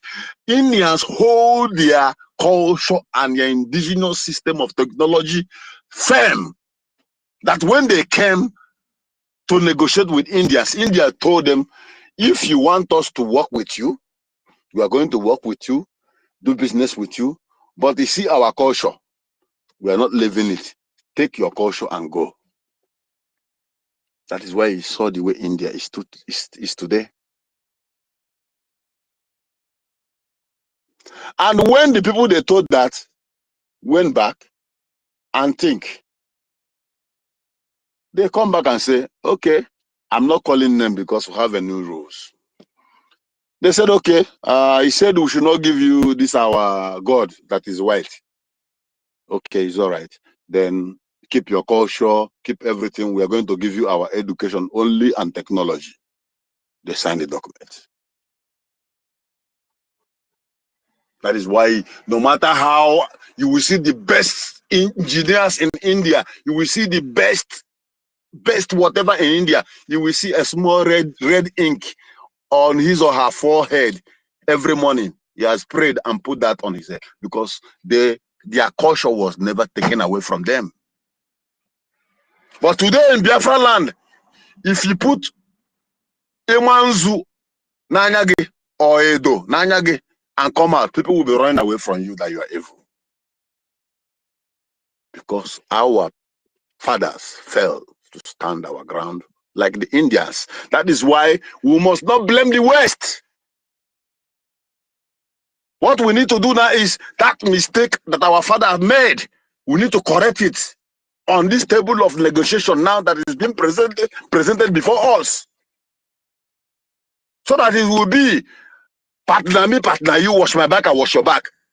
Percentage by percentage. This is yours and this is mine. If you cross this line, our contract is broken.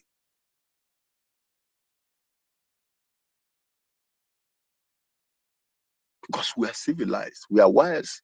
That their education they brought to us, we even read and even learn and become more smarter, even more than them. We are not more than them in smarter, but I'm talking educationally because we have a lot of professionals who are doing amazingly well all over the world.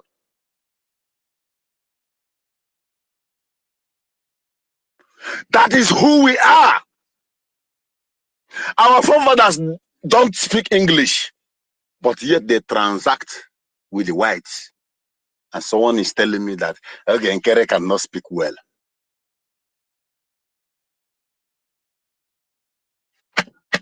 Can I say my grandfather? A wealthy man.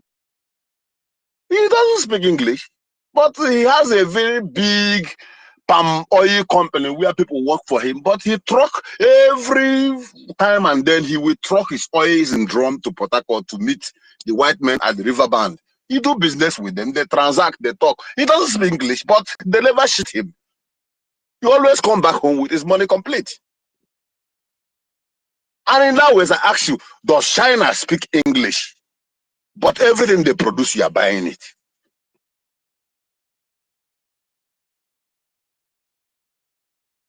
So based on the topic, we are united. We know who we are. The only point is that when they see the greatness that we are making through our unity after the war, they now decided to put divide and rule. That is why someone will now create a state. Instead of to create that state and create it normally, he will decide to go to Ebonyi State, carve some people and put them in Benue. He decided to go to Enugu State, carve some people and put them in Benue. He decided to go and divide the original Southeast and now tell Ahaba people that, you know, you are now South-South. One of my brother was saying that there is nowhere in this world you can hear anything about like South-South. I never heard that before. It's not even in any book, in any, no professor, Aristotle, Pluto, Maria Montessori mentioned all those great philosophers. They never tell you, according to their knowledge, that there is something like South-South. If there is something like South-South, that means if we accept it tomorrow, they will come and tell you that the people and the Abia State people, they are East-East. And when they are doing this, there is no North-North. There is no West-West. That is the methodology they implied. It is not from their knowledge. Their master give the least wisdom. Since their people are great and their population is big, why don't you carve these people, put them here, carve these people, put them here, tell them that they are this, they are this, they are this, and that mind will be divided. With that, you will carve this particular one who think that they are smart, put them in 5 states so that we can focus them and know what we are dealing with. That is why it looks like it is only a particular region that is fighting for Biafra, whereas we have Biafrans who are scattered all the way from Bayelsa, from Ogoni, from River State, from all around. My happiness is that most of them are learning, because I was speaking with one of them who are in Ogoni and he said, I mean in Bayelsa, my old time friend. I was talking to him yesterday. He said, Alex, I said, what are you doing about the coming of Biafra? Biafra is coming, but you guys are not coming up. He said, my brother, that we are suffering. Oh, sincerely speaking, that all their people, their heart is in that Biafra. But their fear is what is going on and the way they keep detaining. I said, but there have been a movement for reconciliation and all the rest. He said, yeah, that a certain time that our people were coming up and things, and like eventually things turn around, and you know. So what am I telling you? The more you are pushing, the people you are pushing against to pull yourself from, they are pushing money. Push, as you see Okiso and all the rest in Arondizog.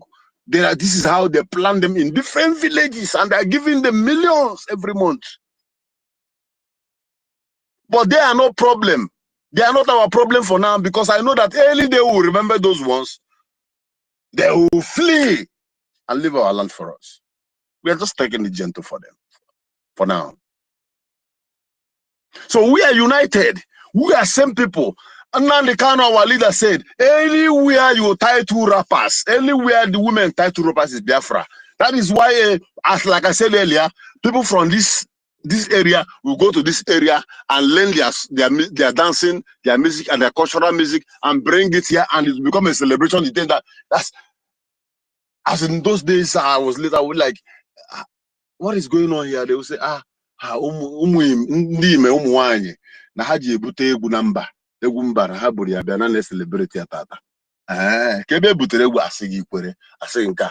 That is why I ga-eji ndị na-eti mmọnwụ, asị gị na mmọnwụ achọrọ ịgbata mmọnwụ.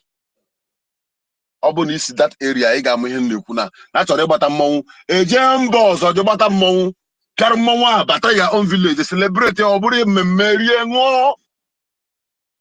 Our ancestors put all this in place for us to have a peaceful society before these Fulanis who are blood-sucking demons who want to take our land coming. I was battling and bantering with one stupid Ofemano online.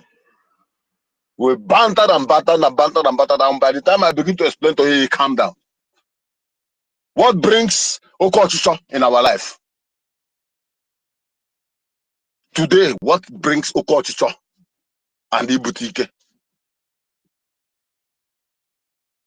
How can a man who have maybe 1 million or 2 million AJ na account, because there was disagreement and war coming after 3 years, then I will now come according to our agreement and the signatory I have and a memorandum of understanding with the bank to take my money. Then you give me, out of that 2 million AJ, you give me 20 AJ.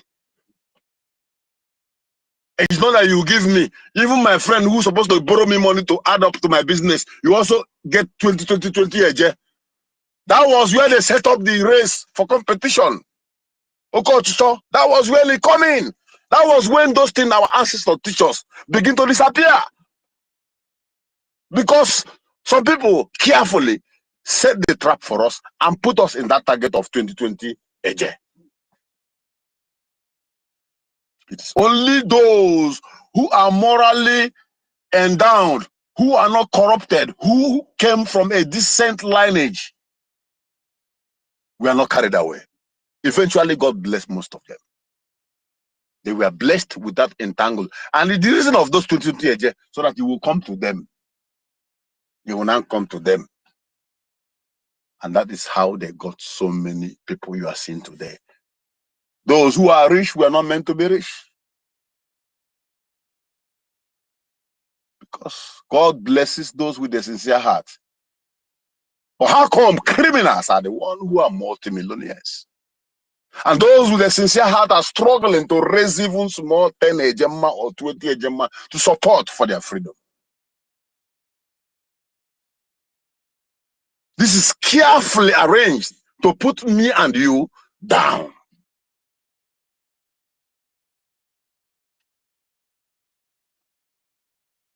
So when you look up and down and you ask yourself, this thing that my ancestors have done, organized in a local and indigenous way in ancient time, now we have a generation that is civilized, computer age.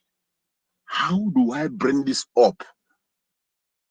Defend my land, get a new country where we can implement all those their ideas and way of life in a very systematic way. How do we put it down?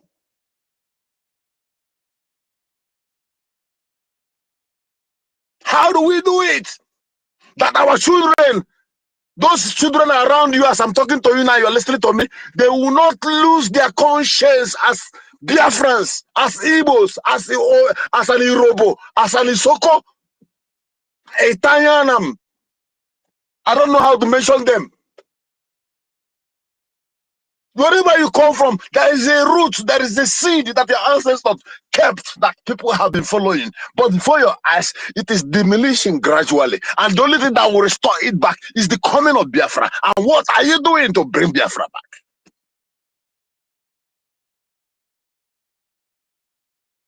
That is the question. Back to Montevideo. Making it short, they saw that Ohamadike is moving at the right direction. Let us arrest him. Once we get him, how do we...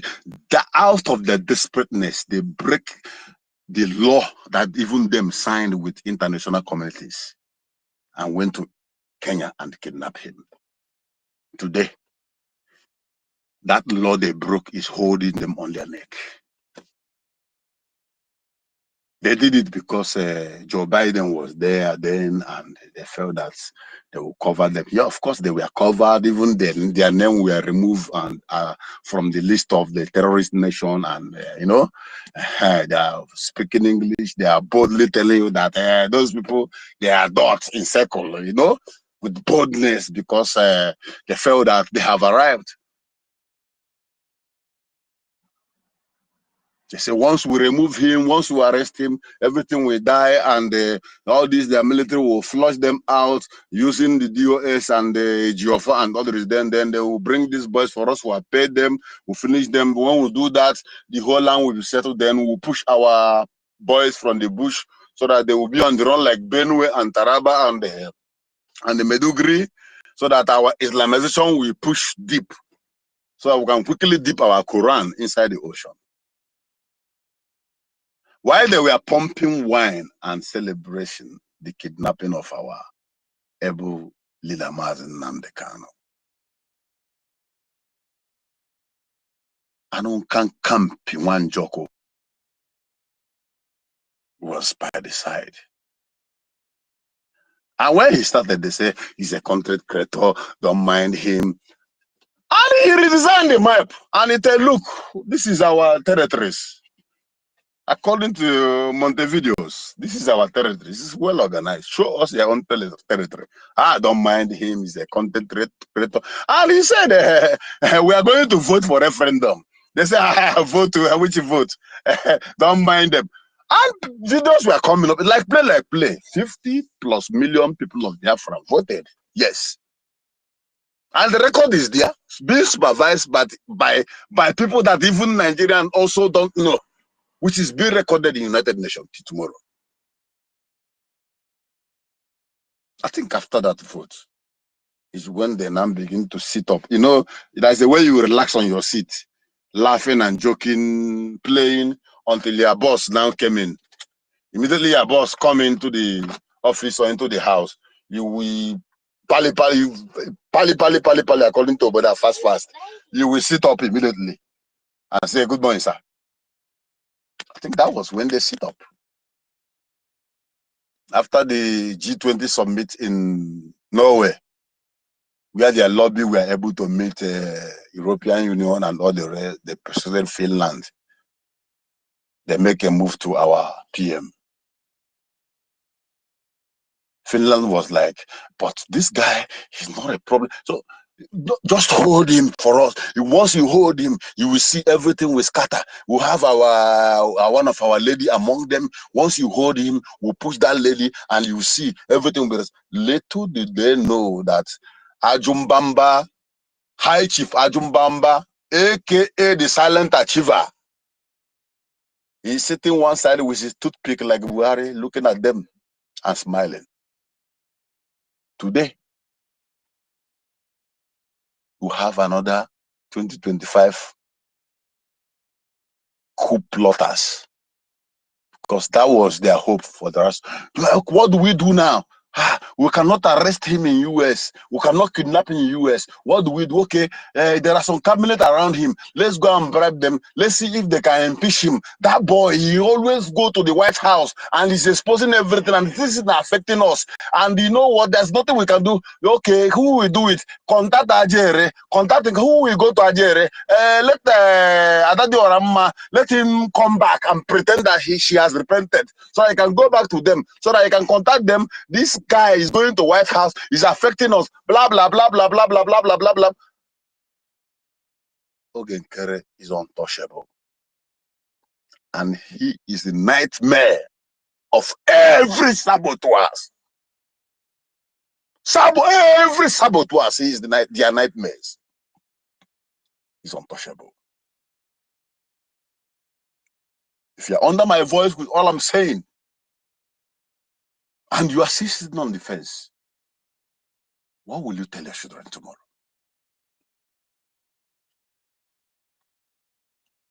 What will be your story? What will be your excuses that these are the reason why that he decided to sit on the fence? Because you are waiting for Hamadike to come. You are waiting for Simon about to come. Even when he has told you that even if I'm not here tomorrow, do not let this matter to fall.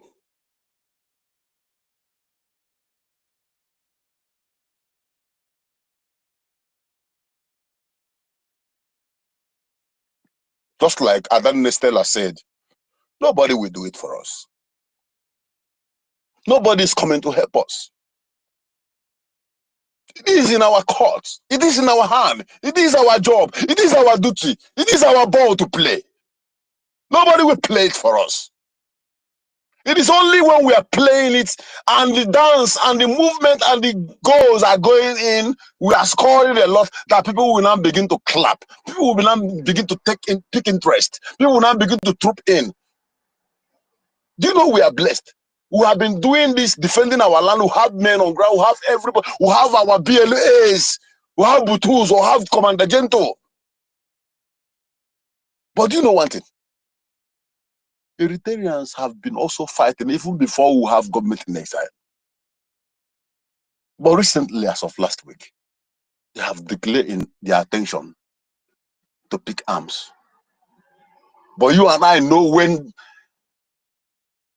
our PM said, our leader said from Nnamdi Kanu today, our Nnamdi Kanu said that you see this arm who have raised, we are not bringing it down until Biafra comes. We're not bringing it down.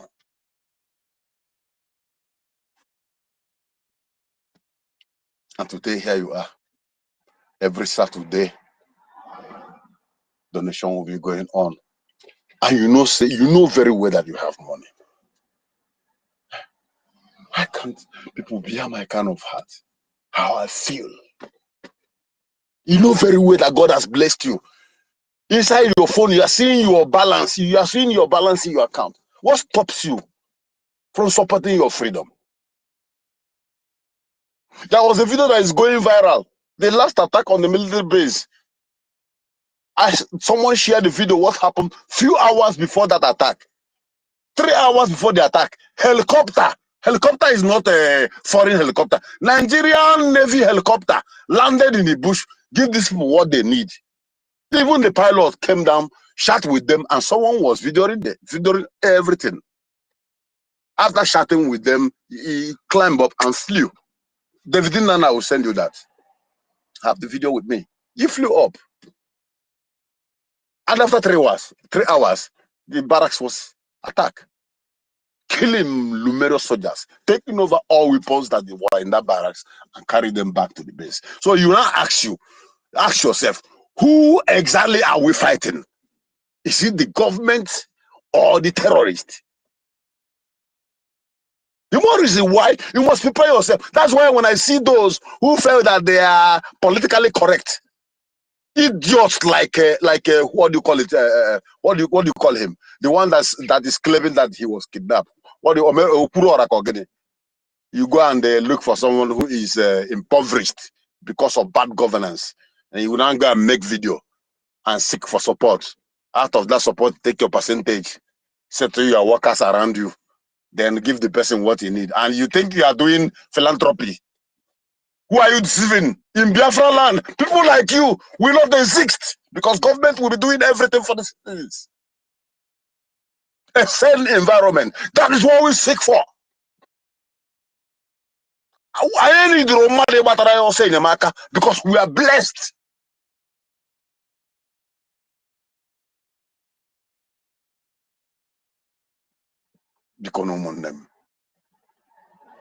Do not deviate.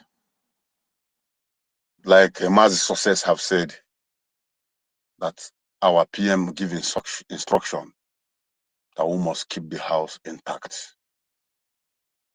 We must keep everything together. And I believe him because all these breakaway suddenly disappeared. The same man they went to take picture with, they went to laugh with, to convince Biafra that whatever they want to do is aligning with him. The same man is telling them, stop that nonsense and get lost. Now you will now understand why you see that look in the face of our PM in that picture that you see CRC idiot.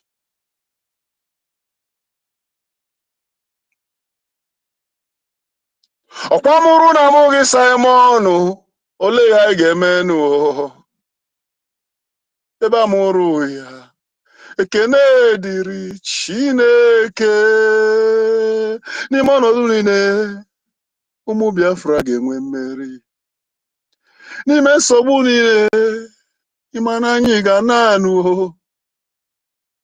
ọ bụrụ na mogi Simon ole ni ya ga-emenu ebe amụrụ ya ekene dịrị Chineke. Finally, onye mara asụ ya sụọ n'ikwe.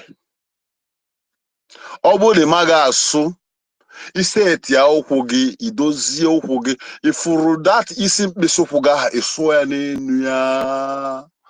By the time you feel the pains, you will understand the need for your freedom.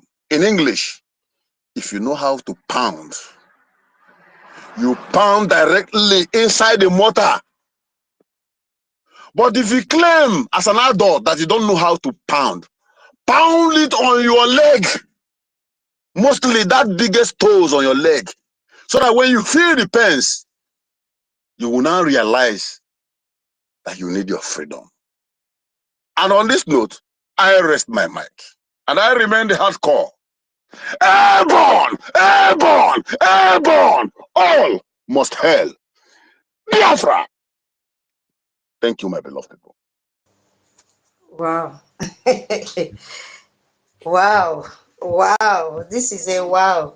I remember that time I was into manufacturing when I used to produce some products for cleaning.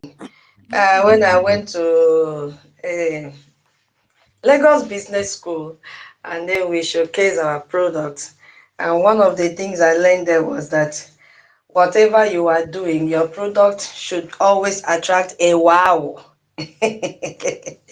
A wow. So once your product attracts a wow, you know, a wow means you're short of words to express in what that person has done or what the product has done. That was a wow submission. Hardcore, you know, you just combined the session you missed for how many days now, you put it into one. And you educated Biafrans. Thank you so much. We appreciate you. Our brother Emeka, you know, we called you before. You were not close to your mic. That was why Hardcore had to appeal before he took your position. So you can have the mic now. Sorry for waiting, okay? I don't, Emeka, are you there? Yes, I am here. Okay, I also want to know if, anyway, you've been waiting. Go before Minister Law, but I wanted to appeal. If you don't mind. Sorry. Let me take my. Hello? Okay, do you mind, Minister Love, to say something before you continue, or you want to go ahead? I need to take permission from you. Well, I don't know who you are talking about. If anybody wants to speak, he can go ahead. I think you should. Please, Tutor Biko, allow Emeka to speak. Emeka, thank you for allowing me. God bless you. Okay, go ahead. Allow him before he will lose his thought, please. Okay. All right. Our brother, go ahead, please. Thank you. Is it me you want to speak now or him? Because I don't understand. Yes, there seems to be confusion. You. Okay. You've been waiting for a very long time. All go ahead. right. Okay. Thank you. I just want to talk about the topic anyway. And the topic is about the Montevideo criteria. We already know them. You're talking about 4 major items there, having a permanent population, a defined territory, and a government.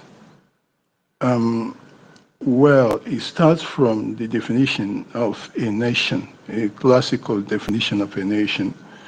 And the classical definition of a nation is that it's a people, that is a group of people, well-defined people, which, of course, that actually also means having a permanent population. And those people should be staying or occupying a particular territory. And those people will have a common descent, and that is one ancestry, and having one culture, which includes also their language. So that is the definition of a nation. Now, if you look at the Montevideo Convention and its outcome on rights and duties of states, it takes 2 of them. That is, you'll be talking about a particular territory. And secondly, we must have a population. More like talking about the 2 key items of the definition of a nation. So you have a nation. By that definition, that's what the Montevideo is saying. The next thing is that it talks about the third item, which is having a government. So out of these four criteria, that four items that make up the criteria, two of them are within the definition of a nation. That is having a permanent population of a particular people of a kind, and then them having a territory. The third one in the Montevideo criteria is government. Now, when a nation has a government, that makes it a country or a state. So consequently, the Montevideo Convention is also saying that you have a nation that has a government, so it's a country by the time you add the third item, which is the government. When you talk about a government then, a government is a group of people with authority to govern over a country or a state. Okay, that is the third item in the criteria, is that you have a country and then you have a group of people governing over it. That then is the third item for you. So we start from a nation. Those two items are out of a nation that define a nation, which is a territory and a particular permanent people staying there, who of course must have some commonality among them. And then when you have a government over them, that becomes a country. Before you come to the last item, but I want to further explain something about government. With comparison now of what BIGIE has and what we have as a people of Biafra to seek independence on the basis of the Montevideo Convention and its stated criteria. Are we a common people with a permanent population? That goes without saying. Nobody needs to argue over that. And we've been there for thousands of years, even before Christ. We've been one common people. We have a permanent population, growing population within a particular territory. Do we have a particular territory we are occupying? Yes, we have a particular territory. And when the common people stay in a particular territory, especially on the basis of culture, it makes them automatically a nation. Also, sometimes when I talk like that, I don't know, some people may not understand, because you can have a people who are not staying in a particular territory, you understand? So let me say, for instance, if you have a Nigerian Union of Road Transport Workers or something like that, or a union of road transport workers, they could be anywhere, they are scattered all over. There is nothing really that identifies them as staying in a particular area, unless you are talking about Lagos State 1 or Imo State 1 or something like that, but they are all over the place. But when you have a common people of a common culture in a territory, that defines a nation. That makes it a difference, because you can have organizations and of people, you can have Christians, they are all over the world. That doesn't make them a nation.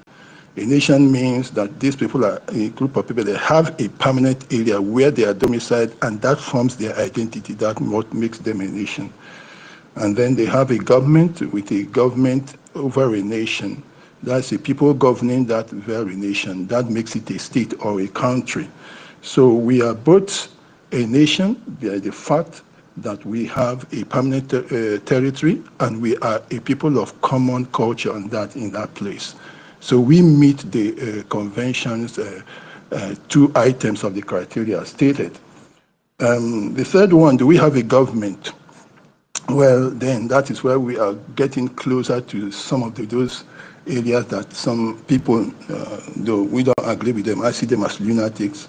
Those people that have some kind of twisted minds about realities, they can argue that we don't have a government. But then we do have a government. We've always had a government, and there is no, you can have all kinds of government, presidential and parliamentary, all that. But traditionally, we have a government. Then, with respect to BIGIE, we do have a government.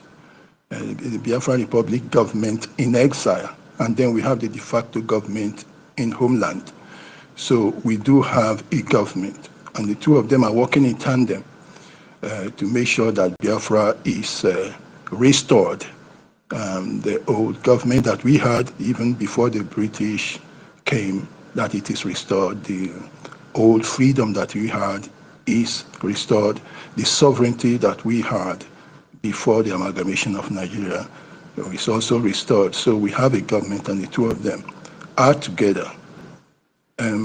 So those three are met very easily. And then we go to the final one, which is where there is some complexity. And that one is saying that for you to be recognized as a state, then you have to have this capacity to enter into relations with other countries, capacity to enter into relations. Now, when you are thinking about that, then what is it that really gives you the capacity to enter into relations? You see, that one now goes into considering what is it that will make you to have the capacity to enter into relations with other countries. It means that you should have some kind of what is called legal standing, before other countries can see you as some entity or government that they can recognize. You must have some legal standing.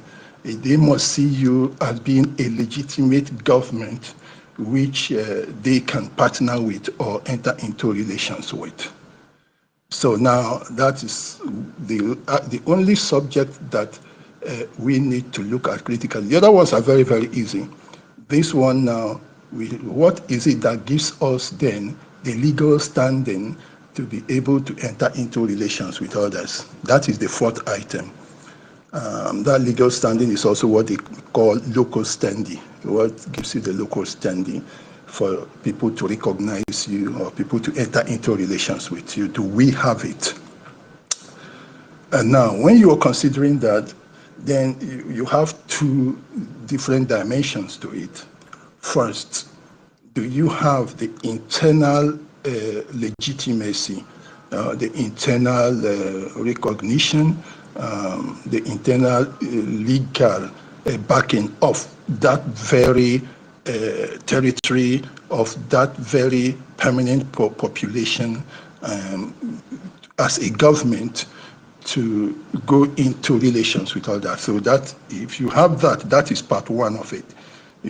Internally, those people or that area that you say that you are governing or you have a government over and you want to enter into relations with other people on their name as their sign, you have to have their backing. You have to have the approval of your legitimacy. You have to have a legal standing from their perspective. The second side of it is now internationally. Is there anything that now gives us the local standing internationally to be able to say, yes, okay, we can enter into relations with other countries? So I would like to then explain this, because this is where the crossover. Everybody has spoken and the other ones have been quite easy to deal with. Now, internally, do we have the legal standing, the local standing, the legitimacy from our people, the backing to say yes? So, and I will tell you, yes, we have it, because we've been able to get the people within that territory, that permanent population, to vote in a referendum by which they have given BRGIE the authority to go ahead and to now go and enter into relations with other countries on their behalf. That's one big achievement of that referendum. And in fact, you could remember that when it was conducted, there was this British tabloid also that said, put your eye on the Biafran referendum, because that is very, very important. It confers that local standing, that legitimacy on the BRGIE to now solicit for relationships on behalf of the people, that permanent population in that very territory. The next thing is that charter, and that is the big one there, because the charter, like I've always said, is the kind of what we call it attorney given to you, the power of attorney given to you, which legitimizes your position to be able to now stand in as an attorney for these people. So that charter and the referendum confers internally the local standing, which of course gives the on the BRGIE to be able and gives them the capacity to enter into relations. So that also meets the Montevideo criteria. Now, internationally, what is it that is required on the international front for you to have the legitimacy? Then we go into United Nations Charter, Article 1, particularly the second sentence there. It says that of the mission of the United Nations, it says to develop friendly relations amongst nations based on respect for principles of equal rights and self-determination of people. Okay, so it means that you can seek the approval of other countries, and the relationship between you and them, when you are seeking recognition is as good as going for friendly relations among nations. So when the United Nations says they are fostering friendly relations among nations, it's as good as those nations recognizing themselves. But that has to be based on the principle of equal rights and self-determination. So the United Nations is saying that the principles of equal rights and self-determination actually gives you the right to stand as a nation. Because those people, remember we talked about a permanent population of people in a territory.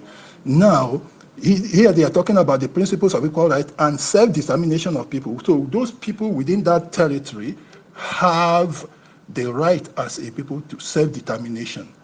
Consequently, the United Nations Charter now confers on us also the approval to be able to stand and enter into relations with other countries.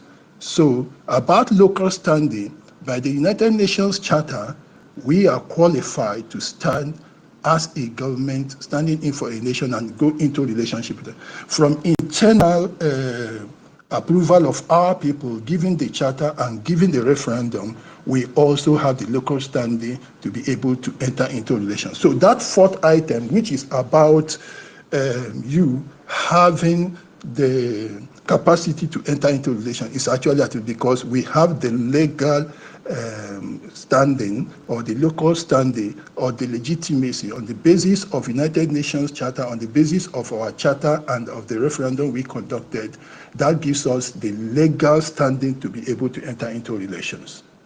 So technically speaking, like I have just elaborated, we have everything to be able to enter into relations, both from being a permanent people with a common culture, staying in a particular territory, to having a government both in exile and home front, and then to having also the United Nations Charter backing us as a people to have self-determination and also our own internal approval from our people.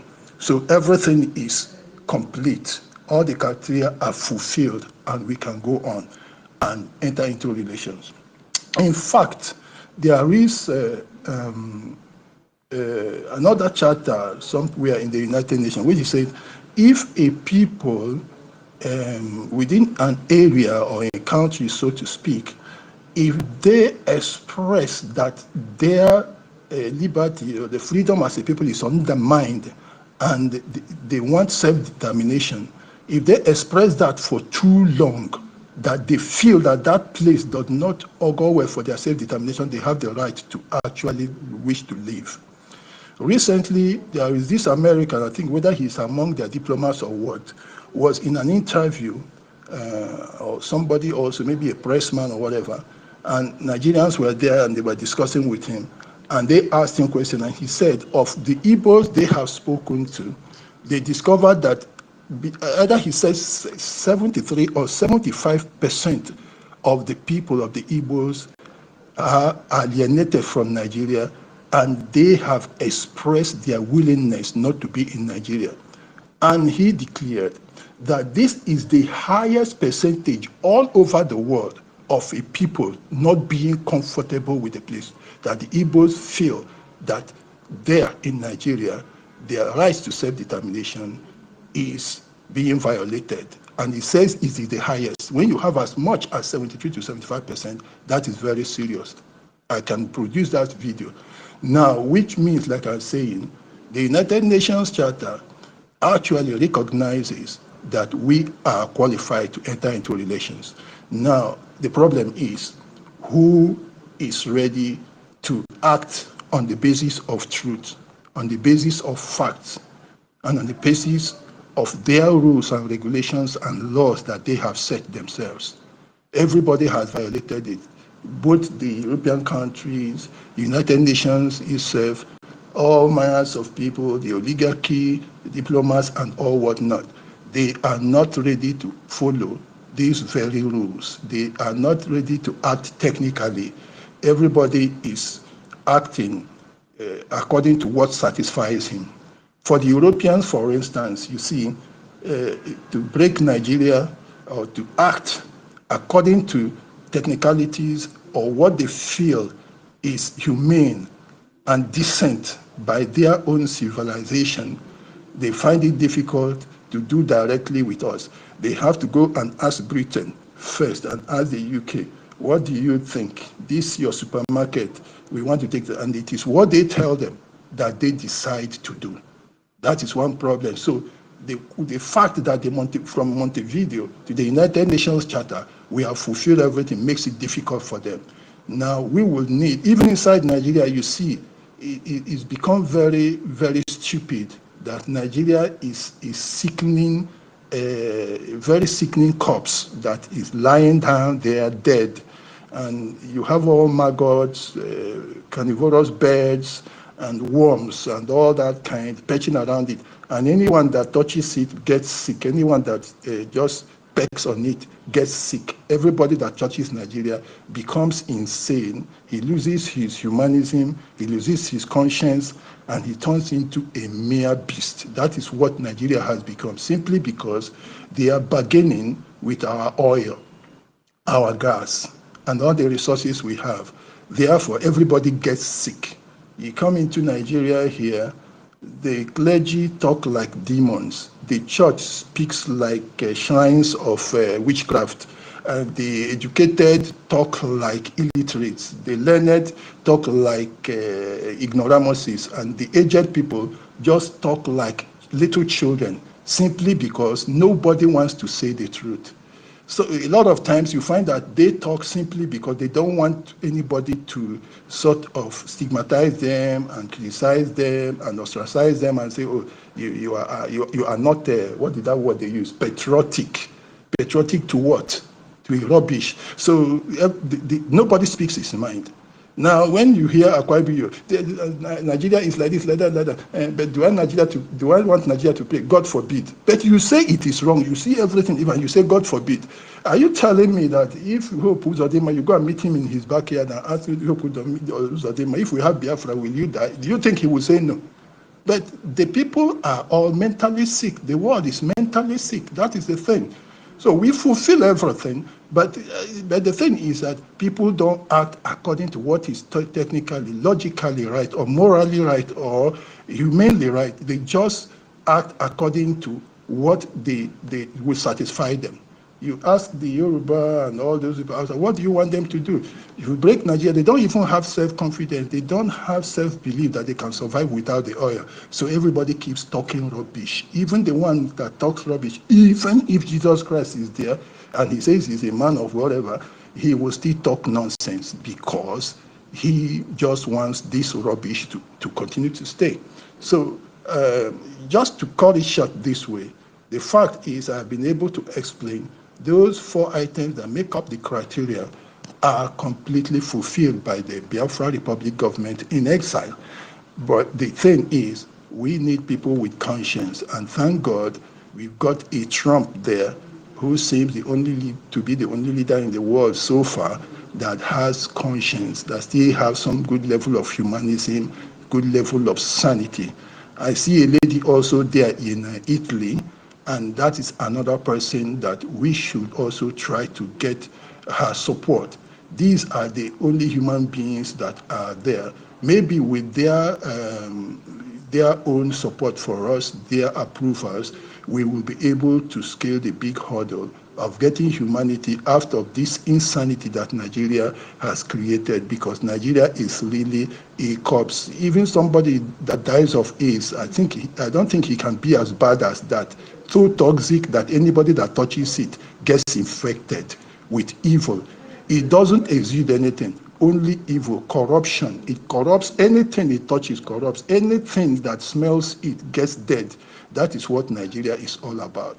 That is what is happening, and it's affecting us. So each time you now see these coup plotters, Oka coup plotters, and Dinka and all those things, they are only going to pull us back, because whereas we have fulfilled it, and the US and any other government in this world that would like to approve will see us staying stable, staying strong, staying as one unit, and having a common purpose. When they now see us in pieces with so much stupidity and idiocy, it is an attempt to pull us back. And that is what these idiots are doing. I think they are bought to create a situation that seems to be as if, yeah, you have this criteria, but then you are losing in this, in that you don't have one, you don't have legitimacy, you are all in pieces. I think that is what they are sent to do. And that is why I have been talking about this. I've been telling Biafrans, there is no other way you can get Biafra. I heard Success saying this morning that, look, Nnamdi Kanu himself is saying that, yes, we should protect the APM. That is an indication of what I've said this 3 times now, consecutive time on this platform, that there is technically, logically analyzing it, there is no other way except BRGIE. So I'm saying it again here. If you are in IPOB and you are saying anything, let me tell you, Nnamdi Kanu himself will come into this, because technically, logically, I have analyzed it. There is no way. This is the only way. So if he's already recognizing it, then what about you that is stupidly talking rubbish there? Come and join BRGIE. If you are following the Fulani whore that is taking pictures inside the water and everything, stripping herself naked and showing her pubic hair, you are stupid. Come out of that place and come and join BRGIE. That is the only one common front is what we need to move this thing. If you are an OCAP coup plotter and Dinka coup plotter, there is no way. If you are in the Nigerian politics, there is no way. But the only thing I know that so many of you are interested, you are feeling unsafe because of Nigeria, because we are faced with animals. These are not human beings. I'm telling you that even Mazi Nnamdi Kanu never believed that they could behave like this. He thought he was dealing with human beings. He doesn't know how desperate these people are. They can do the worst things. As much as to go to the house, kill 28 young men, that was unbelievable. I'm telling you, we never thought they could go this way, but we have seen them. This is how, that's why these politicians, these guys that have money cannot come out. And we need to make platforms and channels open for them to come in. So nobody should condemn them. It is because of their prominence. I spoke here one day, Betty asked me, I said, if you, wherever you are sitting, look around you, what you will see, those things that are in front of you stand a greater danger for you to attack, because they are right in front of you. The ones that are behind you, that are smaller or hidden by these ones that are at the front, run lesser risk. So the people that are at the front, who are here in this place, in the midst of these animals, will find it difficult unless there is a good channel provided for them. I stopped so far. Thank you very much. Thank you, NK. Thank you to those, Betty and the house. Thank you. I'll stay and watch.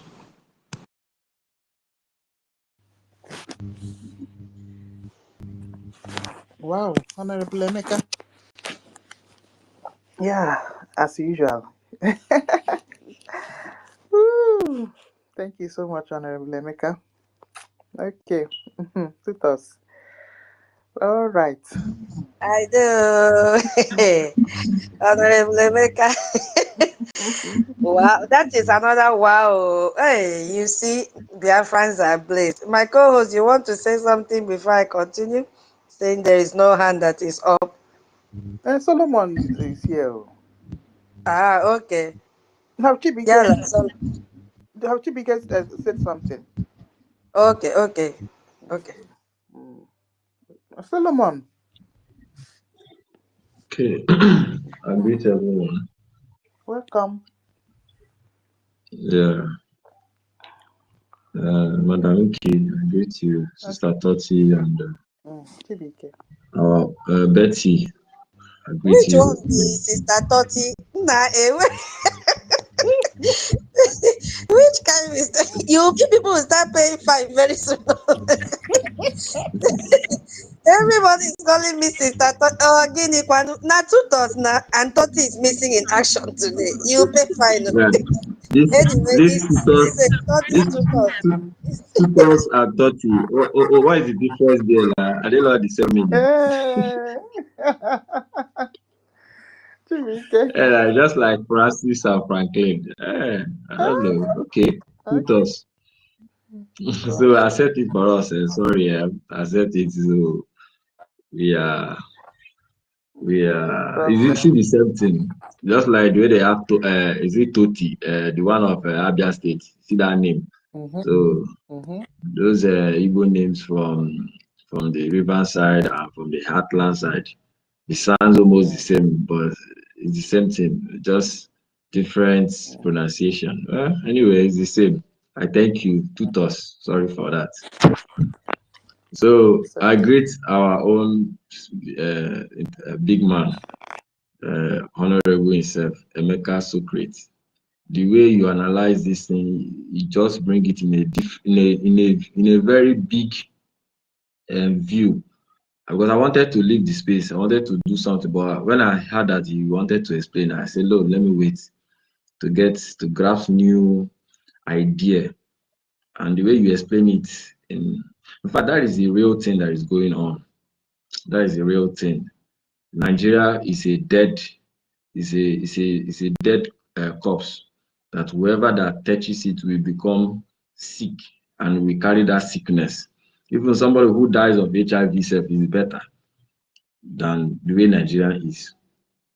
And that last part, that the trees that are front you are even much danger for you than the little ones behind you. These politicians, especially those Igbo politicians, will see all those rich Igbo businessmen, Biafrans businessmen, Biafrans men, politicians, Biafran Nigerian politicians that are even trying to terrorize us are not doing that based on their own conscience, but because of they have already have contact with Nigeria, they are infested, and which he gave a solution, which you have to have a different platform for them to come in. Maybe some of them would like to come in, but some of them have been infested that they can't change again. The virus have really contaminated their brain, their mind. There's nothing. If you even invite them in those little bits platform to engage them, they will even infest everything. They'll be able to convert the people that are even fighting for the freedom and convert them back to Nigeria. That is how smelling and so dirty Nigeria is now. Any international country that make deals with Nigeria with their conscious drive, you see them that before you know, in a few years' time, they'll start having problems.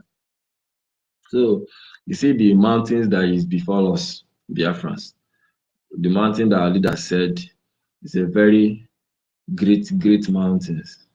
Now you begin to imagine. So this is how Biafra, this Nigerian government take Biafran struggle to be. For them to want to stop Biafra, they have to be very corrupt. anything, any person or any individual, any that want to try to talk about Biafra, they will try to infest you. It's a serious matter. So that is why we must keep on doing what we are doing. We cannot see that we have everything out of the four this thing that we need for us to be recognized. We have achieved it even more, like more than any other nations who have gotten freedom through this process. We are the highest. But Nigerian government want to use another means, like people like within us, Biafrans within us, within ourselves, to try to stop it. You see? So it's a very deep thing that we must understand, and we must keep on standing firm, because this freedom fight is not it's not like any other freedom fight. It's not like we are coming together to do something. You see, in the same our freedom fight, we have accomplished, even when our prime minister was, we accomplished everything. But how did we know that we have infested people, Nigerian infested people in our government?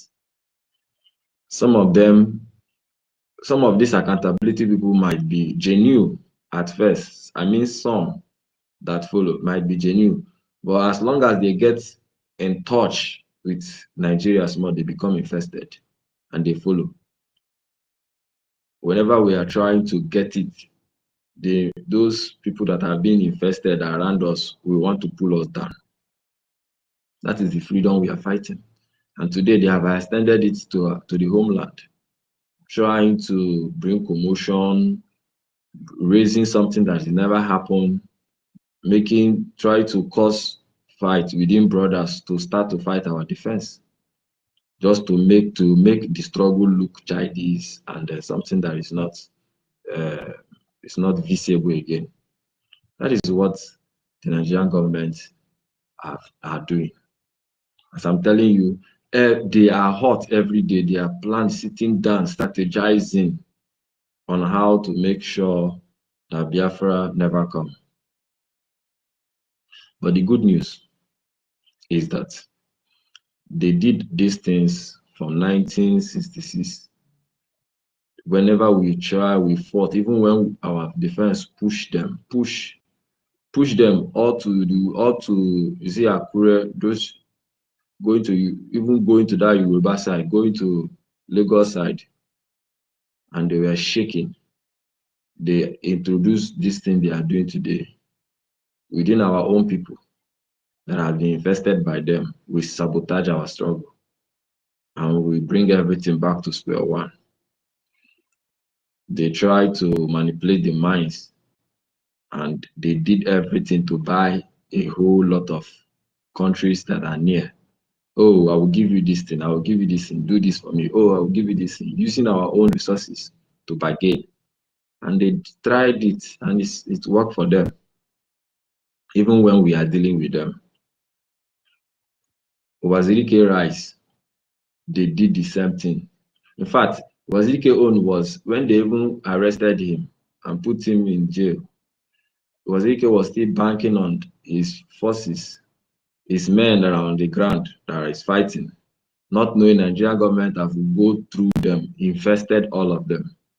And they were even bringing the offer to Wazirike inside the prison, say, oh, you give up, we are going to give you this, and we'll make you rich, we'll make you this. Wazirike was thinking about, if he decide to accept this, what will be the outcome of his men that are on the ground that is fighting for the same ideology, not knowing that Nigerian government already go and infested all of them, using their own people too. It was even inside cell that the commanders of Wazirike came and meet him inside, even telling him to drop. Just to tell you how deep Nigerian government can go to fight you, to fight Biafra. With Wazirike own, they tried and stopped him. EFIK-IBIBIO raised a very formidable, even someone that is even more stubborn than whatever the Nigerian government can think of, which is our leader, Nnamdi Kanu. They infested a lot of people. In fact, almost all the people surrounded him. They infested everybody, and they sold him out.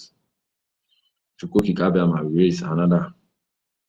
Now, some of the people surrounded him too. They infested him, and they sold him out.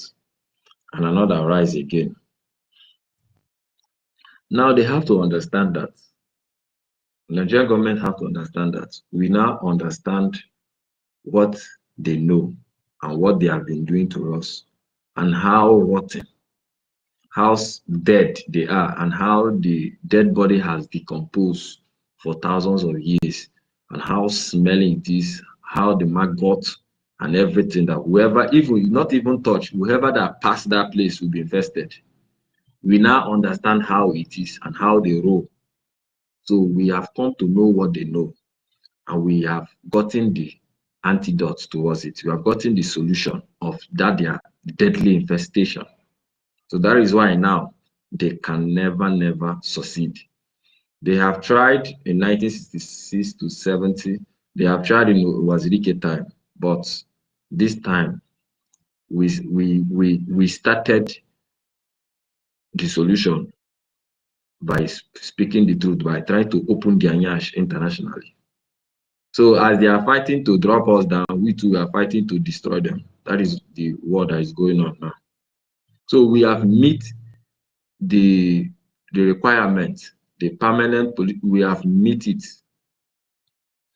The permanent populations, we have met it. In that populations, we like, just like what Emeka is having, like, it's like a state where you have your culture, you have your value system, then you have your territory, which is defined a territory. We have our territory. If you bring back to the old Nigeria, the southeast and the south are Biafran territory, the so-called South and South. And we have defined it. We have defined our borders, our land, from where it starts and from where it ends. And when you come into these places, you see that all these people behave one. They have one culture. We eat. We have our masquerade in the different ways. We have our AYG or ERG. We have it in different ways. We have our what do they call this? Our women, the tie two-piece wrappers. You understand? We have our circumcision time, 8 days for male. You see, we have those what is it called? I've forgotten some of our cultures. Then we have the value system. We hate sharing blood. We like saying the truth. Our people like when somebody said the truth. That is normal in our territory. Anywhere you go, you see we like saying the truth. We like exposing evil. If you go to Afonja land now, they like keeping evil. That is not our culture. If you go to the north, that is not their culture is different. But when you come to our territory, our value system, we like saying the truth. We like exposing evil. We hate sharing blood. We like accommodating people. We like thinking innovative, open, trying to learn more, expand, and bring new things, bring things to life. Something that is dead, we try to make it live. That is our value system. We have met up to this. We have our defined territory. We have our borders, our map. Even the vote that we voted in this self-referendum confirmed everything. In fact, this self-referendum we do is the highest thing ever that can define the population, and also define the territory, and also define the government. This Biafran self-referendum that we were able to gather 50 million votes in all our 40 states confirmed everything. We have a government, an organization. We have the Biafran Republic government in exile, duly registered in the United States Department, that is legally, as the only authentic to fight for Biafra, as only institution to fight for Biafra independence. Now we have a government in a government, which is the de facto government in homeland, and the people support it. And they are there. We have the state, from the state, in each state, we have the county. 15 counties make up a full state, and each counties, we have 5 districts in. So each 5 districts make up 1 county, 15 counties make up a state, and each district we have 3 wards. So we have break everything down to the lowest limit, even to the people. 3 wards make up a district, 5 districts make up a county, and 15 counties make up 1 state. We have defined it. That is this thing in the homeland. When you come to the SI, we have all our how everything is defined. Now we have the capacity to enter international relations to other countries. We have our liaison offices almost all over Europe and Asia and Africa and in America. We are entering direct contact with governments. Biafra is due. We have everything put in place to get our economy. If we are like a different nation, they could have recognized us a long time ago. But because of who we are and the kind of nation we are, that is why the fight towards us is more deep with the system Nigerian government is using, because they are dead. We are going to flush the dead body, that the Nigerian system that is dead. We are going to open a different ground and bury them and cover it. That is the process we are. Since they have decided to infest all the people around us, that we will never get our freedom, we are digging their grave, and the grave is dug already. We are not trying to push them inside our grave to cover it finally. That is the process we are. And once that is done, Nigeria will be off in the history of this world. It's going to happen. Since they have decided to die, to stop us, we have decided to stop them finally, to bury them. So Biafra Republic government in exile has met the Montevideo criteria. So the question is, if so, why the sabotage? The sabotage is, the headquarters of it is the Nigeria, trying to use our own self to fight us, because they know it is only a Biafran that can stop his own brother, not them. The Fulanis Fulani terrorists have been masquerading throughout the north, killing people, burning Christians, killing them from the north to the middle belt. But when they enter Biafra land, it will become opposite. The reverse is the case. Our defense, we just humiliate them and eliminate them. So they know that they can't do those things they have been doing in the north. So what did they do this time? Use them, use those Biafrans, recruit them, give them what they need, let them go and fight themselves. And that is what is going on right now in the homeland and in exile. But I thank Chukwu Kikabiama that we now know all these their tricks and we are ahead of them. That is why we have defeated them here in exile. The Madam Baoba NGOZI group spring up to cause chaos, to make the Biafran struggle look childish. And when you look at it, there are some of this think tank group in America that was following us. Some of them, they back down. If you can follow where they were talking about Biafra then. Because of that, NGOZI them stuff spring up. But the Biafran government, we defeated her and we push her away. Her plan was to make Biafra to just be like, it's true. People have met up to the Montevideo Convention. Yeah, but you are not united. Yeah, you are pieces. You are scattered. Look at this one. He's talking USB. You are talking Republic government on his side. You see. Now another one has spring up. Oh, this one is talking about CRC again. This one is saying you are not. This one is. That is the aim, the plan. But at the end of the day, we have defeated them. We defeat them. We are chasing them away. That is why they can't go to just Washington DC or enter any serious government office. They are just busy making noise on social media, trying to confuse who they will think they will confuse. But the people are now intelligent now. We are now intelligent. So my happiness is that the dead Nigeria that is dead, that is smelling, we have dug their grave. They will no longer be smelling again. They will no longer be on the ground that is smelling. We are burying them. We are going to bury them finally, so that the dead, the smell will finish, so that they will rot in there and become nothing. We're going to bury them and cover it. And that is what we are doing. Although it is not an easy task, but we must continue. Because Chukwu Kikabiama has given us his word and has given us the assurance that Biafra must be.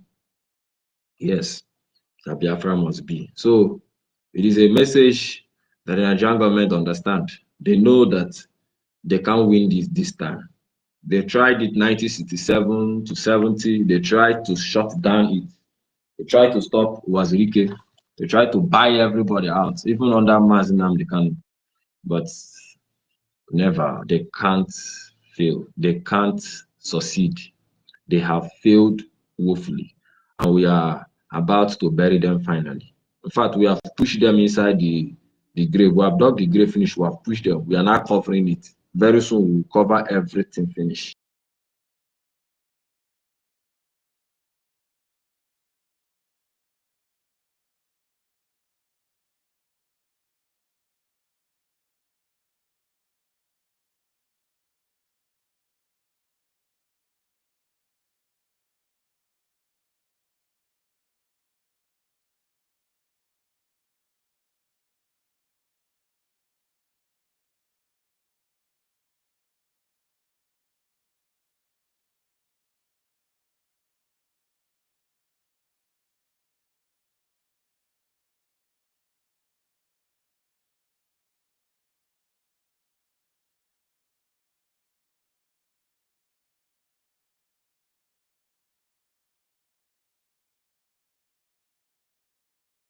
Data. We have our laws.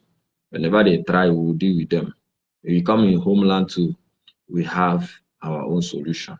So they can't succeed this time. They can't succeed. And we keep on praying that Chukwu Kikabiama will protect all the Biafran Republic government leaders, from the acting prime minister going down to the least, even to the homeland, from our defense forces to every mechanism, those standing. Because it is only Brgie that is going to bring this freedom. There is nobody. All other group, IPOB, Mazop, what is the name? What is their name? I've forgotten all their name. Both the USB charger, the accountability group, all other group just need to tune in to the Biafran Republic government. That is the only way the freedom will come. We all know that all that group have been infested, and therefore their brain has been damaged totally. And what should we do is to cut it out. We don't treat cancer. We have to do what? Cut it out. And that is what we are doing. We are cutting all of them out.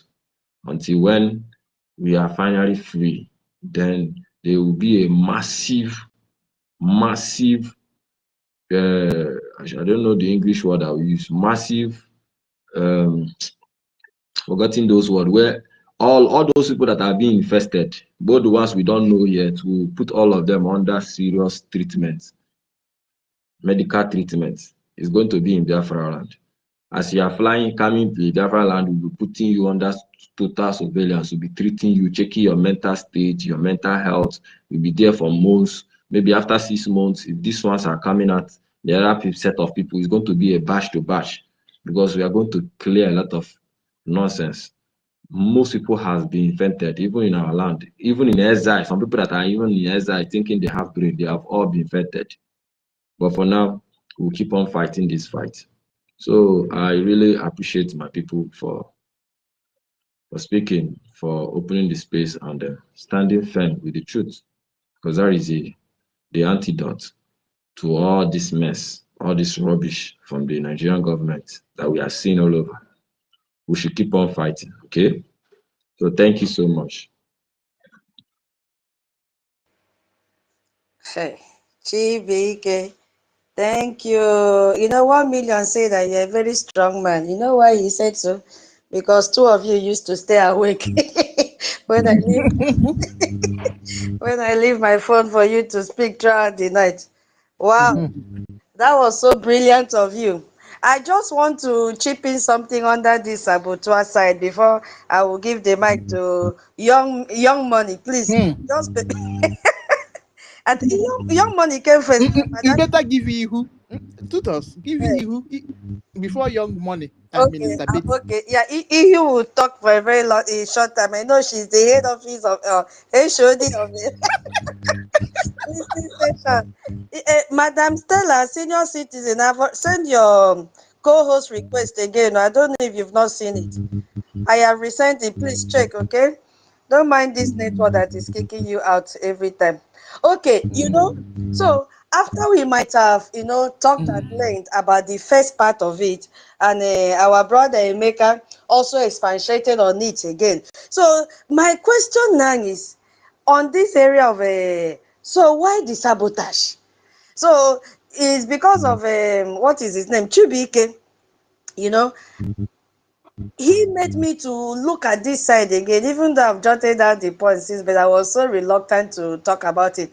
But I just want us to look outside internal enemies. Yes, we have a lot of saboteurs. So that is where I'm coming in from, okay? So don't be angry. Just give me a few minutes. You know, when I say few minutes, understand it is few minutes. So let me take it off from here. Now, the saboteurs know that we have met the Montevideo Convention criteria. They know very, very well. So it is not about whether we qualify. They understand we do. So the sabotage is deliberate because our success threatens their power and profit. Yes. So the very thing that we say, who are these saboteurs? Who are these saboteurs? So I'm going to start from internal enemies. Who are the internal saboteurs? Let me just put it like that. We have internal saboteurs. And now, when we look at that, we are talking about those that were in the cabinet from, okay, let's even say those from the time of Ojukwu till the present one, at least this latest one of accountability of 2025. Because we have a permanent population, which we have already said, we have made in the morning. We have a defined territory. We have a government already, which is government in exile. And then we have the capacity for internal relations. We have explained all this in the morning, what it stands for. And our brother Emeka has already recapped on that again for those of you that were not here in the morning. So this should make our case undeniable because we have met all the criteria. So why the resistance from within is the question that we should ask. So one of the most painful reasons is that some individuals, this is now about the internal ones. Now, some of individuals, like NGOZI individuals. So some individuals, they have prioritized their own personal gain over the destiny of Biafran people. That is what is happening. So some have benefited from the current Nigerian corrupt system. And what can they do? So they have their positions of power. Their businesses are protected, so they have to protect the interest first. Or they might have personal wealth that they believe will be threatened if Biafra comes. So this individual may be Biafrans themselves, but their loyalty, their loyalty is to their own pockets, not to the Biafra nation, because the kitchen will be so hot for them to stay. So they now decide to act as saboteurs because a liberated Biafra, it will disrupt all their corrupt network that they have in Nigeria and force them to operate in a new, more accountable system, which is Biafra. So they are afraid of this. So they say, instead of them to support us, let them sabotage it, irrespective of the fact that we have made this Montevideo Convention criteria. And another thing that still aligns with the internal sabotage is the fear of the unknown. So what have these people do? To me, I feel that they have instilled fear of change to gullible followers who do not really understand the importance of having a nation that is will be corrupt free. So these people have instilled fear to them, you know, even when the positive change will be good for everybody, but they are now frightened. You know, some of them are afraid of what the independent nation will look like. You know, they worry about the stability of the new government. You see what is happening? So they also worry about what I would say potential for economic challenges that they will face, or maybe the consequences of fully separating from Nigeria because they are so used to this Nigerian corrupt system. So the fear is often fueled by these internal enemies, which I'm talking about, the propaganda. So because they know they cannot withstand it, so they are looking for people that they will also convince and say, don't join. No, you see what Nigeria is giving to us, a man, no man. If you just come and bow down to this, you will have contract. So why would you go and join Biafra liberation? Yes, we know they have made the international criteria, but it will be man no man. No, there'll be no difference between Biafra and Nigeria. And what will these people do? They will say, okay, is that what you mean? They say yes, okay, let us join and sabotage. So these individuals and group might also become saboteurs, and we are seeing them on a daily basis because they have been instilled with fear from the internal enemies. Now, let us not forget that we also have what we call territorial integrity. So it is not only about the internal enemies, internal saboteurs, because the topic is, if so, why the sabotage? Why are the internal enemies sabotaging? Now we have to look at the territorial integrity. And this is when we bring in all the neighboring countries, especially African countries, into this. Because you see, my people, let me tell you, we are fighting a serious war. We have so many enemies. So let us not only focus on internal, we have enemies. I am telling you, when you dig deep, you will know that if we don't stand strong, and the only place to stand strong is a Gemma. Nigeria have spent money to make sure we don't achieve this goal. I am telling you the gospel truth. Because the Nigerian government, their primary argument against Biafra independence is not that Biafrans do not meet the criteria. They know we have met the criteria, but that principle of national sovereignty and territorial integrity is paramount to Nigeria more than our freedom, because this is the cornerstone of the United Nations and African Union. So many nations now, look at what they are doing, especially in Africa, fear that if they support our own secession, they will also lose their territory. That is what is happening. You see, that is what is happening. So they also worry that their own ethnic and regional groups will also be encouraged to break away. That is why once Biafra is free, hey, other countries, especially in Nigeria, that are still tied to these colonial masters, they will be forced to split, because Biafra will become a light in West Africa. In fact, for the whole Africa. You see, so they are afraid that they will also break away. And this lead to a widespread, when they break away, it will lead to a widespread of instability. And they will be forced now to withdraw their colonial era borders. All these colonial masters that designed a separate borders for them, just to make sure that they cage the freedom of Africans, because they enjoy seeing us suffer.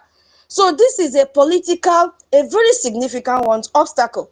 You see, and they are also fighting against our freedom. You see, we also have saboteurs. I put this one under international corporate interests. What is the interest? Why are they sabotaging? So it is not only internal sabotage. Excuse me. So let's look at oil revenue control. I just put down just one, so that I don't take too much time. The reality is that companies like Shell, Shell is not owned by one company, but they have, offices here and there. They have operated in the Niger Delta for over 60 years. And guess what? Extracting over $600 billion worth of oil from our territory. Now, the problem is, you see where the problem is? They pay minimal royalties to local communities. I told you one time that I went to Eastern Obolo. No road, no hospital, no school. But they drill all the oil companies are there, drilling this oil. And what do? They pay. I told you how much they gave that time, 5 million to the chairman of that local government. And I told the man, you mean you could have the mind to collect 5 million from each of these oil companies? That it is too small, and out of this 5 million, he will take from there and begin to settle the kings and the Igwes in that community. But that community, no road, nothing. So these people took advantage of that. They pay only 13%. And look at the percentage that they are paying to international communities, 25 to 30%. You see? And this enables Nigerian corruption very well. Just give me tips, take the oil and go and sell. So what is their fear now? You think they will just close their mouth? They will not. So an independence Biafra, if we have an independence, what will they do? This will stop. This automatically will stop because Biafra would review all existing contracts and demand international rates. That is why our APM said Biafra interests will be protected. They are not going to do as our forefathers did because they did not have the power of negotiation. You see, so they will seek reparation for decades, yes, of underpayment and all the environmental damage. So do you think Shell will keep quiet? Shell will not keep quiet and see us have this freedom, but they came late. What of control of existing infrastructure? Let's just take a look at that. You know, most critical oil infrastructure in Nigeria, especially the major oil terminals like this Shell. We have Shell in Bonny, those of you that are in River State, and it is valued at 10 billion US dollars. You see, where is it located? Still in our territory. So all future and current major oil projects, you saw Total Finl Elf, it is still in our territory. What does it want? 16 billion US dollars. They have a deep water project and are based on the assumption of continued Nigerian control. That is what they are basing this infrastructure on, that Nigeria will still be in control of this territory. Now, the problem there is, these companies will fear losing control of this infrastructure they built using our resources. But they fail to understand that by supporting us, by supporting our recognition, by supporting us having our freedom, that we can come to a round table. And that is why, if they are hearing me, don't be afraid to give your own thumbs up for Biafra to be free. The resources belong to us. So their fear is now that in our Biafra government would likely take control of this infrastructure, leading to a loss of their operational dominance. I am telling them today, do not be afraid. They are also afraid of fear of contract renegotiation. Contract renegotiation, all major international investments. You see, I just mentioned a deep water project. Where are they? Are based on maintaining the current system. You see, which critics argue allow for Biafra theft. Theft, stealing of our resources. What is this? What is their problem now? The problem lies that, example, the company like ExxonMobil, which is in EKID, all of us know Mobil. Mobil is in EKID. Do you know what they are doing? And Total Finl Elf. They benefit from a corrupt system that allows them to pay lower royalties and avoid greater accountability. So their fear now, why they are sabotaging, is because our government will cancel this unfair contract. Because even the citizens of those communities, they are not employed. If you go there, you see Yorubas till the least position like gate man. Yorubas have taken over, and Fulanis are the ones driving all those trucks. That is what is happening. But they are afraid that when our government step in, when we regain our territory, that all these unfair contracts, our demands will be renegotiated. Every contract will be renewed. But they should know that whatever is being renewed will be to their own benefit as well, because we need them and they need us. They will not be robbing us again. So why is Nigerian political elite fighting us? Why the fight for our liberation? You see, let's look at the economic part of it. Former president, the one that died twice, Buhari, do you know how much he stole? Because they need to protect this thing and continue to steal from us. 25 billion US dollars from oil subsidy alone. You see what is happening? And what did they do with this money? They came to Dubai here, bought houses, bought mansion in London, everywhere. Even when they sick, they fly to London, go to hospital in London. With whose money? With our money. They are fighting against us because they still want to maintain their political relevance. Without our oil, hey, Nigerian GDP will drop. Research shows that it will drop from 440 billion US dollars to 200 billion US dollars. It will even drop more than that. You understand? Because Nigerian president, what it matters to them internationally is because they feel, or they've given this idea that they control our resources. So, because when oil price drops, international attention to Nigeria will disappear immediately. Are we also going to look at international powers like France? What have they done? They have also sabotaged us. Yes, they want to maintain their status quo. We see what is happening in Burkina Faso as well. What France is doing. They want to continue to cage us. So French companies control significant portion of West African resources. And how? Through corrupt deals. Because they believe that, some powers prefer one corrupt leader, and we know that they don't even have one. They have so many corrupt leaders in Africa. So they prefer to deal with them than control over multiple legitimate governments. That is their fear. And do you know the tactics that they are using? Because we are not only going to look at one section. There are so many, but I just want to reduce it to this number so that I don't take much time. So that we don't only look at internal enemies. No. We are surrounded with enemies. Internationally, locally, and in-house. We are surrounded with enemies. Now. Okay. Okay. Eh? It's all right. Go ahead. Okay.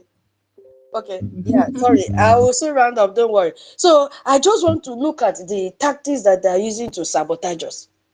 You see, I just listed 3 because there are many. Number 1, I looked at the legal manipulation that they are using. They will tell us, and this comes from UN. UN will tell us, you need recognition first. You see, you need recognition first. And, UN Secretary General said this, that Nigeria's territory integrity must be respected. We saw that. And the reality is that this same UN recognized South Sudan in 2011. They recognized East Timor in 2002. They recognized Kosovo in 2008 before they control their territories. So why would they say until we are recognized? You see the problem? So they have contradicted themselves. They ignore their own Montevideo Convention standard when it suits them. You see what is happening? And look at the truth here behind this thing. Israel declared independence in 1948, if I'm not mistaken, while still fighting for their territory and got immediate recognition. I've mentioned this before in the morning. They also have the tactics of economic warfare. I just put down one example, blocking our international funding. This is not new to us. UK, they froze accounts of Biafran activists, so many. Even in Nigeria, they've frozen accounts of our people under what they call terrorism laws. This same UK allowed Nigeria officials to buy properties in London with stolen oil money. We could see that in HSBC Bank that closed accounts of Biafran's organization, but saved corrupt Nigerian politicians' accounts. You see the tactics that they are using? What of investment trades? You see, some international investment institutions discourage investment in Biafra project. But what do? This same institution provide funding to Nigerian government despite documented corruption. What is that telling you? So some development bank condition loans to African countries on respecting Nigerian territorial integrity. Another tactics that they have done, which we have overcome today by using this Twitter space to make noise, that they cannot silence us, is media manipulation.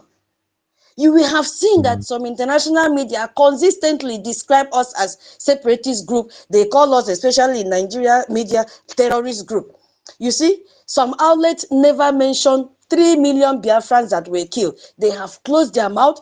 They don't want the world to know, but we are here every day to tell them, these people, this Nigeria, they killed us. From 1967 till date, they are still killing us. You see, major international newspapers have rarely publish this abomination that occurred. They say Biafra is terrorism. How? We saw that Nigeria labeled us that we are terrorists. You see, the same government that is calling us terrorists are negotiating with terrorists, which is Boko Haram, and pay the money. You see, when we carry our Biafra flag, they say we are terrorists. But bombing school and churches, what do they call that? Nadem Sabi. So the bottom line here is that, if I may ask you, why are they so much in a hurry? Why are they so desperate now? Because time is running out. We have created awareness with our referendum. So our young people have come to realize that our struggle, they've come to realize our struggle through the social media handle that we have. Every day we gather in this space, our people gather there in their YouTube channel, propagating the movement of Biafra and our freedom. So Biafran protest now happens simultaneously in almost 15 countries in the world. So they are in a hurry because they cannot close our mouth again. They can no longer control information that flows out of our mouth. We are our media. We speak, we cry, we make noise for the world to know that we have been killed enough. We have also used the law. They know that we have extended to dropping our case on the table of the congressmen and women. So they are panicking because we saw that in the newspaper last week. And more are coming this week, according to our APM. You see what is happening? They also know that when this thing happens, that UN will go back and investigate. Of course, they were just doing as if they don't know the truth. They know the truth. They know the truth about what is happening to Biafrans.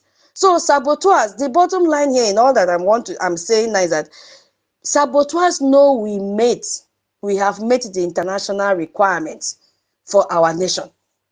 They sabotage our liberation, not because we are wrong, no, but because we are right. Their power, their wealth, and their influence depend on continued control of our territory and resources. Yes, but every tactic that they use, they have failed on arrival. Yeah, if we truly had no case, why would they, simply ignore us? Yes, if we did not have any case, they will simply ignore us. But since we are doing the right thing, that is why they are jumping up and down.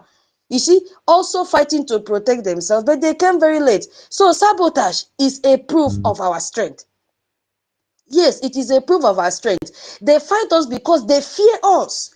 They fear us because they know we will win, and we are winning. And we will win because truth, law, and justice are on our side. There is nothing that we are doing that is illegal. And that is why Finland must release our PM. Nigeria must release our Onyendu. So our response must be strategic. We must expose their motives. You see? And we must fight back with a Gemma and a J, because funding is very, very important. We saw the only thing that looks like we are delaying is because we've not taken complete territory. But it is not a condition, because we saw what the Montevideo Convention said. We mustn't conquer our territory, no. That is not what they meant to say. So Biafra is not negotiable. It is our legal right under international law, and no amount of sabotage can change that truth about our freedom. So Biafrans, if you think that we were joking, know that we are not joking. We are serious in what we are doing. All you need to do is to come and fund our liberation. So I will yield my mic. Sorry, I took a little time. I took a little time. I'm sorry, but it's because of the way it was boiling in my heart. Because it says define territory. I just wanted to go back and check define territory because I couldn't memorize all, not control territory. So we have made the Montevideo Convention law. Let me put it like that: that you have to meet the requirement that you have to meet before you can get recognition. As our brother Chibike said, we have even overqualified. Yes, we have overqualified. So I just wanted us to know that it is not only the internal sabo that is sabotaging us. There are very, very many, but I just had to reduce it to that number. Thank you so much for listening to me. God bless us all. Sister Iwu, sorry if you are still there. I'm still here. They knocked me off and I got back again.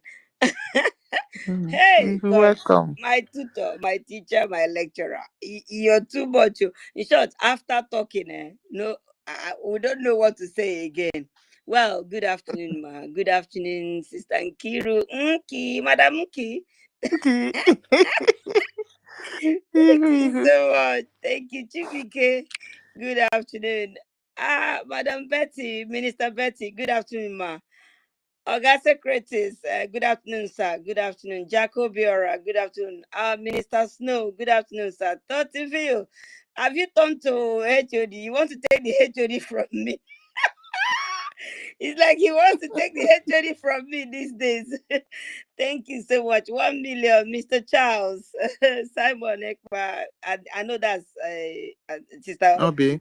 Yeah, good afternoon. Good afternoon, everyone. Good afternoon, my fellow listeners. Nsi wants to take the HOD too.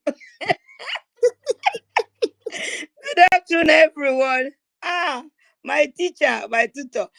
How come now? You've said everything.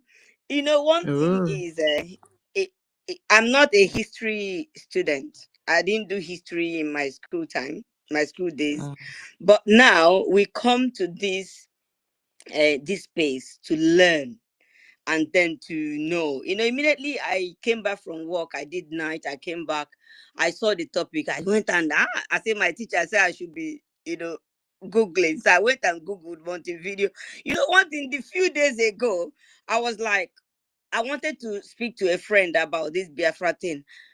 I remember, I said, let me remember what, because I've had this Montevideo Convention criteria on from our PM. That was the first time I heard about it. Then I wanted to speak to, so about 2 weeks now, I'll be saying Monty, I forgot now, Monty. I couldn't remember the end of it. So when Sister Nkiru mentioned it yesterday, I was like, all right, it's Montevideo Convention. So when I now saw it this morning, I said, okay, let me just go and even, a kind of research and know a little about what the thing says. So after researching, I dozed off. So I just woke up now. I woke up, when hardcore was concluding, and then I listened to Oga Emeka. You guys, in short, you guys finished the whole thing. I don't even know what to say, but I will just come in like a kind of a summary or what I understand a little bit about the whole thing. So I was able to, find out that basically this Montevideo Convention criteria is basically on the right and the duties of states. And then the Montevideo Convention was established on the 26th December 1993 in Uruguay. Yeah. So at least I've been able to 33. Okay. establish that one. What did you say, sis? Okay, I said 33. Yeah, 33, yeah. That's what I said. Okay. 1933. Yeah, in Okay. Uruguay. Yeah. So that was what I was able to find out. And I went further to research and to know that it was established on 4 elements, which is the permanent population. Yeah, under the permanent population, we've been able to, meet that criteria, on the basis that we were able to conduct a referendum. And in short, even though Nigeria has been conducting a census, they have not been right with their census, but at least we know that the Biafra land have over 80 million people. And then when we conducted our referendum, again, it was able to show us that over 50 million voted. That is to say, that 50 million might just be maybe 40% of our population. So our population has been there.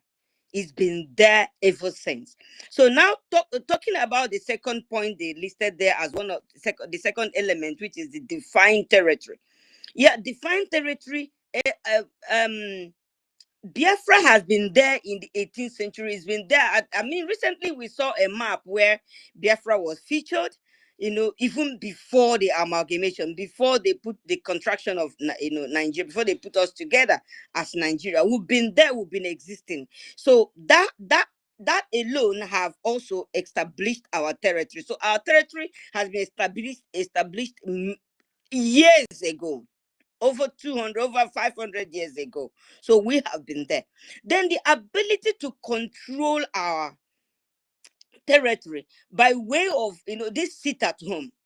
However we look at it, this sit at home has also a kind of shown that Biafra has the legitimacy of their environment. You understand? So if people can be sitting at home for over 5 years now, sitting at home every Monday, that is to say legitimate, is it? We have we have the legitimate control of our environment, even though some Biafrans, but at least a good number of Biafran villages, towns, and cities are observing this sit at home. So we've been able to establish that. So basically, Biafra government in exile have been able to establish been able to define their territory. And even with the map, our recent map, you know that our PM didn't just sit down and drew that map. He consulted people. So the 40 states of Biafra was consulted. So they drew that map and they know their boundaries. They know we have a defined boundary. Biafra has a defined boundary. You understand?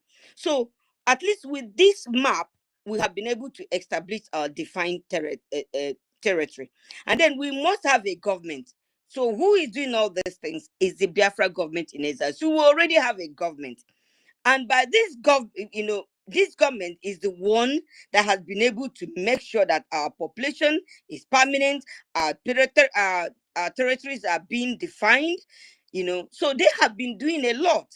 So our government is very functional. All these things we are hearing these days is our government that is doing it. All the alliances is the government. So the government is really working. Then the ability to conduct an international relation, which is to say we can go into treaties with people even as it stands now. When once we start having our recognition, which we all believe that it will start soon, we'll also go into signing treaties with people.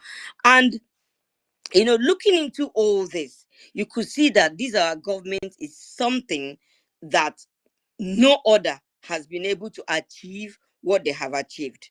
And even this our self-referendum, one of our lobbyists, the first statement they made, they said that Simon, our APM, have outsmarted Nigeria with this self-referendum. This self-referendum said a lot for us. And then looking into the other part of the sabotage, why the sabotage? My teacher my tutor has finished work there. She talked about the international sabotage, she talked about the external sabotage, and then the internal sabotage. And then me, I'm saying that this internal sabotage, what we experienced from NGOZI Rabeze and then from this CROC, all this is just out of sheer envy and wickedness, and being contracted by Nigeria. They were contracted to do that, to pull us down. And then because of whatever thing they have collected, whatever thing they have been paid, they were just bent on dragging this actualization of Biafra down. They don't want us to achieve that. But I bet them this time around, we are going to achieve it. We have even gone far. We cannot go back. They say, the Bible says, who is that man that will close a door when our God have not closed it? And who is that man that will open it a door when our Lord have not opened it? So if Chukwukika have not said they will succeed, they will try. We will see them trying, which they have done now. But have you seen that they have not succeeded? And because this is the hour, and our God does not he is never late. Our God is never late. And now he has risen to fight for us. So we are going to achieve this Biafra. The Biafra is here. So there's nothing the internal sabotage can do. Even those of them that say they will never be alive for Simon Ekpa to bring these Biafra. what our APM is working on, unknowingly to them, is also what the will I say the hand that Simon Ekpa, which is our PM, handed over to our APM. So our APM is following the footsteps of our PM, Simon Ekpa. So if they want to go and die, let them go and hawk the transformer. Then I now looked into Nigeria factor. Why do they sabotage us? Nigeria factor plays a role there. I mean, fear. Most of them they want Biafra because of the people. If you talk to some people here in abroad, they really want Biafra, but you find out that they have this fear of loss of life. I mean, those of them in Nigeria, they have this fear of when they speak they will be killed, so they better keep quiet. And then some of them have this fear of losing their properties, like those of them in Lagos. They will say, oh, if we fight for Biafra now openly now, oh, they are going to bulldoze our whatever. But I just want to tell them is like Master Nandekadu said, whether you fight, you will die, and you don't fight, you will still die. So what do? Why don't you fight and die honorably? So for them to be on the side and keeping quiet, they're not doing it right. And another thing is corruption. Corruption also, in the aspect of this external sabotage, corruption, Nigeria is a corrupt country. So because of corruption and because of these politicians are so much, look at what is happening in these villages. What's the name of this village that Gentle was talking about? Angels were talking about. So you can imagine that is where corruption is really, really, sabotage is really, really going on there because of what they are getting from the Nigeria government. They just want to use it, to sabotage us and then to say ill against the legitimate army of Biafra, the BLA. They just want to say bad things about them, just to name them bad and to kill them. But I bet them they are not going to succeed. So I will have to. Then the international one, we're talking about all the international companies dredging oil and, causing oil spillage instead of them constructing the roads and, at least building toilets for those people, because we could see that they all poo in waters. The life they live there. I have some friends from there. Even I keep speaking to some of them here, where some of them are my friends here. I keep telling them, asking them, how do they feel about their villages? They don't feel good about their villages, but it's like they don't know what to do. They know that all those their chiefs, they do collect money from Nigeria government. They know all that, but the thing is they can't do nothing. But I keep telling them, you guys cannot just sit and not do anything. You just have to do something. I keep telling them, do something. So, but the thing is like they are so weak. Even some of them, their uncles are even accomplices to the whole thing. So they don't want to really talk. So I don't know where. Well, when Biafra comes, all that will be handled. So I have to stop here. I don't talk too much. I don't know. Oh, my teacher, my tutor had taken everything. She has said everything. So I just have to say thank you so much for giving me the mic to step out of my listening zone to say a little about the topic today. And I say, may God bless you all. Thank you and God bless.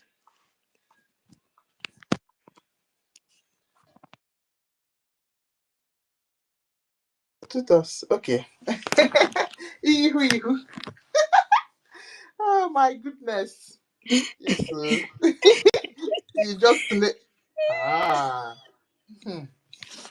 All right, that was marvelous. Honestly, Thank that you. was lovely. Yeah. If the Biafrans that are living in this UK, if all of us will just combine, even the Biafrans alone that are living in this UK, the whole of UK, is even enough, sir, if we are serious. Anyway, not the value chuku. All right. Oh, Young Money have dropped. Young Money, request Yeah, mic he said again. rain is falling. I saw his message. He said rain is falling, that he couldn't hear anything, that he will come back. Okay, maybe Minister Betty will go. I see you has finished. No, thank you. If you're not a host hosting a space or co-host, they know they know. It's not easy. Since morning I dey here now. I didn't shift. It is well. Exactly. So Man, maybe I if you're think not it's there, good. we'll go and find something and on so that our people will listen.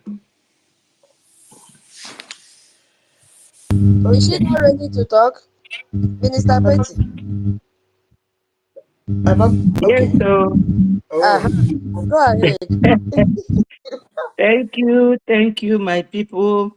I think I have had time earlier before now to greet everybody, and That's I'm true. greeting you all again. Thank you so much. Tutors, you are fantastic. Yes, so I must give it to you. she You is. see, I will start with something, then connect to this very title here. Has Brgie met the Montevideo Convention criteria?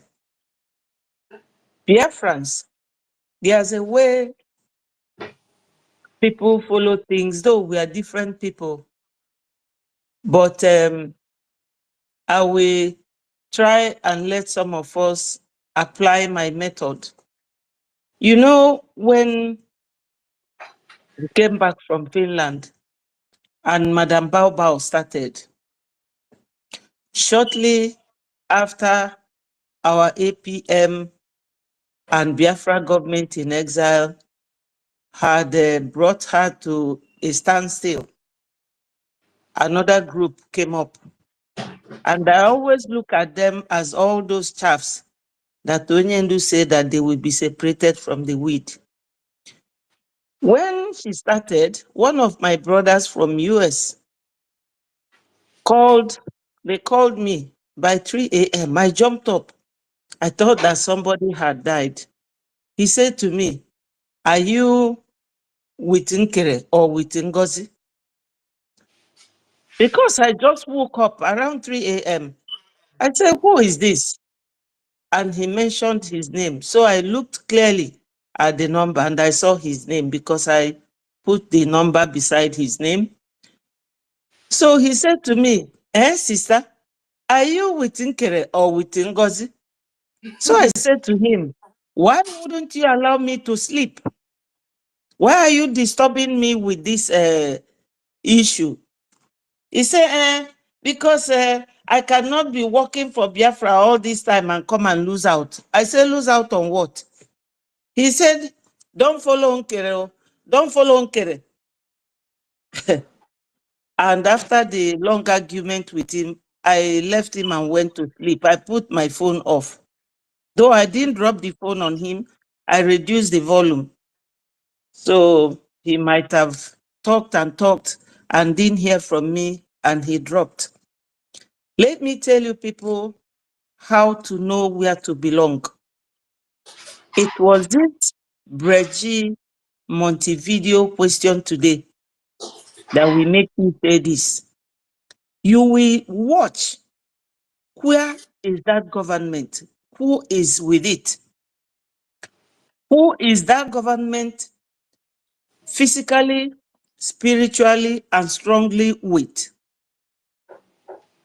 This Montevideo Convention, our PM, the last space that he had with us, he mentioned it, and I was listening. He talked about these 4 criteria, and these 4 criteria is enshrined in Article 1 of that Montevideo Convention of 1933. So I won't go around because a lot have been said, but I will just summarize to you how I make my own decisions. You will look at the person who is holding the palm tree. That's the person that the goats will continue to follow. Our APM is the one holding this government for now in every aspect. First of all, somebody's mic is Oh, it's disturbing. open. Sorry, it's me. Sorry. Okay. So, this very government is with our APM. He knew the lobbyists. He works closely with them. During the time of PM, when he was even here, he works closely with our was success as the finance minister. He goes to the Washington, D.C. to speak and talk with all these congressmen. So when you consider all these things, because if you are in a movement like this, you cannot tell me that, oh, I made a mistake, or because you have to ask yourself, am I willing to be involved in this? If you are willing, do you have the time? And if you have the time, how are you going to use that time? Are you going to waste it? So when I sat down, I watched where my minister, Sonny, was supporting. I watched whether APM, that time he wasn't the APM because he was elected after Madam Baobao had gone and everything. I watched all this and I say, no, this man is the one holding this government. And PM used this Montevideo Convention criteria to form this government. So you cannot be wrong working with APM. We met all the criteria under Section 1 of this article. Then, under the Article 3 is where our charter, which is the law, is embedded in. You cannot be working with the international community without working with the law or complying with the rules of your law. So this is how to weigh your options to know where to belong. And those that we expected that will be doing what Tutos and Nki is doing here, they fell aside. They fell away by the roadside. We all remember when they were talking about mustard seed. Some fell to unfertile ground and did not yield anything. And some fell where the land is fertile. So those ones that have fallen aside now are the chaff that Onyendu is talking about, that will be separated from the wheat. We met the criteria. He said, if so, why? Why is because some of us did not come to this struggle to get Biafra. Some of them came here to either get the relevance that they have never had in their lives, to be noticed, or to have a voice, and maybe to make money, especially the DOS. Because if you are working in a movement like this, you have to be very versatile. Your eyes have to be up and doing, going left, right, and center to watch and see the person you are working with, what they are up to. The DOS do not want us to get Biafra. So the longer it lasts, the better it is for them to make money.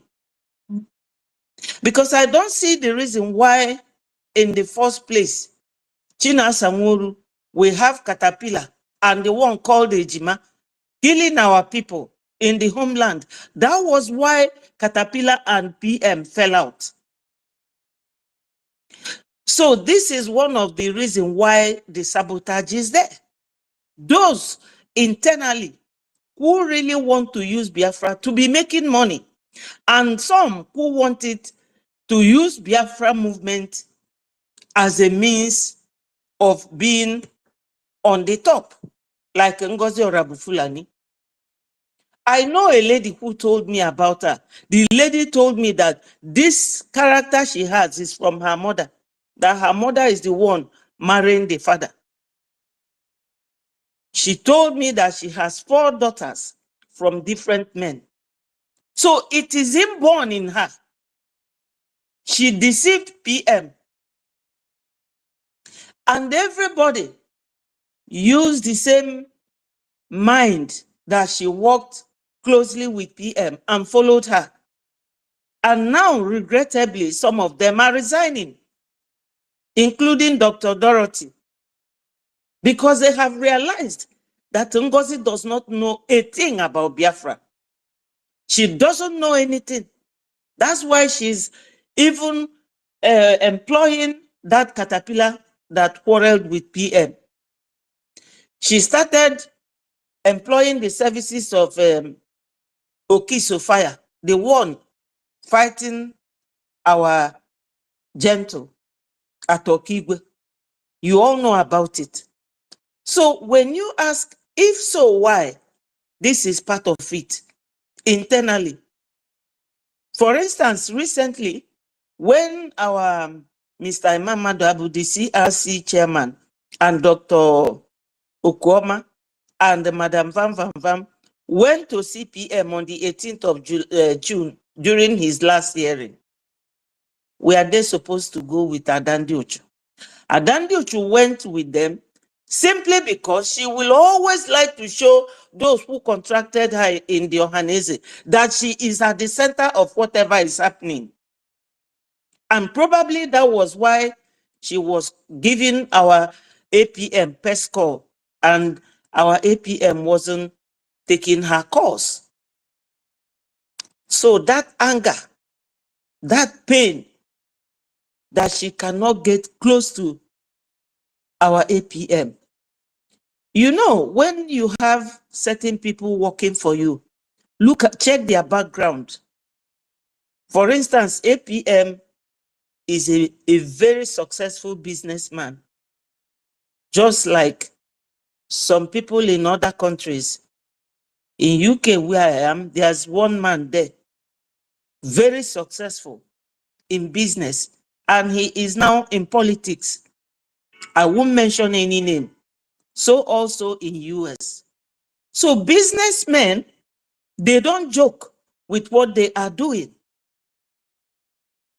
But Adandi Ocho could not succeed to break through our APM. You also, when she was doing her serial programs, everything you discuss with her, she will record you.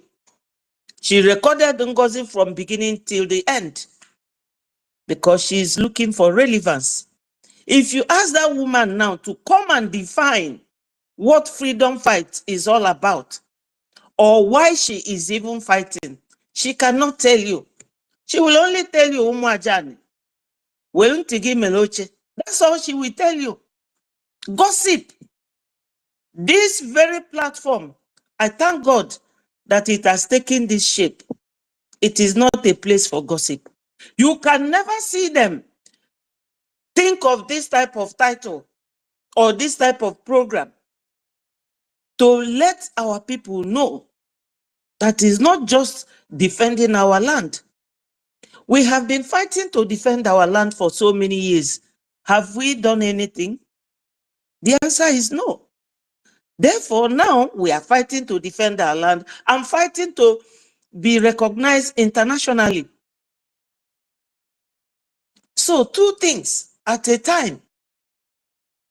Our APM, I mean to say, he is going to have his name written in the World Guinness Book of Record. Because this thing that is going to happen, it will blow everybody away. Both the external and the internal saboteurs. Because that is a record. And when you listen to Success today, you will hear when he said that Onyendu told us to protect this man. What does it sound like? What does it tell you? If Onyendu, who is, so where he is today, can think like this, but people who are moving up and down with their doctorate and PhD and whatever degree cannot assess common situation to know that this is not the time for us to be fighting or breaking away, forgetting that our people at home are not okay. This is not the time for you to start fighting each other.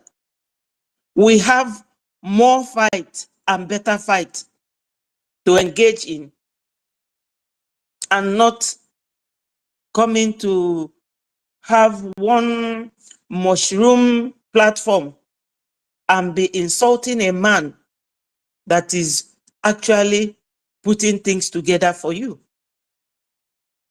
So when I saw what was going on, I thought of what PM said about Montevideo Convention of 1933 and the Brgie.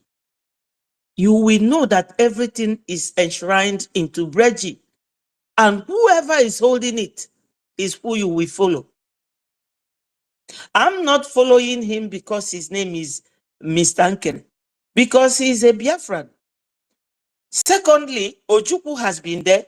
Owazurike went there but did not last. Onyendu too, and the PM. So he is one of Biafran men that is holding our mantle for us. So for that question that our brother from US asked me, are you following Nkere or NGOZI? I told him finally that I'm not following any of these people, but Biafra government in exile. And the person holding it is the person I will follow. NGOZI was holding it on the surface until she was asked by our lawyers to drop it, or she will face deep consequences and severe consequences as well. But, Umorienta said, no many gemekwani he buchie, okuni gekwu ihe masria. NGOZI has taken her own dose. So when the court case comes up, she will go and answer. Those lawyers, the lobbyists, the Brgie government, our APM, they are not, you can't separate them. They are all interwoven. So for anybody to rise up and start messing about, they are not getting anywhere. Brgie is our government. And this is what they have never allowed all these predecessors of APM to get. And thank God, today, he has gotten it for us and put it in place into real perspective, that you will see our government and you will know that we are heading somewhere. So this is all I want to say about it. All those saboteurs, some of them, they don't, maybe they will feel, oh, why is it not me? Do you have the quality? Do you have the ability? Do you have the patience? Do you have the skill? All these are factors that somebody has to consider before knowing that you have the quality or the ability to take on something and work with it correctly and listen to the people. Our APM listens. He doesn't argue. He doesn't get angry unnecessarily. He doesn't talk anyhow. That is, to me, I don't know about any other person. The way I assess people, he is a man of integrity. To me, holding our Brgie intact. Because if he had not been the kind of man he is, you know that these people, they went far. They paid money to go to where this Brgie was registered. I was listening to Madam Vam Vam Vam. Somebody asked him, How did you get there? He said, you have to pay money now. You understand? So they went far.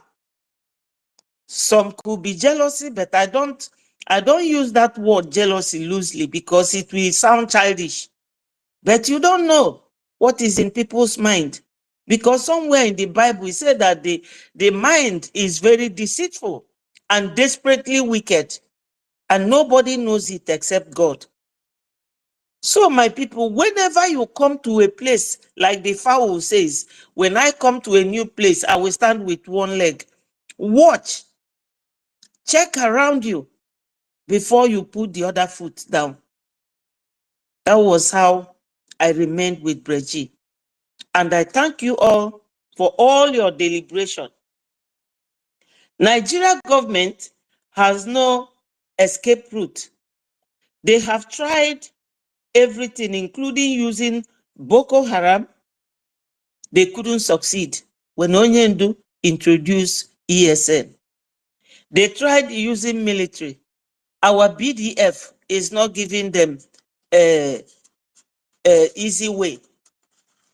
Now, they have decided to use the villagers. Maybe in all the places where our BDF are posited, they want to use them. A classical example is Arondi Zog. But God knows, like Chibike said, that we have now known their modus operandi. We know how they act. So we are now following them in their own games. They cannot beat us. We are the Beatles. You can't beat Biafra. They have tried it. Since the time of Usman Danfodio, Abubakar Tafawa Balewa, Ahmadu Bello, when things were not this developed and people were not in this exposure that we are in this dispensation. Is it now that they will succeed? No. Onyendu said it. Not in this dispensation. They will not win. They have tried, both the internal and the external invaders, but they will not succeed. They will not. Onyendu doesn't say a word that never comes to pass. He said that they will kill us and we will kill them, but Biafra will still come, and we are still at it. The only thing now for us to lift this snake that we have killed is for us to donate. I know it's difficult, it's hard for people to part with their money, but no matter how little, that's why I love Biafrans. No matter how little, we will not reject it. Just donate it. If you feel that it is too small for your name to be mentioned, that you donate 5,000 AJ, make it anonymous donation so that we will not know that it is you. But there is nothing to be shy about. Or if one neck I name it, or bulugodu 1 kobo, 1 penny, I beg your pardon, 1 Biafran AJ, come and donate it. We need it now. Amen. We need it now so that we will do it. Back, done and dusted. And everything will be happening. So, my people, I thank you all so much. And I thank God for tutors, because whenever she is on, she charges all corners. She leaves no stone unturned. And we should all be listening. For those in homeland, you know that I have now switched my platform to Igbo platform. Tomorrow morning, I will discuss it with you people in our dialect so that you will understand what is going on. We have a government, and that government is Brgie, and it is moving on. Thank you, Biafrans.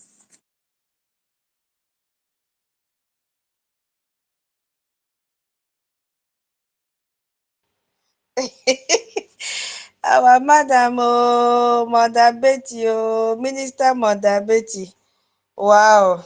You know what made me to laugh? Thank you for your submission. When you said whether they can find this topic in another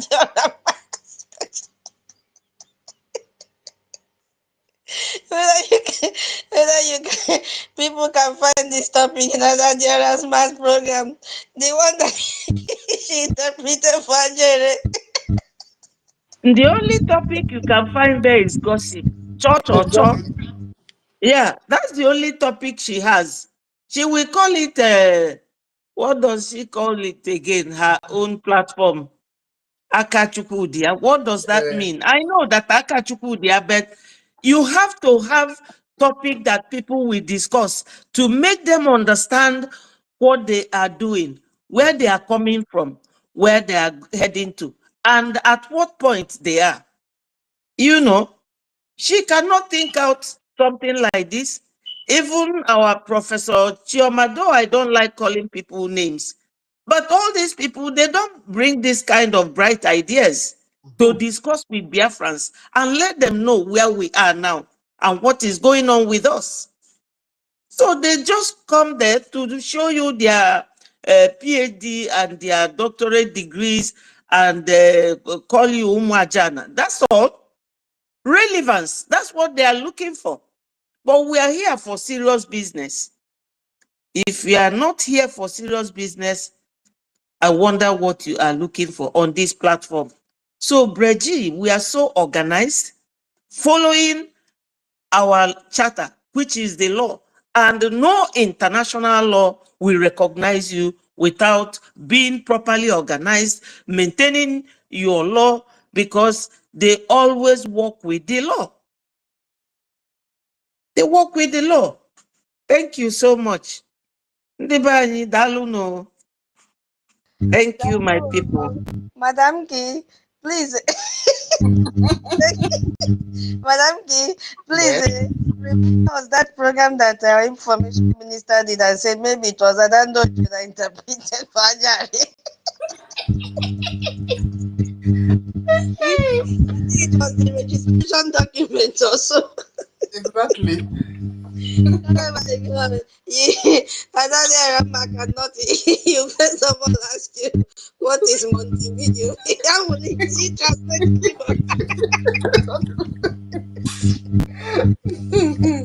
She first of all before she translate to Ajere face, then Ajere would have come and turn it upside down.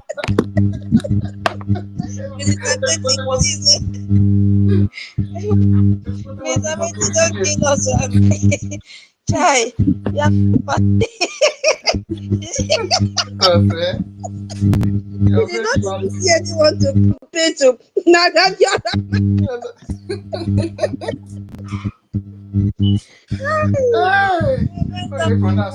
progress of analyst. You see, Minister Titus, Adadi Arama can interpret it like Montevideo, Ebala as a video, you know, something like that. What's in a prosecutor is persecutor. Hey, God. Oh, okay, next person. Next person is oh, Mary came up as well. Oh, Mweze is here. Oh. Yes, Mweze. After Mweze, Mary Taker. All right. Yeah, thank you, Madam Kilu and all the hosts here. I greet you all special. Please permit me to thank EKIBIBIO, who created heaven and earth, and giving us the privilege to converge in this beautiful space called S. I thank everybody who has spoken. All the honorable members here, I don't need to call your names. I respect you all the way you wish to be respected or the way you wish to be honored. I give it to you so that you will also in return and respect me. Thank you. So I haven't said that I thank God for this topic of today. Yeah, but there is something I don't understand. There is too many questions in my heart. And I wish to ask all of us here in this space.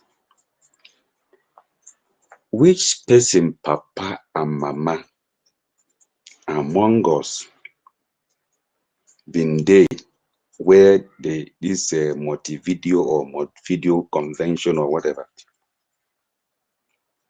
they agree and assigned or agree to this method of, if you must be a human being, if you must live in this earth plane, this is the condition to live as a human being. Because for me, what we are doing here, we are begging other human beings like me and you to see us as a human being and to allow us to live in this world that they came as we came. Who are these people? Where do they come from?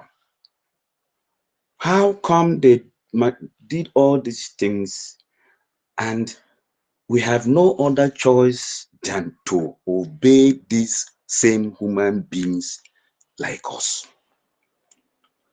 Who make them better than us? Why are they above us? Why must we seek permission? Are you hearing me? Is this a question or? I'm asking a question, please. I'm asking a question. If you have the answer, please. Don't get me wrong. If you have the answer to these questions, please feel free.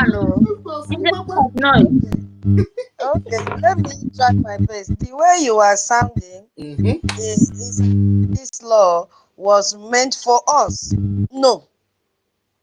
It is a standard Yeah, law. can I finish? Can I finish? If you have the answer, can I finish? Then you can continue. I don't take much. I will not take much time, so that I can mute my mic. Then I will listen to your response, please. Because making noise, I can't hear. Can you hear me now?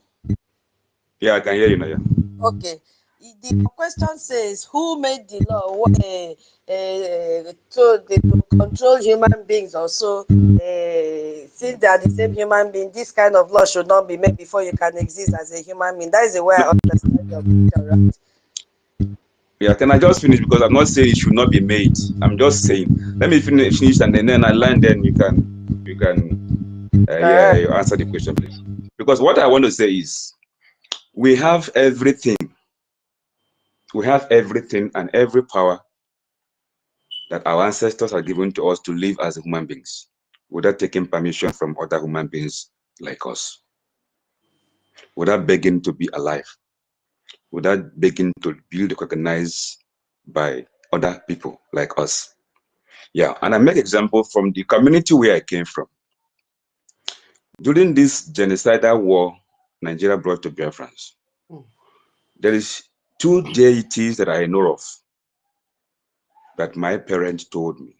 And if you hear my voice, if you know this community, you will know. One of the deity is Kwenu, and the other one is Mino Atokpukpu. During the war, nobody died in my community. Nobody. The deity called Kwenu, when you bring war to us, to our community, and the drum of war is beaten, that deity came out. She's like a woman, old woman. She protects the community. Well, no matter the kind of weapons or whatever you can with, once you open her S or her buttocks, all the bullet, everything you shoot on this earth, she magneted there. And they still exist till today. So what I'm saying is, God has prepared us and blessed us with everything we need, be it spiritually and physically, intelligent and otherwise. That sometimes it pains me that we don't know who we are. We don't recognize who we are. We don't recognize what God has blessed us with. We don't know that we have much to contribute positively to the world than we think that the world or other human beings should help us or do for us. Yeah. Now we are in a tight corner. Yeah. And that is why we are begging. And that is where we are soliciting. And that is where we're asking for help for other fellow human beings like us to see us and to recognize us as a human being. Okay. Now, what I'm saying, if we all Biafrans come together. Hold on. To put this route. Where is it? Hold on, wait. You are going contrary to what we are talking here, please. You see, if you don't understand something, just spend a little minute and go through studies by yourself. You understand? Yeah, this is not applicable to only us. You understand? It is an international law that if you want to become a nation, you must meet this criteria. For example, if you want to go and enroll, supposing you have a child, you want to go and enroll that child in a secondary school, there are criteria that you have to meet before they can accept your child in the secondary school. That shows that your child is ready to go to secondary school. Your child is ready to even go into a boarding school without you. He or she can take care of himself without needing you. So it is not that it is only for Biafrans because we need a sovereign nation. Every country that has become a sovereign nation today went through this process. It's just that you are hearing it because as an African and as a Biafra, which is made up of Africans, anything that has to do with Africa must go through stress. It will look as if it is complex. It is not complex. Now, the first part of it was what? Maybe you are just joining, you've not heard when we started to analyze this thing. Let me just take you back a little so that you understand where we are coming from. And then you ask yourself, if we have been able to meet this standard, and then you ask yourself, are these standards necessary for us to become a sovereign nation? Then you answer for yourself. Now, the first one is that you must have a permanent population. Now, what do you mean by this permanent population? Do you understand what it means? Yes, ma'am, please let me know what's out there. What I'm trying to say is we are overqualified. I'm saying that we are overqualified. You cannot be overqualified if you have not made it. We are not overqualified. We still have our territory that has been occupied. Hold on, please. We still have our territory that has been occupied by the Nigerian military. We have met the 4 criteria, but then something is still left, which we have to fulfill, because the Nigerian military are still occupying part of our territory. Listen, if you were here, you will hear that there are other countries that got their recognition even when they did not take control of their territory. Because it means you should do what? Have a defined territory.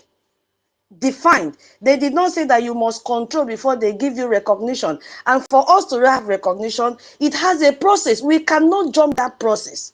We can't jump it. That is why our APM goes to Washington, D.C. almost on a daily basis or weekly basis to continue to press button, because we need these people. They also need us. So when you come with this idea of they are forcing us, why should they put us under pressure? It doesn't count. That means you are just telling our APM, why are you going? And you are the same person that has recognition. You understand what I mean? We are our own problem. Don't get me wrong. I'm saying that whatever thing we need in this world, we have everything it takes to get it. We are our own problem. That is my point. I am not blaming other human beings that Nigeria came and took over our territory. Whose fault is it? Is it our fault or not? It is our fault. It is our fault. We are at the problem. We are our own problem. Because if we rise today, this is what we have all the criteria. We have everything it takes to be a nation. That's what I'm saying. I am not saying that whatever our APM is doing is, no, I'm not going that way. That's not my point. I'm not going that lane. What I'm saying is, look at how we have been begging our own people to contribute to their own safety. They call me and you criminals, call us names. They discredit everything we are doing. Our people. Our people.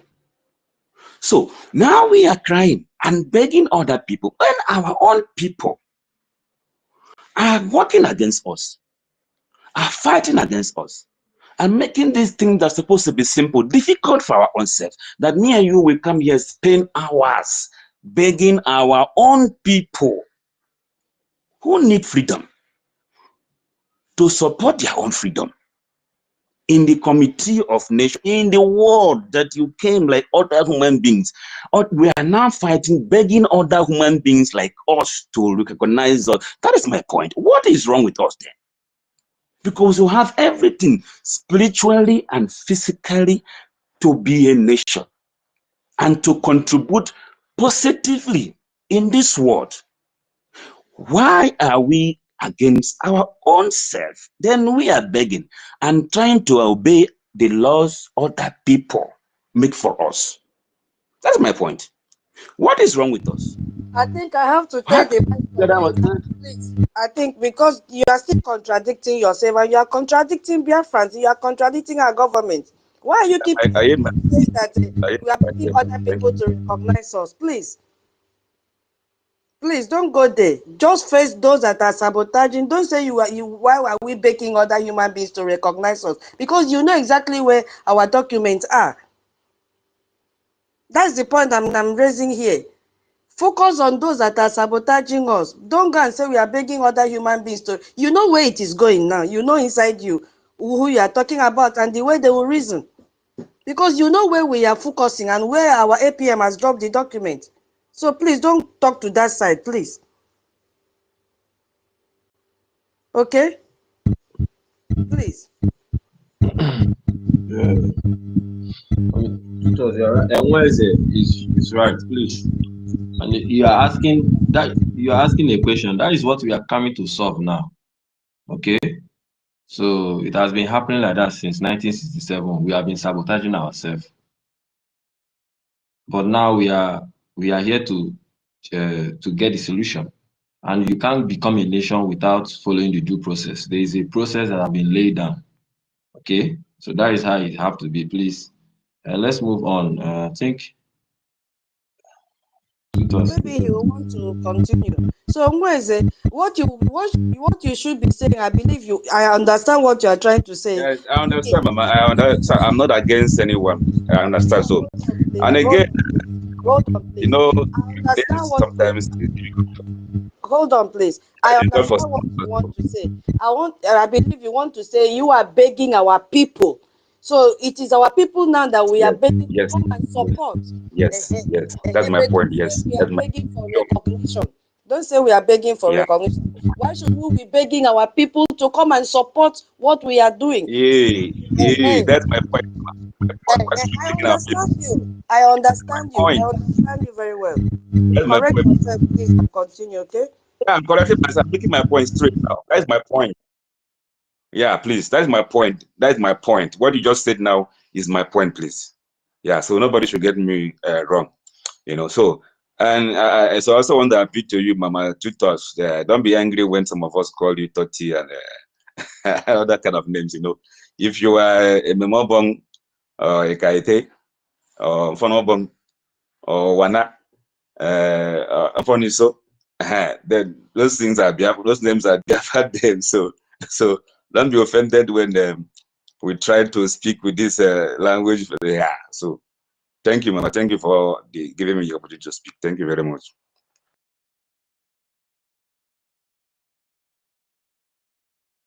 Please. Thank you, Mweze. Call me anything, no problem. So far as you don't call me winch, I will accept.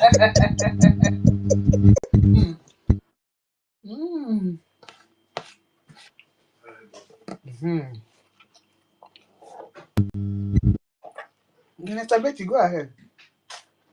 Yes, please. Just 2 minutes or 1 minute is good for us to make Mweze understand, because I heard him clearly.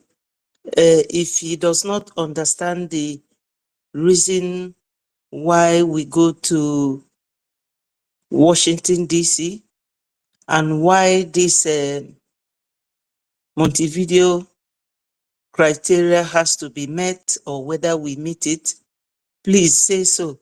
Mama Betty, I understand. Don't need to stress yourself, please, Mama. I understand. No, I'm I'm not. talking to my people, our people. I No, understand very well, Mama. Don't need let, to dwell much on that, please. let me finish. Let me finish. I'm not stressing myself. Nobody brought me here. I came on my own. And we are here to talk to each other. What I don't understand, I will ask. Just like you asked, but you started by saying, why are we begging people to recognize us or begging our fellow human beings? Every country you see in this world, they went through this. We are not the only one. You have to do it. So many countries, they went through it. It's not for one country and it's not for the other. You know that Burundi in Africa is 13 million. Now, Palestinians have been seeking for recognition as well. Eritrea and our brothers, what's their name again, next to us, Ambazonia. We are all looking for recognition from international body. There's people who already became members. So we are not begging anybody. It's not beg. It is something you have to qualify for. PM made mention of it. He said that that template is what you have to work with so that you will meet that criteria.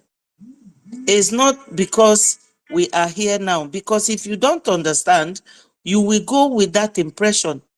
And as you are saying it, other people will be, because so many people are here, they will be laughing and say, hey, they could not answer him. They could not tell him what he's asking of. Because if we replay this video now, this program, you will hear yourself again. That time I could not speak because I didn't raise my hand and I'm not one of the co-hosts. But I have to raise my hand and speak to you as my brother. We are not here to fight. Nobody is under stress. So my brother, that is what it is. Even America, even Britain, Russia, all the countries, you have to meet this international criteria called Montevideo Convention. And what it is all about is about rights of countries that must be part of them. They say Montevideo Convention on the rights and duties. So before you make this application, you must have the right, which is meeting the criteria, and you will know what duty you owe to that very convention formed in Montevideo in Uruguay. Yeah. Yeah. So my brother, we are not begging anybody because we have what it takes as well. And we have been hanging around all these years without getting to where APM has taken us to now.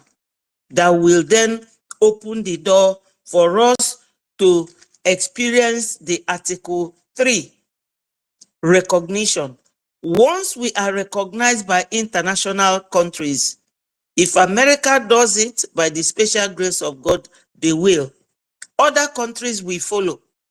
Even Nigeria, they did it. The certificate was brought to Nigeria in 1960 by Queen Elizabeth of England. And that time, he gave it to, not Zik. Zik was a ceremonial president. He gave it to, I was a kid then, but we read it in history.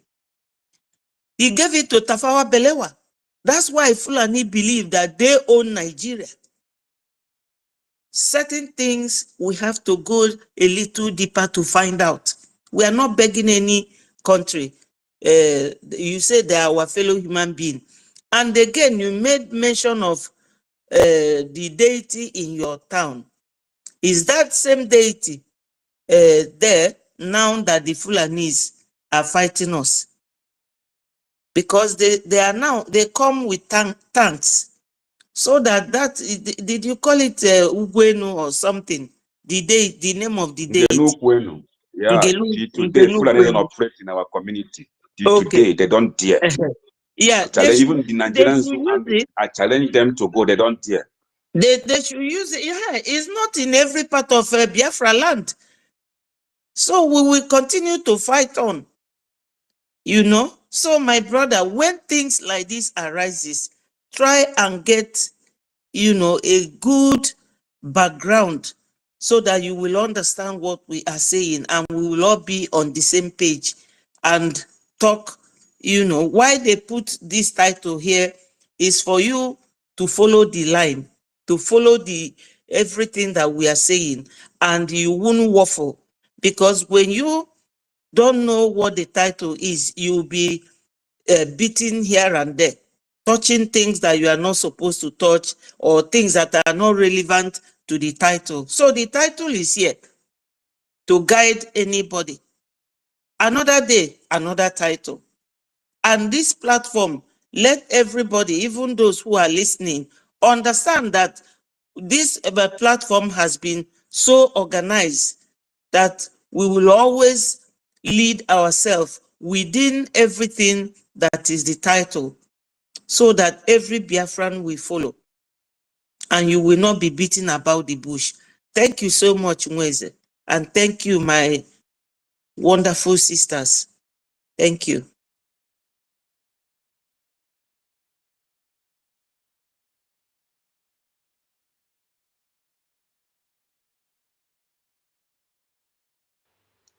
Okay, thank you, Mama. Chibike, you have anything to say?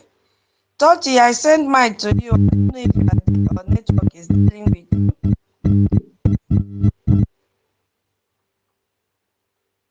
I don't know.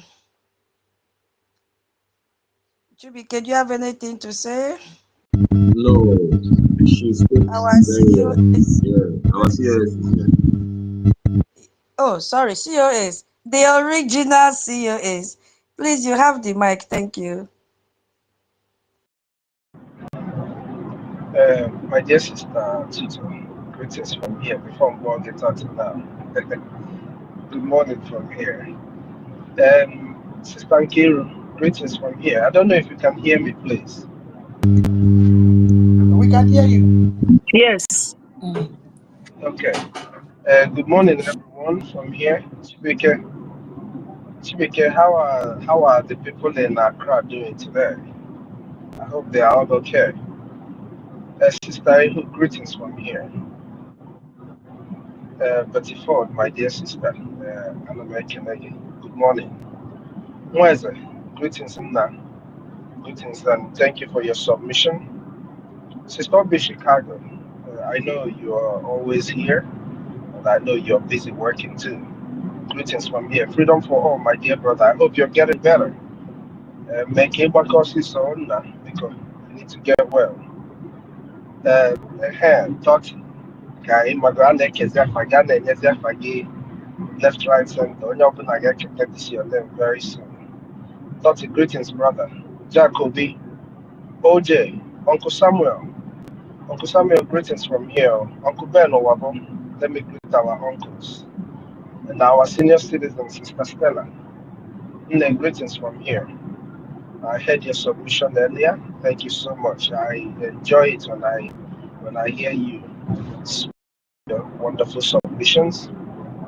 My six, 1 million, I greet you. Cyprian, at the BMO, greetings. OJ, Mary Telka, and I'm making everybody know here. Collins, Emeka, Emmanuel, Ancestral, greetings everyone. I know our brother Socrates was here earlier. I don't know if he's still here, but greetings Socrates. I didn't hear your submission. I came in when you were almost done, but I know it's wonderful like always. Greetings everyone. Greetings our friends, the friends of Biafra who are here on our Brgie space to listen to what we have for the day. You're welcome, and I believe that you're listening to my brothers and sisters and you're picking points from everything you're hearing. On the other hand, when you hear us try to correct people, you must know that my people are making submissions from different places. So many people have anger in their heart. So many have so much pain that they would not be able to construct to suit what the international community or what will be palatable to the ears of those who are listening from the outside. Because a man who is in pain has so many ways to express their pain. So when you hear us, our friends from outside of Biafra and all the international bodies listening to us, please try to understand when you hear some of us say the things that might not be very okay with you. Just see that this man is facing war, he's facing an existential threat, and so he might speak out of tone sometimes. Download everyone, and the enemies of Biafra who are here, it's okay to be here too, so you can hear the gospel of truth. Maybe one day your brain will reset. And if for some reason it doesn't reset, maybe Nigeria will happen to you. And then you will understand in your grave why we are doing what we are doing. Maybe for your generation, the children that you have and their children, who we are fighting to make sure that they are safe. Dalun everyone. Let me go straight to the topic because I really, you see, Brgie space is where the real stuff is.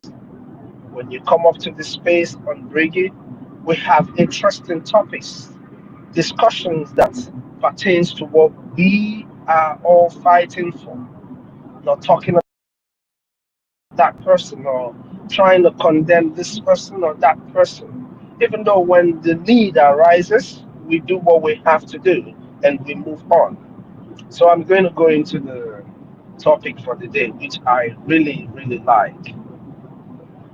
And I will say, yes, Brgie has met every criteria according to the Montevideo Convention in Uruguay. What do I mean by we have met everything? Just like everybody has said here, I just want to, put my own voice and words into the conversation because I'm sure that before now and even before I got joined the space, I'm sure that 1, 2, 3 persons have said exactly what I'm going to say. The reason being that we are all in sync with one another because we're fighting for the same cause. That is why we will wake up and join one another, smile with each other. If there is need for us to cry, we cry. We we share the pain of one another. And that's why I believe that before you say anything here, somebody must have said it, or the other person who is about to speak will have something that you are about to say or that you are saying in their heart. Now, when we say that we have met everything, every criteria known to man, starting from, like Sister Ihu said, I think it was Sister Ihu that pointed out, our sit at home, which is civil disobedience.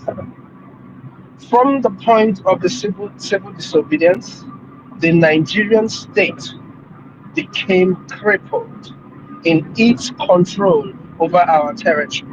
They claim that they control, that they have governors and all of this who control our territory was shattered through our civil disobedience, which is the sit at home that we have observed for a while now. That singular act took away over 20 million registered voters from the Nigerian presidential election in 2023. What I am saying, you can go and fact check me. What I just said right now, you can go check it out anywhere you want. Over 20 million, not out of 100 million. This is out of less than 26 million people who registered within the territory that you know as Southeast. We took away over 20 million through our consistent campaign while we backed it up with the civil disobedience, which is sit at home. Now you move further. The same sit at home was what made the rest of the world, the international community, the UN, put down, I guess it's on their website, that now they see what was the differences they called it? Oh my goodness, why is this flying off my head? Oh, the United Nations claimed that because of the sit at home, now they see how different we all are in our backgrounds, our borders, how that they can see how everything is different. That was from our sit at home. I'm sorry, guys, I forgot the real line that would point exactly to what I'm saying, but I believe that Biafrans who are here understand exactly what I'm saying. So after they have seen that, what did they do? Nothing. Why? Because the United Nations has lost its relevance. It has no power against the terrorist Nigerian state. Rather, it supports the Nigerian terrorist state against the Biafran people.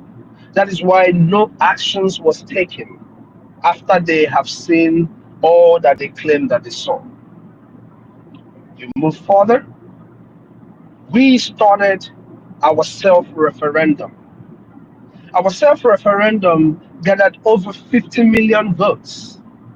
These 50 million votes we're talking about had records of Biafrans who testified that this will be the first time they are ever taking part in anything voting since the existence of what you call Nigeria. Since after the 1967-70 war, genocidal war against Biafrans, so many of our elderly people confess to the fact that that is the first time they are being a part of anything voting. Because why do I have to point this out? For those who would say, oh, but the people who registered to vote for the Nigerian election, you said it's 26 million. Yes, because most of our people back home do not agree with the Nigerian terrorist state. That they do not say it does not mean that it's not there. And the census that you have always had in the terrorist Nigerian state has always been a sham, right from the time that Nigeria had its first census. Its first census was rigged by the British government.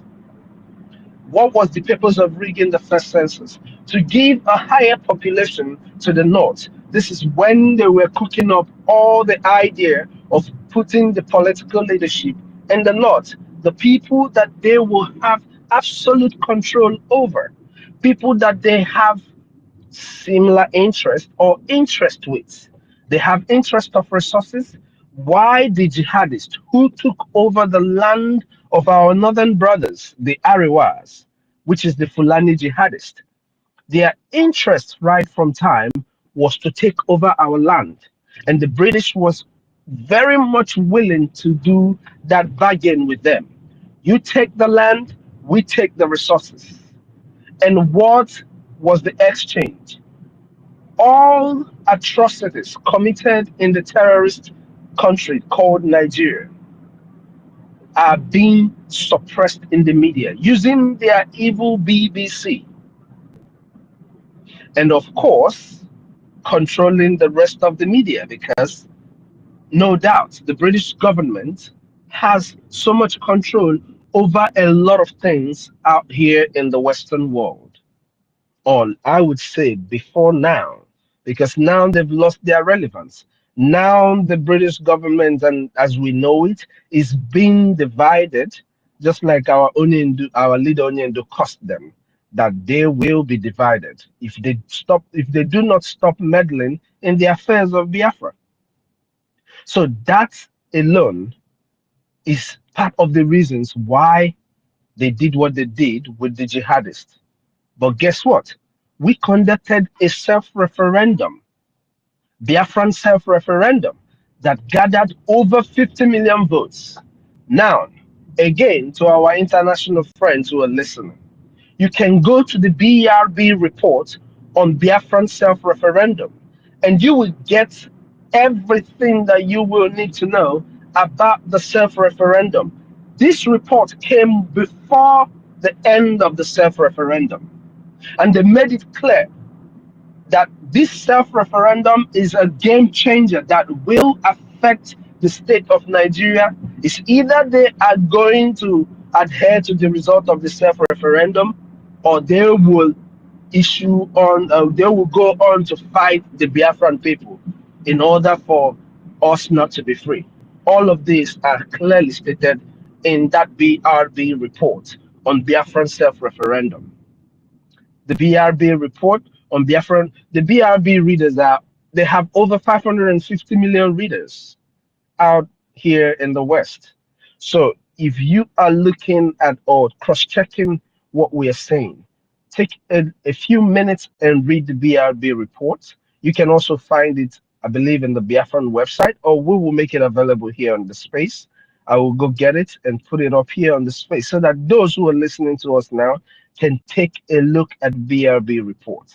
And one of these days, Tutor, you might need to just give a little reading into that BRB report so that people can see exactly what it has been for Biafra from the time of the preparation of the self-referendum till now that we have concluded the self-referendum, redeclared our nation, certified our redeclaration, ratified our redeclaration, which over 517 people were in attendance, the highest since any country in the world started self-referendum. We are not the first to have self-referendum.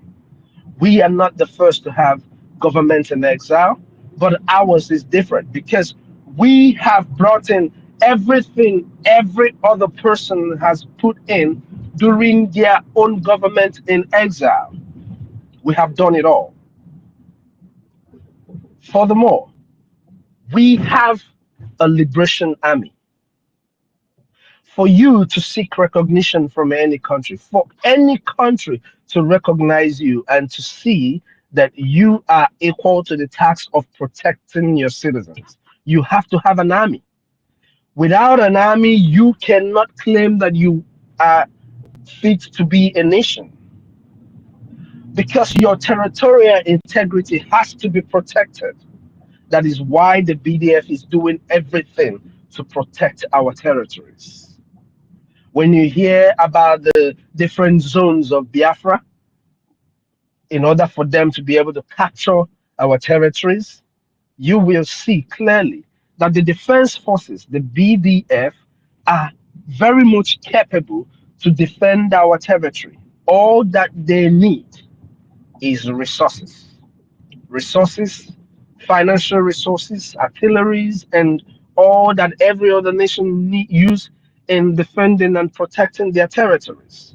So we have met every criteria for any country to recognize us as a nation. Not only did we conduct a self-referendum that gathered over 50 million votes, it came in a digital form. We have a database to show to the world what we have done. This is not like the shams that you have ever had in Nigeria, where nothing they give you as a record is true. And the system.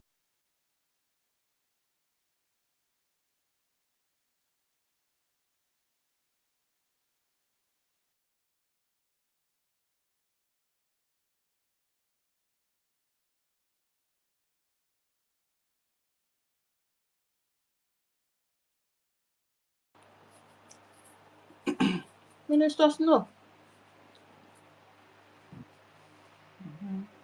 He's being distracted. Sorry, can you guys hear me? Yeah, we can. Okay, sorry about that, please. So, we have done everything. We have gathered everything that will give anybody who wants to recognize us the push to recognize the Biafran people. Yes, we do not have control of our territory, but we are doing everything to secure the lives of the Biafran people and to secure the borders of Biafra. This is one thing that the rest of the world must look at before you judge us on not having control of our territory. Like our leader Ojukwu said at the end of the war, he said, before you judge us whether we were successful in this war. You have to check the number of lives that we were able to save, the Biafran people, the lives that we were able to save. I am quoting what our leader Ojukwu said. Now we are telling our friends who are listening to us, the countries who are to recognize the Biafran, who are to recognize Biafra, please look at the lives of Biafra that we are saving, the Biafran Defense Forces are saving, before you judge us that we have no control of our territory. Why the sabotage? The reason why the sabotage is and will continue to exist, because believe it or not, even in Israel where they are fighting today, there are still saboteurs amongst them. In Russia, where they know that when they are caught, they're going to be killed, there are still saboteurs among them. In Europe, there are still saboteurs among them. So, it's not that these saboteurs are going to end, but we are experiencing high level of sabotage simply because our people, most of our people have been so... See, you want to control the people, you make them poor. You take away knowledge from them. Their ability to understand what is going on and what is best for them creates room for the sabotage. The hunger in the land creates room for the sabotage. It makes it easy for them to yield to any little amount of money that is presented to them. And on the other hand, just like in the countries where we exist, where there are people who hate their own land, we have people who hate themselves, who hate our land, who are so scared of a war that already is ongoing that they capitulate to the pressure of the Nigerian terrorist state. Now, we should also remember that fear and intimidation are kind of terrorism. These are things that you can use to influence terrorism against the people. When you create so much amount of fear and intimidation on the people, it is easy for you to make them bend to pressure that will make them sabotage what we are doing. And we have other in-house rats. I will use the word rats for them because those rats, I have made this promise before. We're going to catch all of you with our mouse trap, and you're not going to get anywhere. All these rats that are in-house today, we're going to catch all of you, and you're not going to have a place to go. So, to our friends who are listening and to my brothers, the reason why we have this sabotage is because our people have failed to realize that what we are doing for them, the sacrifice that our leader Nnamdi Kanu is doing for them, is for their own good. So many people too do not have the spirit of appreciation. Because if you appreciate the death of over 3.5 million children, over 5 million Biafrans, the sacrifice that young 13, 15-year-old kids who were picking up guns to fight to see that you and I are able to be here today, if they have that spirit of appreciation, appreciating the sacrifice that these people made, we will not be having the kind of saboteurs that we are experiencing today. But because they do not have that spirit of appreciation, now they are it's very easy to, to lure them into sabotaging the efforts of their brothers and their sisters, which is you, I, and the rest of our people who are doing what they are supposed to be doing. And those who are in diaspora, your sabotage is out of wickedness. Some of you are envy. But why I choose wickedness above all is because you're living in people's lands where they fought to get their freedom, where you enjoy maximum security. Because like here in the United States, where I live, I am very secured in as much as we have guns and the rest of it everywhere. There is security. Where our people live in Europe, there is security in your places. You can come out from your home and go out by 12 a.m., 2 a.m., and you're not worried about anything happening to you. For those of our people who are living in these places, who are living in countries that got their independence using government in exile, and they still refuse to support the Biafran government, it is wickedness, it is their evil that is preventing them from supporting what we're doing. I don't see any other thing that I can attribute what they're doing to besides these things that I just said right now. And maybe in future, they will learn. I don't know if they're going to learn the hard way, but they are going to learn. Whichever way they learn is going to be left to them, but maybe they will learn. If they don't learn, it's up to them. But one thing we can assure them is that the laws of Biafra is going to catch up with you. Those who have been with us but choose to backstab us and fight against us, the same law that some of you wrote is what will be used against you. Now, another thing that I forgot to point out is this. The fact that we have our charter, it can never be taken away from us, ever. Nobody can rewrite it, just like the United States still draws laws out of its first charter that gave birth to the United States Constitution as you know it today. This charter, like you, my brothers and sisters, remember our PM dancing with it because of the power, the value of what it stands is the reason why he was dancing so much with so much joy with our charter. So all these things that we have generated are things that the rest of the countries of the world who we are seeking their recognition should look at. Pick up our charter, read it. It's in our website. Read it and see for yourself that we are a country, we are a people very much ready, willing to live by law, obey the laws, especially laws that will affect both you and we ourselves, because our quest is not just to keep Biafra safe, but to keep the rest of the world safe too. This is the words of my leaders, and here I say it again because my principal, Master Simon Ekpa, has made it very clear that we are not just going to be a Biafra that is going to have our borders closed. The same thing our leader, Nnamdi Kanu, said. We're going to have our borders open to people who have similar ideologies with us, not to terrorists. Our idea is to get rid of terrorists from wherever they come from, but to embrace people who have similar ideologies with us. These and many more reasons that my brothers will give are the reasons why we believe that we have met the criteria for any country that values life, because our fight is that to preserve the lives of people that are being wasted every day in the terrorist state called Nigeria. Our quest is for a free Biafra, the land of the rising sun, the land of our fathers, not the land created barely 110 years ago.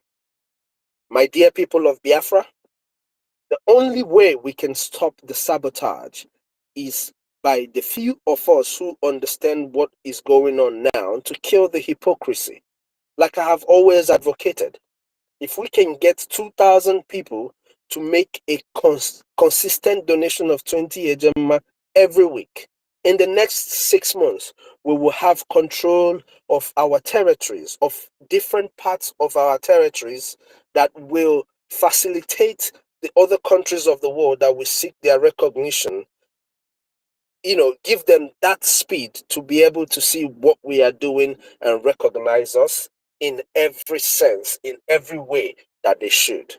Dalun, everyone. May God bless us all. I will still be here because I like this conversation. Maybe we can have a conversation about it. Dalun, oh. No.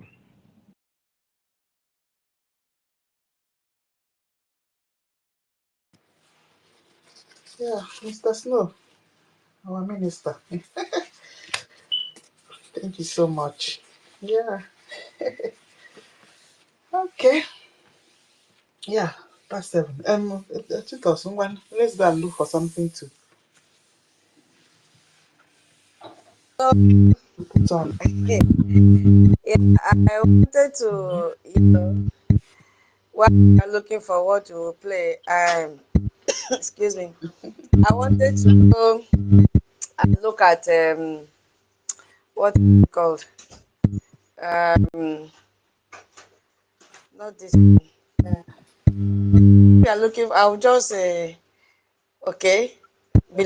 I want to just go back to what I said before, but just search what you want to play. Then we'll continue when you are ready. Yeah. Be searching. Let me also look for one because about the international powers that are sabotaging us. Yeah, I'm just buying time for you, Madam Key. Okay. That is, I talked about the economic warfare that they are blocking our international funding. Yeah, I think I made that one that time. Yeah, so it was an investment threat. Also, is a form of sabotage. The World Bank threatening to withdraw funding from countries that might recognize us, and then in reality, this same World Bank gave Nigeria $3 billion in 2023, despite documented corruption. You see, and there's evidence towards that. Commission loans to African countries on respecting Nigerian territorial integrity. I'm just continuing on the different ways that we have external sabotage, not only internal sabotage. Because once they hear the name Biafra, everybody is afraid. The name Biafra is a threat to them because they know what we are made up of. Yeah, there is also this one we call investment trade. Okay, I've talked about that. So information warfare is also the, and under that one, I remember I said something about media manipulation. You see, an example of that is CNN. Madam Ki, when you are let me know, CNN consistently describe IKOM as separatist group, but called Liberation Army freedom fighters. Why would they call those separatist group? They call Kosovo. I've already said something about Kosovo. You see, they call their Liberation Army freedom fighters. Yeah, this BBC never mentioned the 3 million Biafrans, more than 3 million Biafrans that were killed between 1967 till date. You see, that report every Israeli casualty. Have you ever heard them made mention about Biafra? No. This is another way of sabotage. And then there is also academic sabotage. You see, all these people, all this area of sabotage is to make sure that we don't get our recognition, but they fail to understand that we have crossed the Rubicon and we've gone far. Now, under academic sabotage, we have an example is Harvard Kennedy School that received $10 million annually from Nigerian government for policy research. Have you ever seen them give us this money? No. What is now the reality of this? No major US universities have ever hosted a conference on Biafra independence. This happened years back, but now US is interested in our freedom. So we clap for them for giving us and listening to us and hearing our cry, because today our policy have aligned with them. Yes, and that is why they are ready to work with us. So we love that, and we are continue to appreciate them for what they are doing. We also saw another one under political interference. Diplomatic pressure is there. You see, we also have economic blackmail, another sabotage. You see, and that we can see under EU trade agreement with African countries. Include clauses about respecting Nigerian borders. But this same EU created new countries in Yugoslavia and support Taiwan against China. But when it comes to our own, what are they doing? They say that we don't exist, but we say they came late because we have crossed the Rubicon. We also saw another one under UN manipulation. Example, we saw Security Council block discussion of Biafra genocide in 2021. But what did this same UN did? The same UN spent months debating a Myanmar situation with smaller population that were affected. We saw this when Nigeria uses all revenue to lobby UN officials and buy votes in General Assembly. We saw this recently now when they were crying for votes. So why are they in a hurry? Why are they so desperate to sabotage us? I think I mentioned few ones, and then I stopped at the technology aspect of it. Yeah, I talked about the law.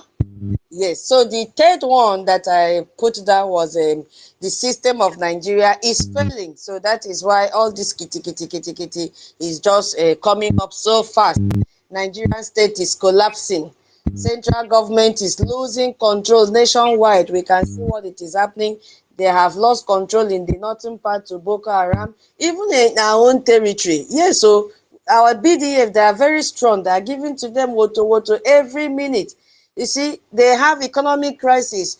All revenue alone can't sustain them. That is why the chief of army staff, day before yesterday, went to cry that he needs more funding to give to 18,000 terrorists that he has recruited to come and fight Biafra.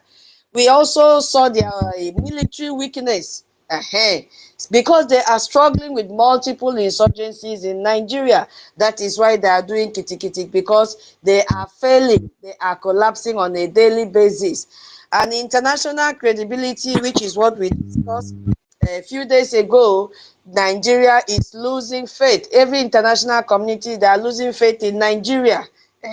They feel that they are no more competent because terrorists have taken over their territory, terrorist country. So that is why they are so much desperate to sabotage what we are doing. They are so much in a hurry, you see, to sabotage what we are doing because time is running out. They did not see this coming. They did not see this coming. They did not even believe our APM will be able to pull the trigger for us to reach where we are going. They thought that Rabu Fulani will be able to achieve the purpose that they set her to carry out in the government, but she came late. And then the second batch, 2025, they came late. And my people, as I said in the morning, all of them now are confessing. As in the hot is now confessing who is Okiso Fire, that it is Chinas and Woro. No be me talk amo. It is there what he tweeted, that it is Chinas and Woro. They shouldn't allow him to talk. If not, he will open up so many things. I've told him, open up. We have all our ears open. So you see, everybody is losing it. Everybody is losing it. Our APM promised us that more news will be coming. More news will be coming. Are you ready? More good news. Yeah, more good news is on the way. Are you ready, Madam P? So we have to overcome this. Are you ready? When you are ready, please just let me know. All those videos that are our PM, I'm just looking for one around November. Let me continue. How to conquer this sabotage? We have to expose their motives. We have to show the theft. We have to document how much wealth they steal from our territory. I've already talked on that when I used all the companies that stole our resources. You see how they are just giving small percentage to Nigeria because they are corrupt. They are taking it, but they pay large percentage to the international communities. We have to calculate their loss. How much richer how much richer will we be when we become an independent state? You see, we are going to make it. They know who we are. They know who we are. They know that we will even be the one to feed Nigeria if anything called Nigeria will exist in the in the next 6 months. Let me just put it, because I buy into the submission of our original CEOs. In the next 6 months, if we have 2,000 people that are ready to invest 20 AJ on a weekly basis, then we are going to achieve what we are looking for. Yeah, we are going to achieve what we are looking for. They sabotage because they know that we are right. If we were not legitimate, they wouldn't fight so hard. They will not. Their desperate tactics prove our strength and not our weaknesses. So they know that we are winning. You see? So my people, let's come together and work together, put our fund together, because we have to take over our territory. We have to send out these foreign terrorists, which Nigerian terrorist government have brought to our land. That is just the little thing that is left. But remember what I said when I started this description in the morning. Remember what I said? Who can remind me about the territory, so that we don't begin to cry and say, we have not taken over our territory. Hey. Have you seen? Because the Montevideo Convention says defined territory, not controlled territory. I've already mentioned in the morning so many countries that got their recognition when they were defining their territory. They did not even control their territory. So we are not the first, and we will not be the last. So let that one not scare us. It says defined territory. You must have a defined territory, not a controlled territory, because they know the fight must continue. I'm Chibike, my co-host. Chibike, are you? Yeah. Okay. Madam Key and I join the meeting now, so please go ahead and manage the space, please. How Chibike manage now with no speaker? Hey, Papa, I have to find something on. But if somebody wants to speak, how will he stop it? Where are you going? We have a meeting now. Okay. BIAFRANS, please, if you want to speak, then you can come and take the mic so that we'll continue. Because right now there is no one the speaker. Madam Key wants to play something in the background. So that is if I found one now. I'm looking for PM's past video. It's 2 hours. Yes. So Chibike, you don't have? By that time, if we don't finish the meeting. What time is the meeting? They say it has started. Oh, started. Hey. Yeah. Oh, Telegram. No, it's going to be, just go to the group, you see the message. So Chibike, you don't have anything to play? So that you can, in case somebody wants to speak. He has raised up his hand. Let me see. Okay. There is somebody asking. Afam. Okay. So you guys should but Chibi can find something now so that manage until done.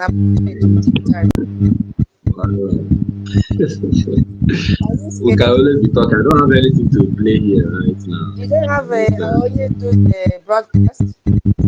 Nah. You have that one, Poku now. The problem is if you play now and somebody wants to speak. Okay, your ears will be here as well, Madam Key, so that you can pause, right? Oh, why not? Fine, then play. When somebody wants to speak, your eyes will still be going. Okay, no issue. No, don't play. Let Afam speak. Then maybe from there, BIAFRANS will come in. Okay, fine.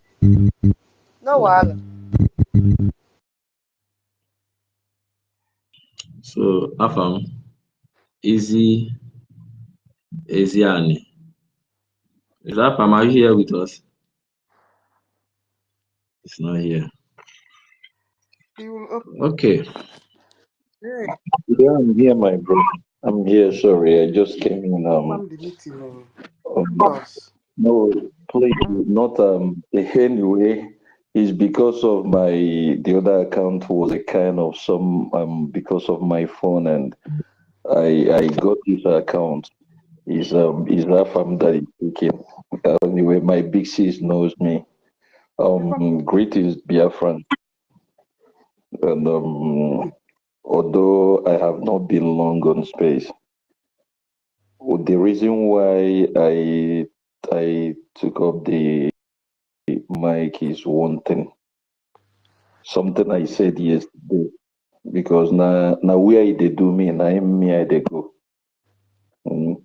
Because one thing I want to say is, please, I believe not everybody that is here now was here. He was here, I think, yesterday or day before yesterday, that we talked about this, please, my brothers. It's very important.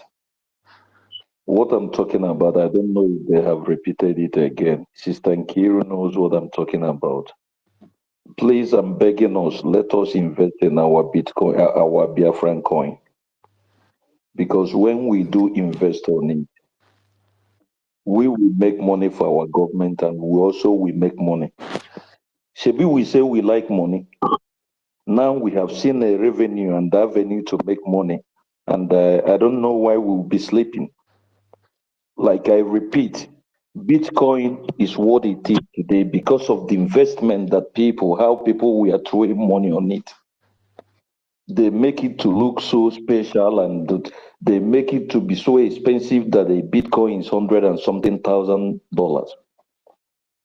Then we now have Biafran coin, and we have the number. Even if those who can invest maybe 10,000 a year, it doesn't matter as long as it can buy you something. This is something our government is going to manage, and our people are very good in business. And when we do this, is going to help our government a lot. Why I'm saying this is that all these things we are doing, everything we are doing, my brothers, you no get better soup wey be say no be money killer. You cannot give your wife 1,000 to go to market and buy something to cook soup, and later you expecting okporoko and azumangal and fresh fish and those edikaikon, everything to be. It cannot be. You don't bring money for crayfish and you expect to hear the taste of meat. It's not happening. Okay. Just keep mentioning it. Keep mentioning it. You know, just keep mentioning it. Over time, it will stick. It will stick. Nnamdi, please, you can meet yourself. I have to work on that. So uploading content every day. 30. That's what I'm trying to work on for a while now. Nnamdi. Anytime we're on space, you just mention it. You don't have to talk about it for so 30. long. Just mention it and leave. Just mention it and leave. Mention. Nnamdi, please. Is there any place you can continue? So, my brothers, what I'm saying is this. Sorry, I did not greet. I did not do the formal the formal procedure by greeting my beloved sisters, mothers, aunties, and my brothers, those I respect so much, my uncles, and those that I can say they are my younger brothers. Please, I'm begging each and every one of us, if we could look into this, for those who are thinking that when they ask you to bring 1,000 Gemma for the Biafran this thing, I mean about those who are to deposit money, okay? This is another way. Your 100 Gemma is important, and this thing, you're not wasting the money, you're not throwing it away. You're making our coin to be more valued, to appreciate. Okay, and the more this thing go, other investors, it will attract other investors. As long as it's money, people will come in.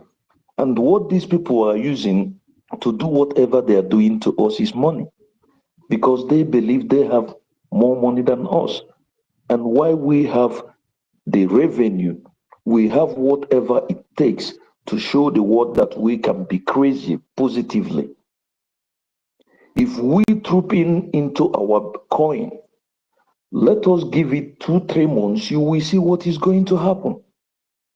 So please, I urge each and every one of us, let us do this. Let us please do this.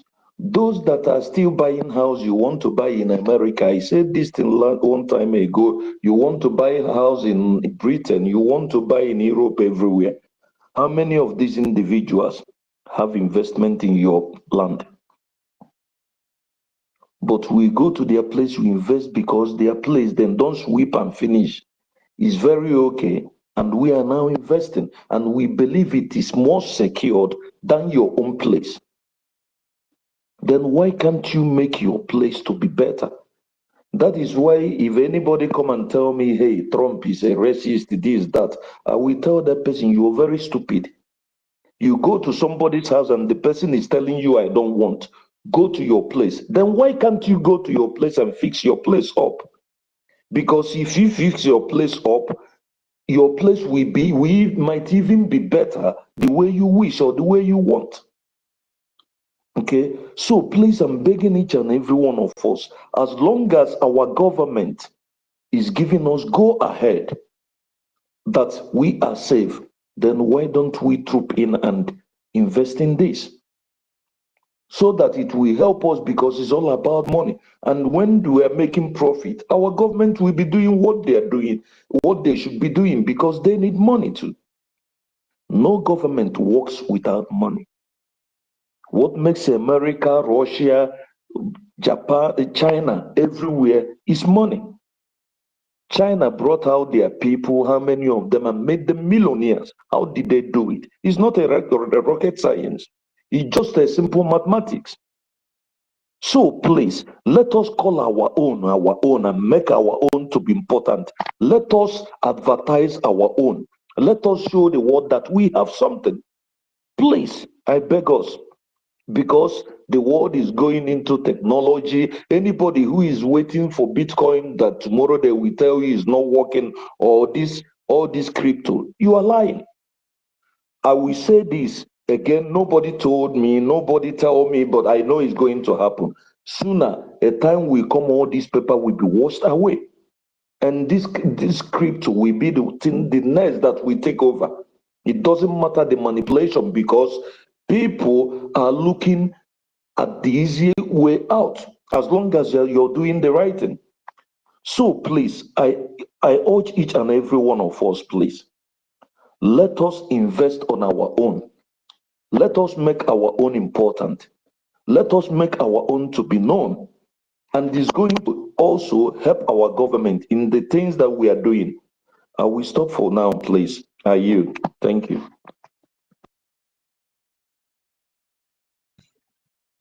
Okay. Sister Tutor, do you have any of the our oriental message you can play as you are in the meeting?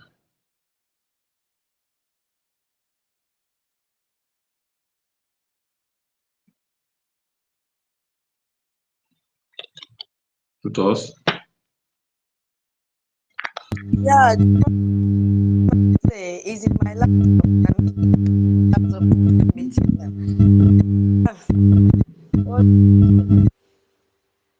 Oh my God. Madam Key,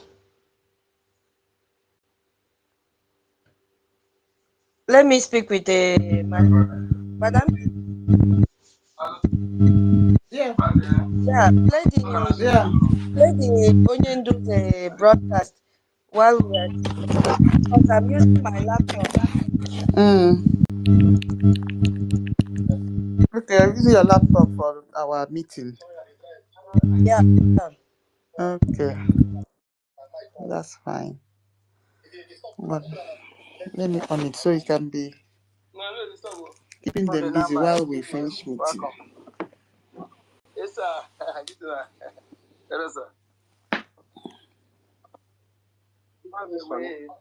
Yeah.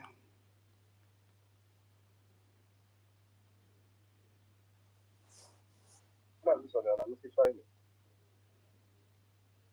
not sure. Maybe you never entered. Maybe. Okay, they were my people. Yeah.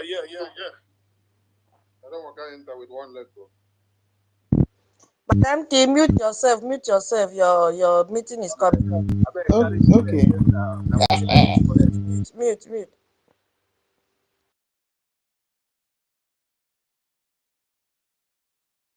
Okay. Before she come up with something, let's go back to our topic today and make a little bit review of what we have been saying since morning.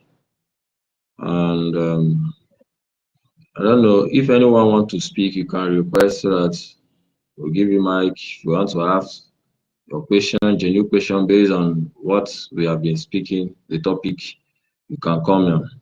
Request for the mic, we'll give you mic. It should not just be like that. Okay?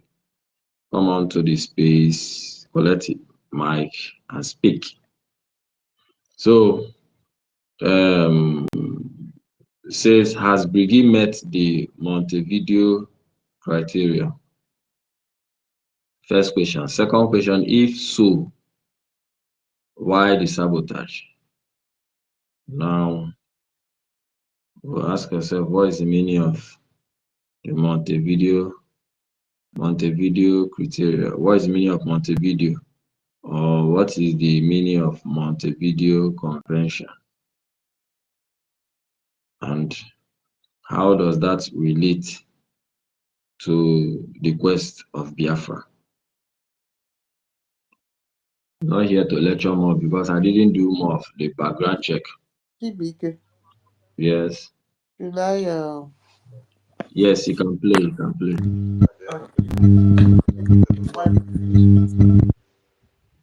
Okay, people. Yeah, we have to bring down this space now because media team have a meeting in Telegram. Our information minister said I should tell you, if you're in the media team, go to the Telegram group and then you should join the meeting. Immediately after the meeting, he will open another space. So thank you so much, BIAFRANS, for joining. Maybe we can repeat this topic some other day. Honestly, it was so rich. We've not even spoken because those in the US are just waking up now, and Canada, and they would have loved to say one or two things to it. So thank you so much, my co-host, senior citizen. You were here. Next one kicked you out as a co-host, Madam Key.